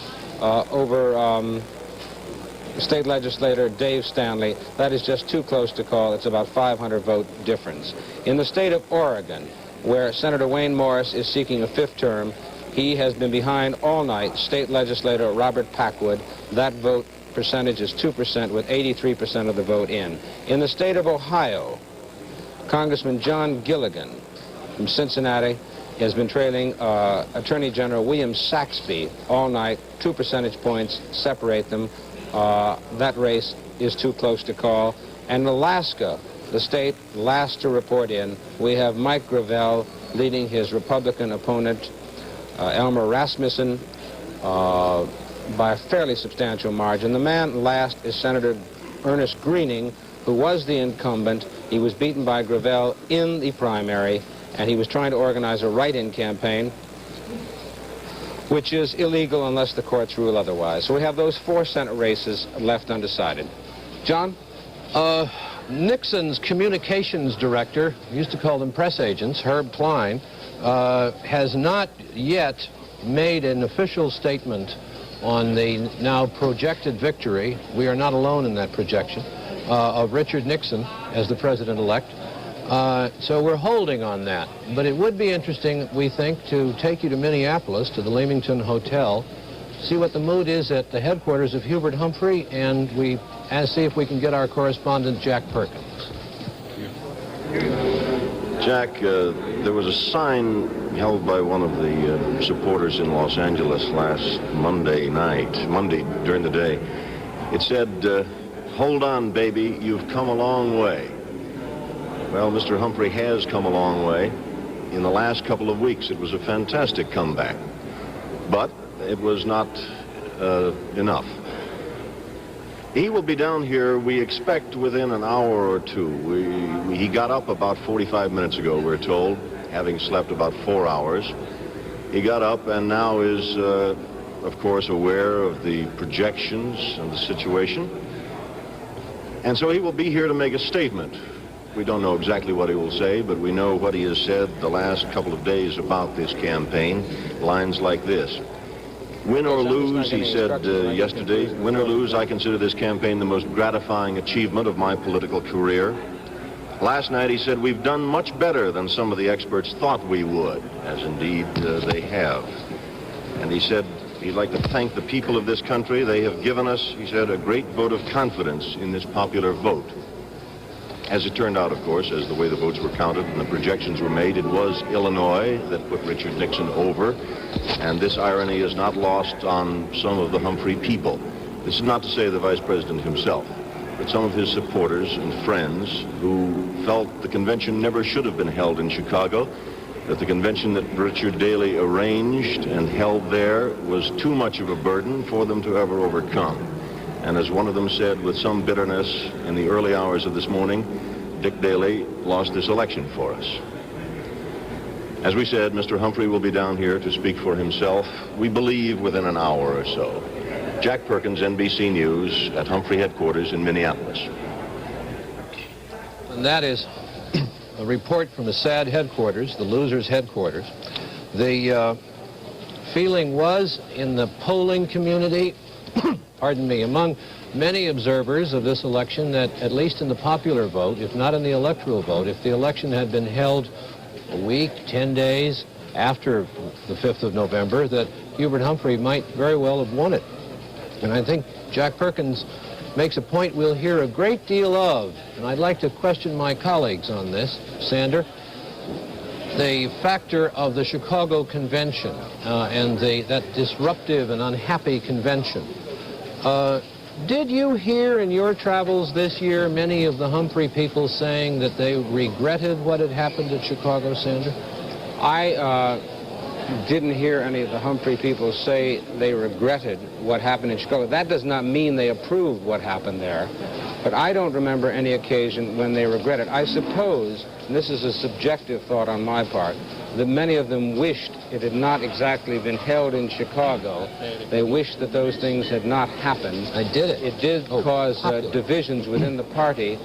But I heard that earlier, and I can't really remember who said it. I guess it was Jack Perkins in the early hours of this morning, John. In any event, I don't know how much that affected the vote in Illinois. I think that was the context in which it was raised. Look, for as many people disliked what happened in Chicago, I found in my travels covering senatorial candidates that as many people who disliked what happened, I found 2 people who liked what happened there. In fact, I found the majority of the people approved what Mayor Daley had done. And I'm not at all sure that some of the drift away from George Wallace to the Democrats might have been occasioned by what had happened in Chicago. They took a very firm and approving view of the demonstration of law and order in Chicago. I think that's a very sophisticated viewpoint. I think you're right. I think a number of people in this country who were for Hubert Humphrey or equally against Nixon will be making Daley the scapegoat for this, and I'm not sure that that's absolutely true. I think that one of the things that people did observe about the Humphrey candidacy was that there had been little pre-convention preparation for a full campaign, and it took them quite some time to get started. This shouldn't diminish the almost miraculous performance of the vice president in bringing his popular vote up to the staggering percentage he got. Not since Woodrow Wilson's election as a candidate won the presidency of the United States with a smaller share of the popular vote than Richard Nixon here today. John, I don't know. I hope this doesn't sound gratuitous. I don't mean it to be, but as you remember, and you remember, Ed, at the convention, the problem was that was never Hubert Humphrey's convention. And somehow, if there is any comfort in defeat and any comfort in the magnificent recovery he made, it must come from the fact that he is once again his own man. I say again, I hope that doesn't sound gratuitous. I think everyone will know how I mean it. But he has become again the master of himself. The man whom we saw several hours ago radiating optimism. And you remember that time when he said, all of you know I'm an optimistic man. That was the essential Hubert Humphrey. He started with tremendous handicaps in this campaign because the convention was not his, the beginning of the campaign was not his, but finally he became his own man. From NBC News Election Central, a special one-hour edition of the news, reported by Chet Huntley and David Brinkley. Nixon's the one. That's the natural banner for any sprightly front page tonight. At almost midday Eastern Time, NBC News projected Richard Nixon, the 37th President of the United States, when it became evident he had carried Illinois. Final returns may well reveal that indeed it was Mayor Richard Daley's Illinois and Mayor Richard Daley's Chicago which averted a deadlock and a political constitutional crisis of incredible proportions. 94% of the popular vote is counted. There are the numbers. An hour or so ago, I carried the percentages out to 6 digits, and it went like this. Nixon, 43.2959%. Humphrey, 43.2584%. Wallace, 13.4457, and now it's gone a little over 14. In short, Nixon and Humphrey are separated by about 375 thousandths of 1%. The electoral vote shows Nixon with 287, Humphrey with 166, and Wallace with 45. David? As it turned out, in the late, tired hours of last night or the early, tired hours of this morning, Richard Nixon won the election this time where 8 years ago he lost it in Illinois. It was so close, it took forever, but he won it, and in winning that, he won the presidency. It was, again, one of the closest elections in American history. Closer even than when Nixon lost to Kennedy 8 years ago. His lead over Humphrey in the popular vote is still only about 25,000 votes, or about 1/5 of a vote per precinct. There are states where we still don't know, even now, for certain, who won. But whichever way these states go now, they can't change the outcome. Here, for the figures up to this minute, are some of the big, important states that kept Nixon, Humphrey, and the country waiting all night to see what happened, beginning with New York. There's the result. Humphrey won it. In Michigan, Humphrey won it. In Ohio, Nixon. California, Nixon won it, but barely. Texas.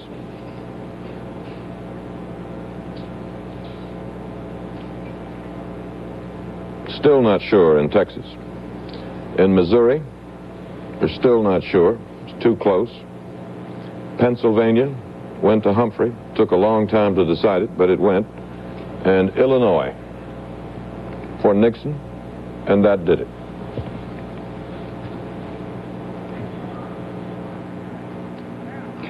The Huntley-Brinkley Report is produced by NBC News and brought to you in color by new Vicks NyQuil, the great new nighttime cold medicine.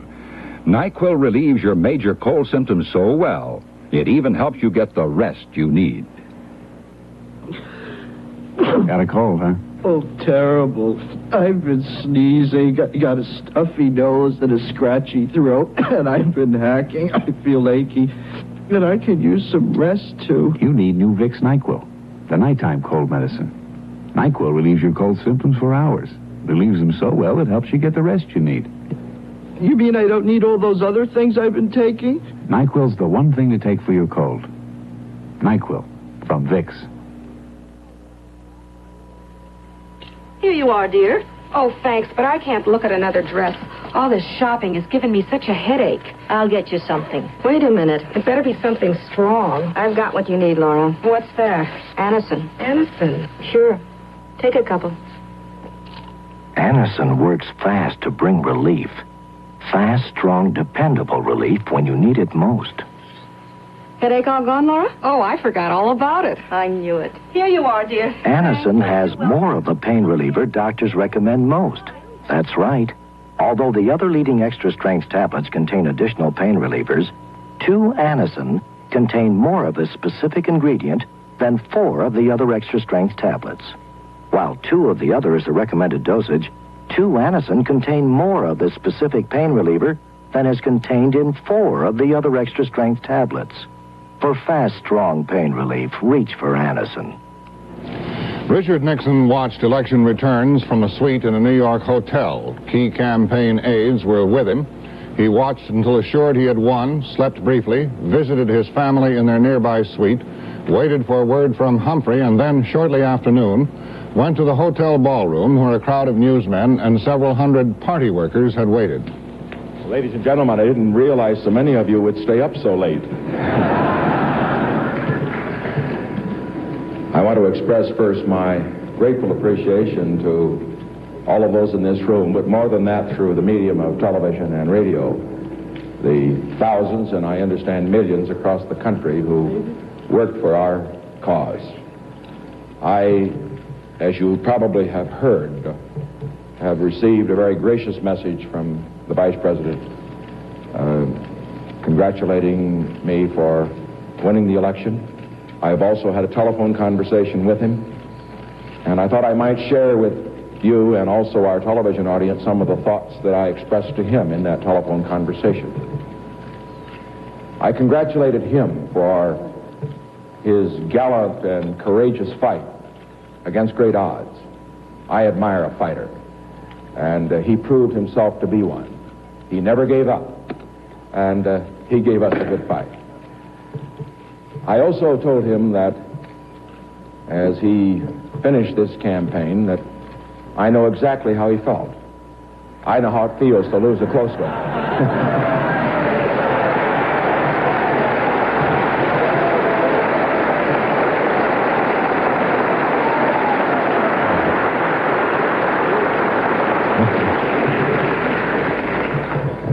Having lost a close one 8 years ago and having won a close one this year, I can say this: winning's a lot more fun.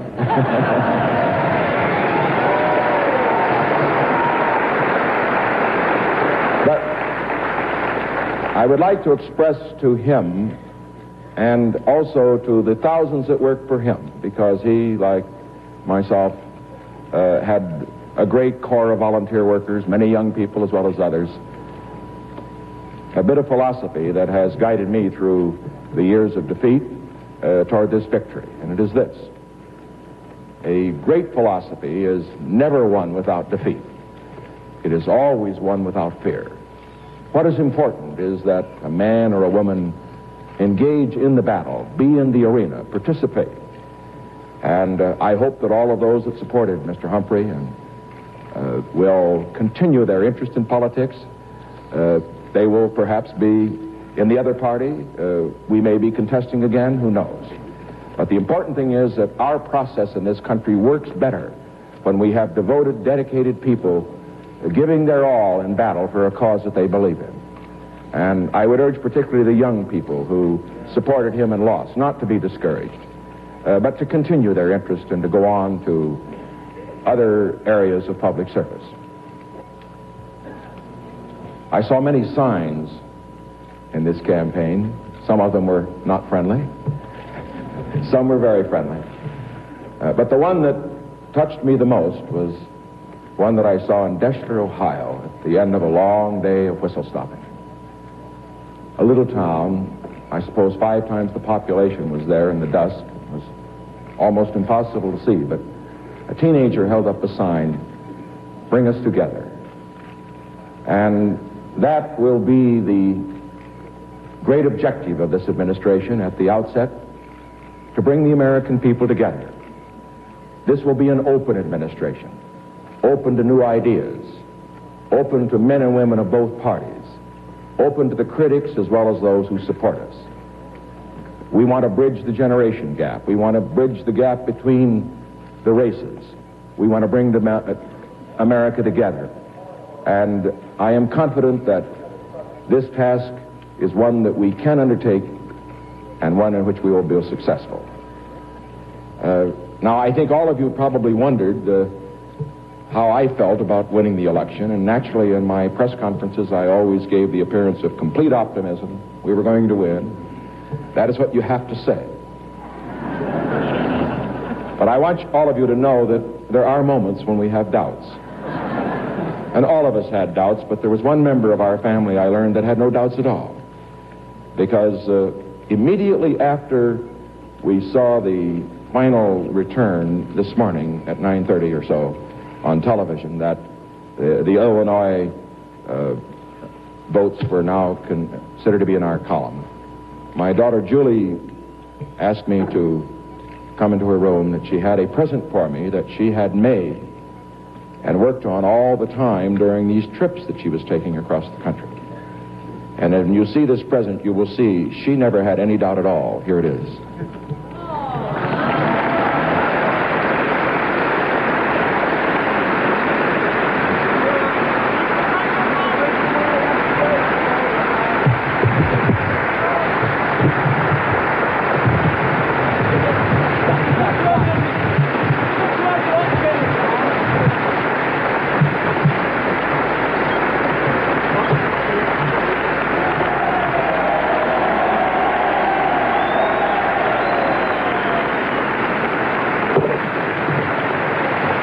Ladies and gentlemen, to show you how unsophisticated I am about this kind of art, when I saw it, I said, "Isn't that needlepoint?" And she said, "No, it's cruel."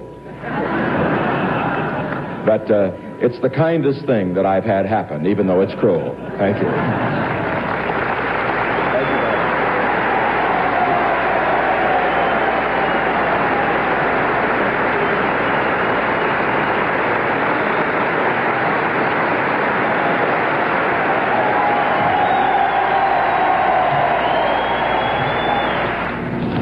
President Johnson sent Nixon a congratulatory telegram praising him for perseverance and determination and promising to help him in any way he can. The president also sent a telegram to Humphrey congratulating him on a brave, enlightened, and vigorous campaign. Nixon set out this afternoon for a few days' rest at Key Biscayne, Florida, and on the way there he planned to visit former President Eisenhower at Walter Reed Army Medical Center near Washington. We've taken the cover off a Beauty Rest mattress and numbered its individually pocketed coils to show how they work. See? Coils 365 to 374 are cradling her arm.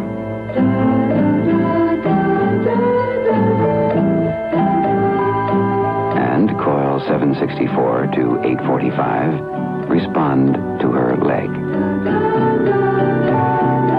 See how every coil responds separately to support her back firmly, to snuggle up to her head. Only the coils directly beneath her respond, giving all the parts of her body the support they need, without disturbing her husband's sleep. Beauty Rest, standard, queen, or king size. Give every part of your body a good night's sleep. The Huntley-Brinkley Report continues. Brought to you by Holiday Inns of America. There are now 1,000 Holiday Inns. Truly the nation's innkeeper.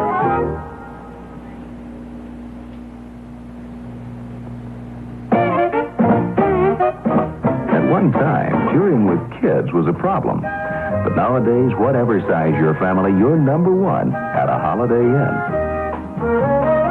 Free advance reservations? Kids under 12 free in your room. Free ice and TV in every room. And every Holiday Inn has a number one restaurant. So next time you're touring, stay at a Holiday Inn, where you are number one. Nixon declined to claim victory, even though it was his, until Humphrey had conceded, and a little afternoon today, Humphrey did, with tears in his eyes. He was gracious about it, and so was Nixon, and so were President Johnson and Senator Muskie and Governor Agnew, and so were Wallace and LeMay. Humphrey was in Minneapolis, and here's a report from contributing editor Jack Perkins. Last night, Hubert Humphrey came to this ballroom and said, "You know me, I'm always optimistic. Things will look better in the morning." And in the morning, California was gone, and Illinois was gone, and the election was gone, and Hubert Humphrey returned to the ballroom.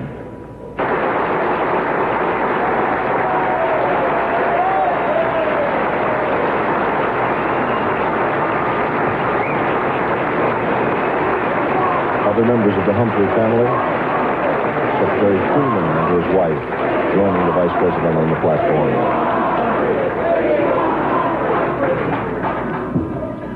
Well, thank you very much. It's nice to know. I'm sure you know that I have already called Mr. Nixon, expressed to him our congratulations. And I've sent the following telegram just a few moments ago to Mr. Nixon. It reads as follows: "According to unofficial returns, you are the winner in this election. My congratulations. Please know that you will have my support in unifying and leading the nation. This has been a difficult year for the American people. I am confident that if constructive leaders of both our parties join together now, we shall be able to go on with the business of building the better America we all seek in a spirit of peace and harmony." Signed, Hubert H. Humphrey. Now let me say just another word. Senator Muskie and I wish to thank the people who supported our nomination and election. I've been in touch with the senator already this morning, talked with both the senator and his family. I wish especially to thank my family, some of whom are here with me, and my campaign staff, and particularly to thank Mrs. Humphrey, who was the secret weapon in this campaign.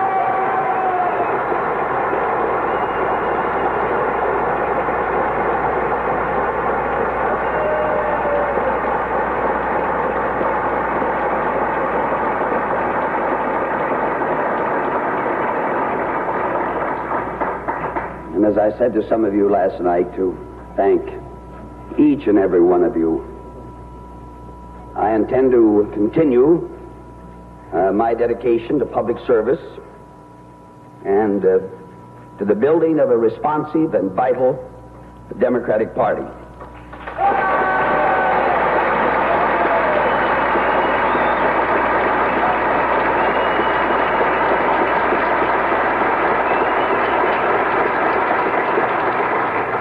I shall continue my personal commitment to the cause of human rights, of peace, and to the betterment of man.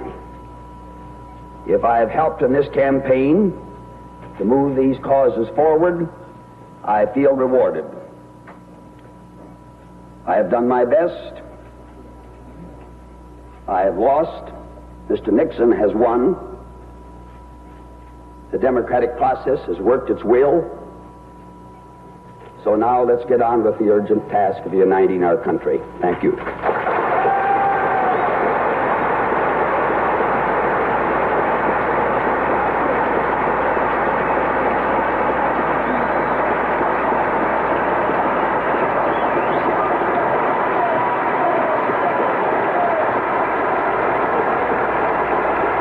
Before the Vice President arrived that he would not care to answer any questions.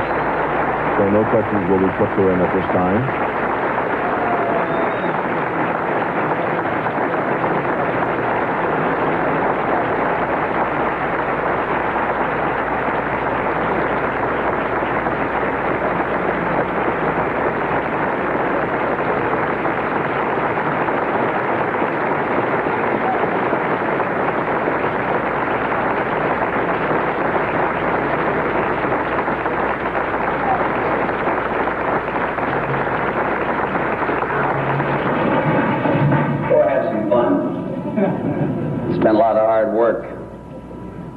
Anybody to have any extra sympathy. As a matter of fact, what I'd like to have you do is just redouble your efforts to do what you thought you were doing and what I thought I was doing. Maybe we can make an even greater contribution to the things that are important in this country. I really don't feel very badly. I actually feel that we've done a heck of a job.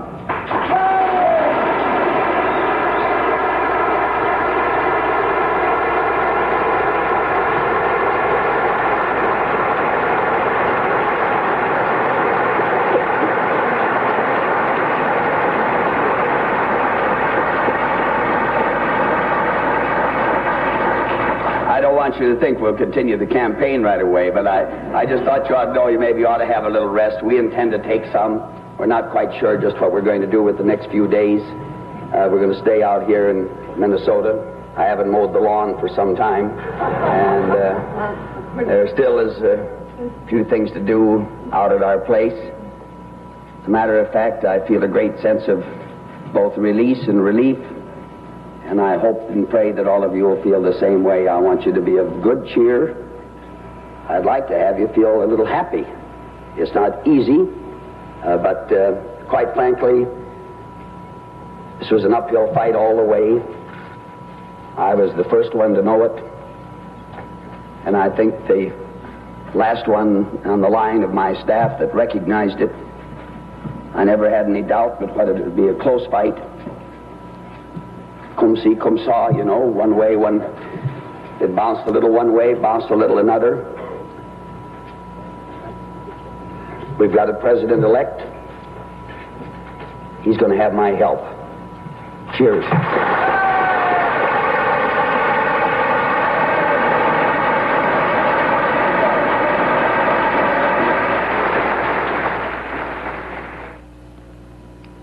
Honey, it's 3 in the morning. I can't sleep. When simple nervous tension keeps you awake, take Sominex as directed for 100% safe sleep. Sominex contains 3 medical ingredients to bring on restful sleep.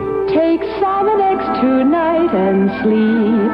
Safe and restful sleep, sleep, sleep. Take 2 Sominex tablets. And sleep. Now also in capsules, hundreds of sleep-inducing granules. In every Sominex capsule. Try it. She dreams again of the man she met. Something about him she can't forget. There's something about it. When he held her close, it was very clear. Something about him made him nice to be near. There's something about it. The aftershave girls can't forget. Aqua Velva. Have you tried it yet? There's something about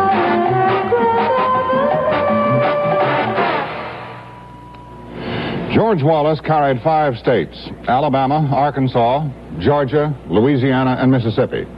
He ran strongly in only 4 others: North Carolina, South Carolina, and Tennessee, finishing second in all 3, and Florida, where he was a strong 3rd. Wallace talked about the campaign and his future plans at a news conference today in Montgomery. Here is a report from contributing editor Douglas Kiker. George Wallace and his running mate, General Curtis LeMay, held a news conference this afternoon here in Montgomery. Both men were in a good mood. Both obviously were happy to have the whole thing over with. And both of them claimed that they did what they set out to do. That is, give conservatives a measure of influence in this election. I want to emphasize that in our judgment, our movement has been successful. And I think that most of you probably thought a year ago that we not only wouldn't get on the 50 ballots in the country, but had someone asked you, would this ticket get 10 million votes for the presidency a year ago, I think most of you would answer in the negative. But we did get that many votes, and it was very significant that we got on all ballots in all 50 states. And I do say that we, in our judgment, the people who supported us had an impact on orienting the 2 parties in a different direction. And I do wish for Mr. Nixon the most success of any president in the history of our country. And I sincerely hope that he can unify the people of our nation and that the problems that government ought to solve can be solved by him as the chief executive of our country, because I'm an American and I want his administration to be highly successful. I think probably I'm the most happiest man in the world, or at least in this room right now, because I think I've accomplished practically all the goals that I had in mind when I agreed to join Governor Wallace in his campaign. I suppose there might have been a little frosting on the cake if the election had wound up in a tie, and we could have had a little influence on the solution of the problem, which we could have solved very quickly. But that's probably a selfish thought. I think it's probably better for the country that Mr. Nixon did win outright in his own regard. And, of course, I hope that he goes ahead and pulls the country together and does the things that have to be done to really get us going at full speed. And I believe he will do that. Thank you.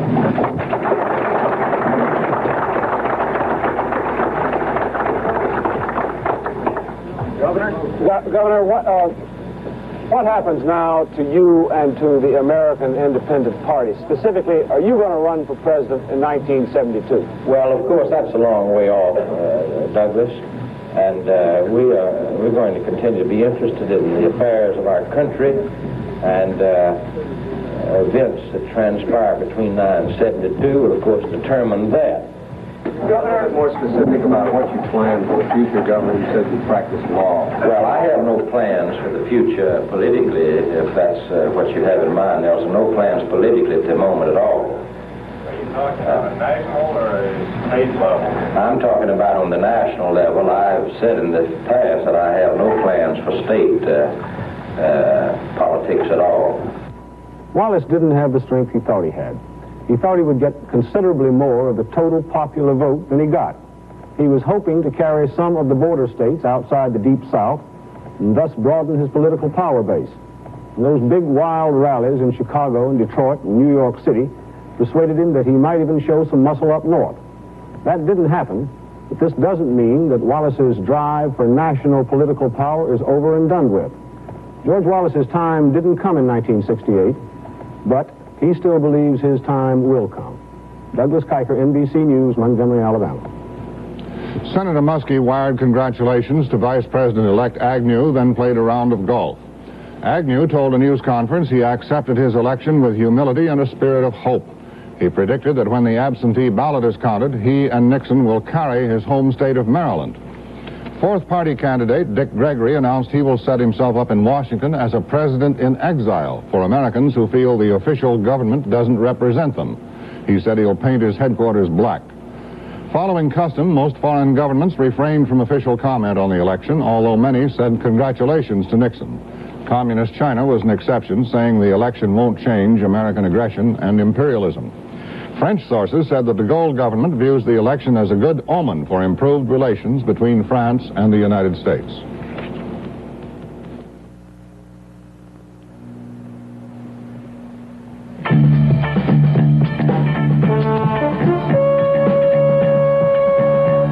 Silver Thins, the impossible cigarette. Lowest in tar and nicotine of all 100s. Lower than most Kings.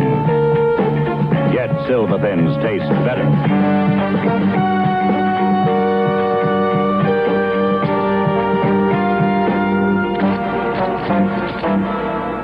Can a cigarette that tastes as good as Silver Thins possibly be that low in tar and nicotine? Read the latest government figures.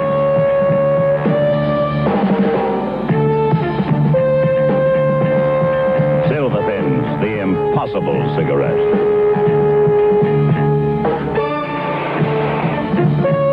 Impossible? Try Silver Thins now in menthol, too.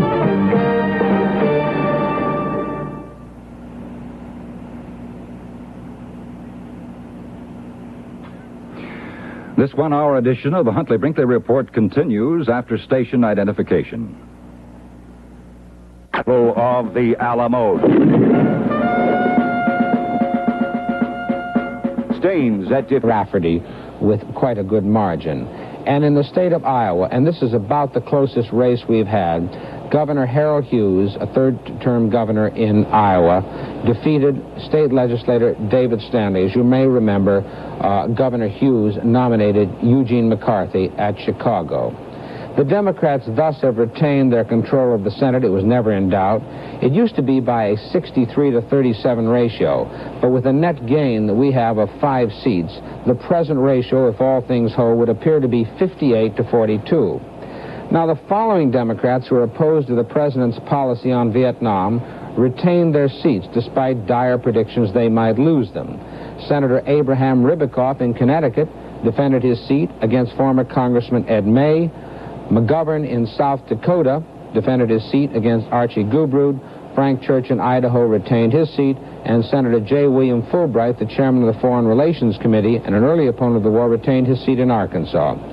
One Senate candidate, not an incumbent, who opposed the administration's policy on Vietnam, fought for a minority plank in Chicago, was former Congressman John Gilligan of Cincinnati, Ohio. He beat Democratic incumbent Frank Lausche in the Democratic primary this spring, but last night he was beaten by State Attorney General William Saxby. The decision was not final until the early hours this morning, when Gilligan made this poignant statement to his supporters in Cincinnati. To all of the wonderful people who gave so unselfishly of their energies, their talents, I say thank you from the bottom of my heart. To all of the thousands of students and young people who have been so magnificent and who today are disappointed, I confess that I'm disappointed too. Your consolation and mine must be that we have fought the good fight and we kept the faith. We've not yet finished the course. After a vigorous campaign, the people have spoken, their verdict is in, and we will abide by it. Because we believe in democracy, and we have faith in the ultimate wisdom of an informed electorate. I have no regrets. I have said what I believe, and I believe what I have said. The people are entitled to no less. Now for the story on the House races, here is Edwin Newman. As far as the House races go, it was hardly worth the country's while to go through the trouble. Very few seats changed hands. The Republicans made a net gain of 4, and the new House will be essentially the same as the outgoing one. The Republicans had expected to make substantial gains and maybe even pick up the 30 seats they would have needed to control the House. They never came close. The Democratic majority will be 51. The fact that the change is so small is not necessarily a vote of confidence in the House we have now. It reflects 2 things. First, there was no big national movement to either party. And second, the Democrats usually dominate the House, and Richard Nixon did not run well enough to shake that. George Wallace may have contributed to this by draining away attention from the Republicans in the South. All the leading figures in the House are to come back, but Frances Bolton, the 83-year-old Republican congresswoman from Ohio, was defeated. The Democratic member from Harlem, Adam Clayton Powell, who was expelled last year, then re-elected but not seated, has been elected once more. For the first time, the House will have a black woman member, Shirley Chisholm, from the sometimes explosive Bedford-Stuyvesant area of Brooklyn. Nixon carried these states: Arizona, California, Colorado, Delaware, Florida, Idaho, Illinois, Indiana, Iowa, Kansas, Kentucky, Montana, Nebraska, Nevada, New Hampshire, New Jersey, New Mexico, North Carolina, North Dakota, Ohio, Oklahoma, Oregon, South Carolina, South Dakota, Tennessee, Utah, Vermont, Virginia, Wisconsin, and Wyoming. Vice President Humphrey carried these states: Connecticut, Hawaii, Maine, Maryland, Massachusetts, Michigan, Minnesota, New York, Pennsylvania, Rhode Island, Washington, and West Virginia. He also carried the District of Columbia. NBC News has not yet projected a winner for Alaska, nor Missouri, nor Texas.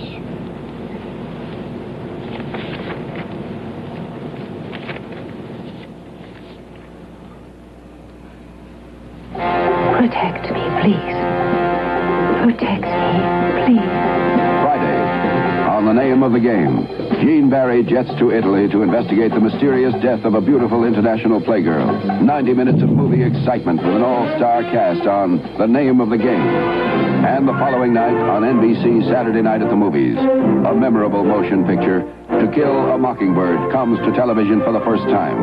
See Gregory Peck in his Academy Award-winning role. I've been appointed to defend Tom Robinson. Now that he's been charged, that's what I intend to do. You want to tell us what really happened? I got something to say. And if you ain't gonna do nothing about it, then you're just a bunch of lousy, yellow, stinking cowards. See The Name of the Game, Friday at 8:30, 7:30 Central Time. And To Kill a Mockingbird, Saturday at 9, 8 Central Time on NBC. Sandy, Vanocur, Ed Newman. I thought it was interesting to note Nixon said the sign he saw during the campaign that touched him most was one somebody held up in, I've forgotten what town, saying, "Bring us together." It seemed to me, and I wonder if it does to you, that the most immediate need in this country is something like that, rather than a lot of fancy new legislation out of Congress, because if the country is not brought together, it's not going to last. What do you think? I agree. Sandy? I agree with you, David. We've had a lot of legislation in Washington in the last 5 years. It was needed legislation. It had been bottled up for about 20 years. It was the unfinished business of the New Deal. But now it needs refinement. People don't like the big, massive federal programs. And what they need is something that I can only call the politics of soul politics. They do want to feel uplifted somehow. And I think that may be more essential right now than any kind of new legislation. They desperately feel, especially after this year that we've all gone through, the need for binding up the wounds. For the president, not so much for what he does in the Congress, but for what he is as a human being. Ed? Well, I agree also, David. I think a couple of things worth pointing out. I've done a little figuring on the popular vote, and it looks to me as though it's going to run about 73 million, which is really not nearly so many as had been anticipated, not so many as had been hoped, which suggests that a good many people stayed away. The second thing is, of course, that it's an extremely close election, and it cannot be interpreted as any kind of resounding vote of confidence in Nixon. What the country is really telling Nixon, it seems to me, is we'll tolerate you, but we're not enthusiastic about you. And whether he can bring the country together in these circumstances, I don't know. I don't know whether anybody could in any circumstances because of everything that's happened. But that the need is there is plain, and judging by what he said, he certainly recognizes it. But the election itself, I think, has not been a healing thing. Maybe he can turn it into one. Well, of course, Richard Nixon is a plurality and not a majority president. However, it seems to me he has a tremendous opportunity here, and if he lucks out a bit and handles it well, his popularity rating could be far greater than this word plurality suggests, because the country has indicated that it wants to be headed in a new direction. I think we're probably a little vague as to what that direction is, and maybe the country itself is a little bit vague about it, but Sanders suggested it. Maybe the end of big government programs. Maybe we need just some new equipment and new machinery to handle some old programs. But Nixon has a great opportunity here. Chet, you know, every president has this period of grace, what I think the poet Wordsworth called the willing suspension of disbelief. People are ready to believe anything. And I think what Mr. Nixon has to do very quickly is to move to settle the Vietnam War. Because as long as this cancer continues to infect the body politic of this country, he can't really get on with the unfinished agenda of the American democracy. And it'll be interesting to see how he moves, though he doesn't have responsibility for the peace talks in Paris, how he moves very quickly to ingratiate himself into the formula for solving this conflict. Well, he does, as you say, have what is commonly called a honeymoon, a chance to do some things before his enemies gather and turn against him. I suspect that the Nixon years will be not terribly unlike the Eisenhower years, though of course he doesn't have the Doesn't have the advantage of being a great national hero that Eisenhower was. He probably is the most popular president in our lifetime. Probably could be elected again if he were younger and healthier and it were legal. So I would guess it would be somewhat like that. Not a time of great social turmoil, of legislative turmoil, innovation, new ideas. I suspect we'll see very few. And maybe some attention to some old ones. David, there is a somewhat uncomfortable point that I think has to be made, which is that Nixon is not entirely trusted by large segments of the American population. It doesn't matter that he's been elected. That continues to be the case, and that's going to complicate, make more difficult the task he has of unifying the nation. It's going to be terribly, terribly difficult, and the very narrow division in the election will not help.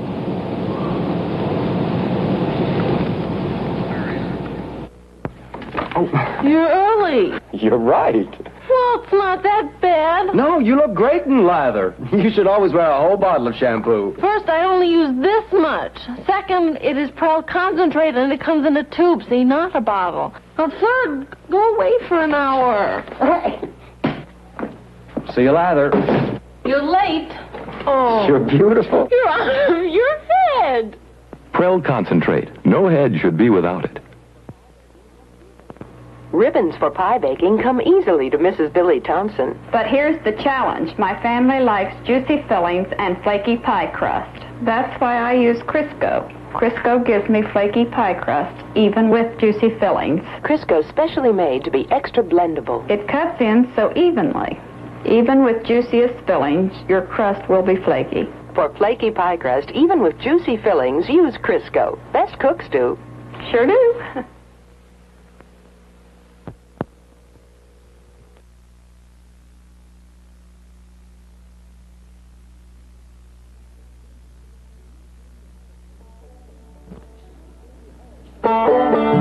Huntley Horse Center at Only, Tennessee, one of the 4 places in the country where you learn horsemanship from A to Z. They've got pretty girls, pretty horses, and fine-looking dogs that eat lots of Trailblazer. In fact, nearly everything with 4 feet around Huntley likes Trailblazer. The Arabian Stallion, the Cats, and the Mammy Basset and 14 pups.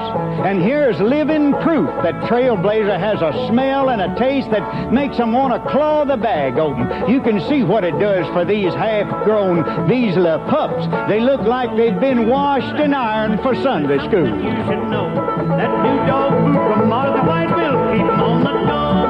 Trailblazers, yo, Trailblazers, yeah. Fine dog food from Martha White, Trailblazers, yeah.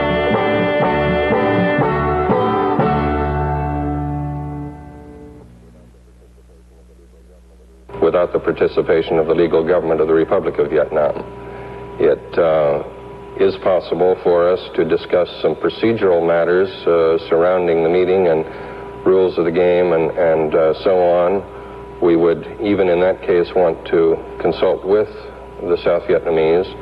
Beyond that, I just wouldn't want to go and speculating about what might or might not happen or what might or might not be discussed.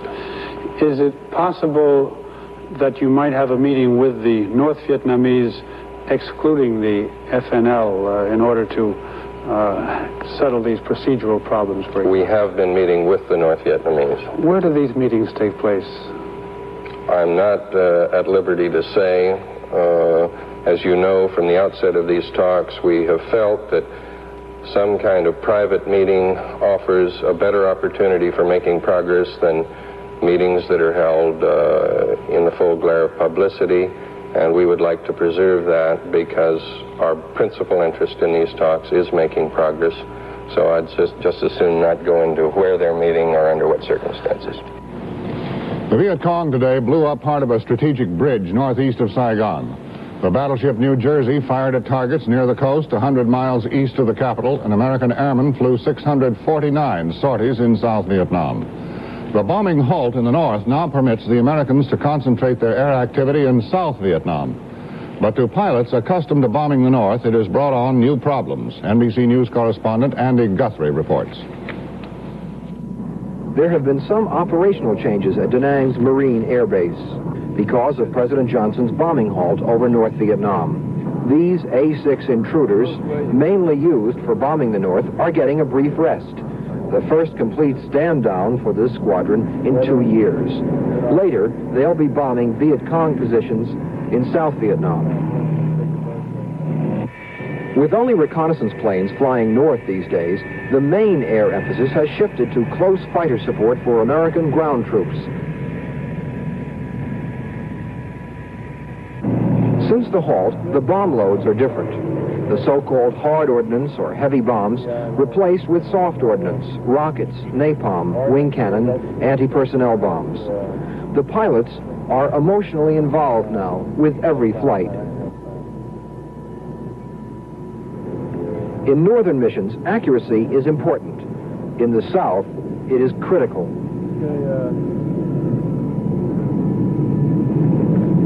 The day before this film was taken, a Marine Phantom jet on a run near An Hoa hit a U.S. position instead of the enemy with napalm. 6 Marines died, 8 were wounded.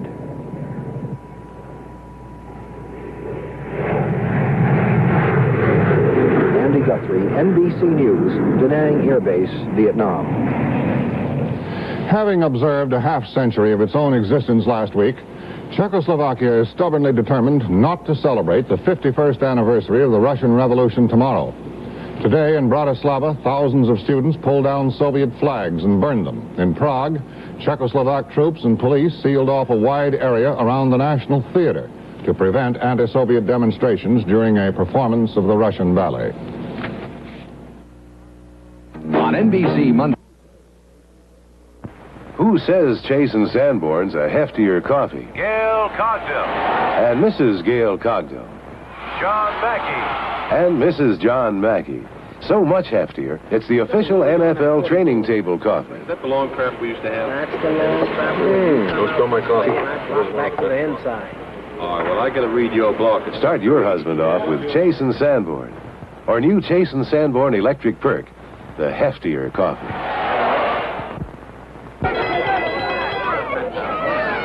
Time was when you could serve only 64 children with a 4-stick pound of ordinary margarine.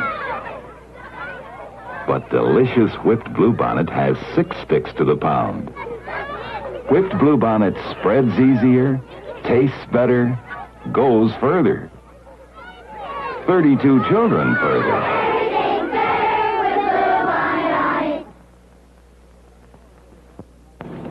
An authoritative Vatican magazine said today that while Mrs. Jacqueline Kennedy Onassis has not been excommunicated from the church for marrying a divorced man, yet she is regarded as a public sinner.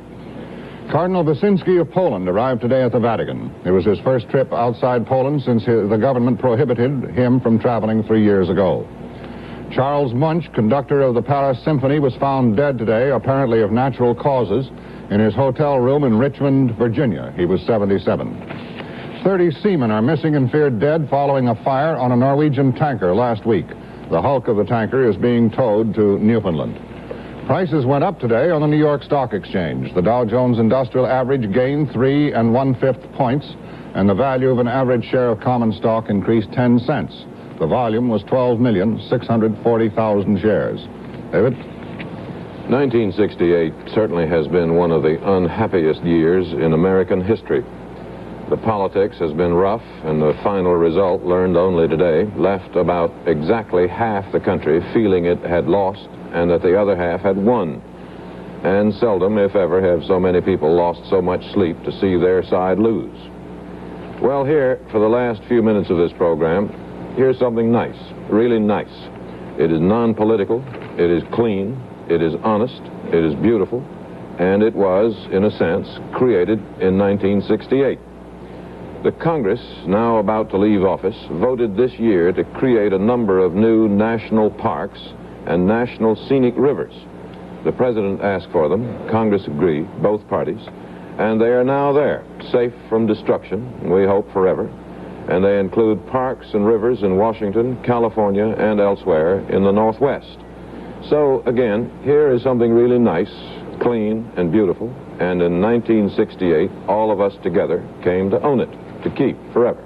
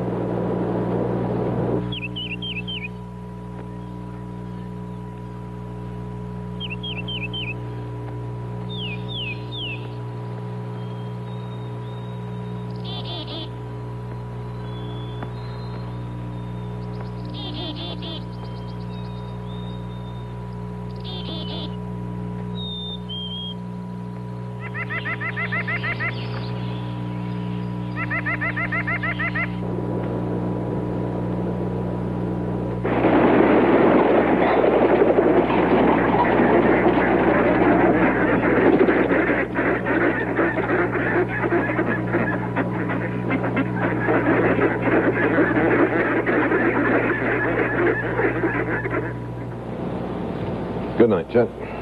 Good night, David. And good night for NBC News.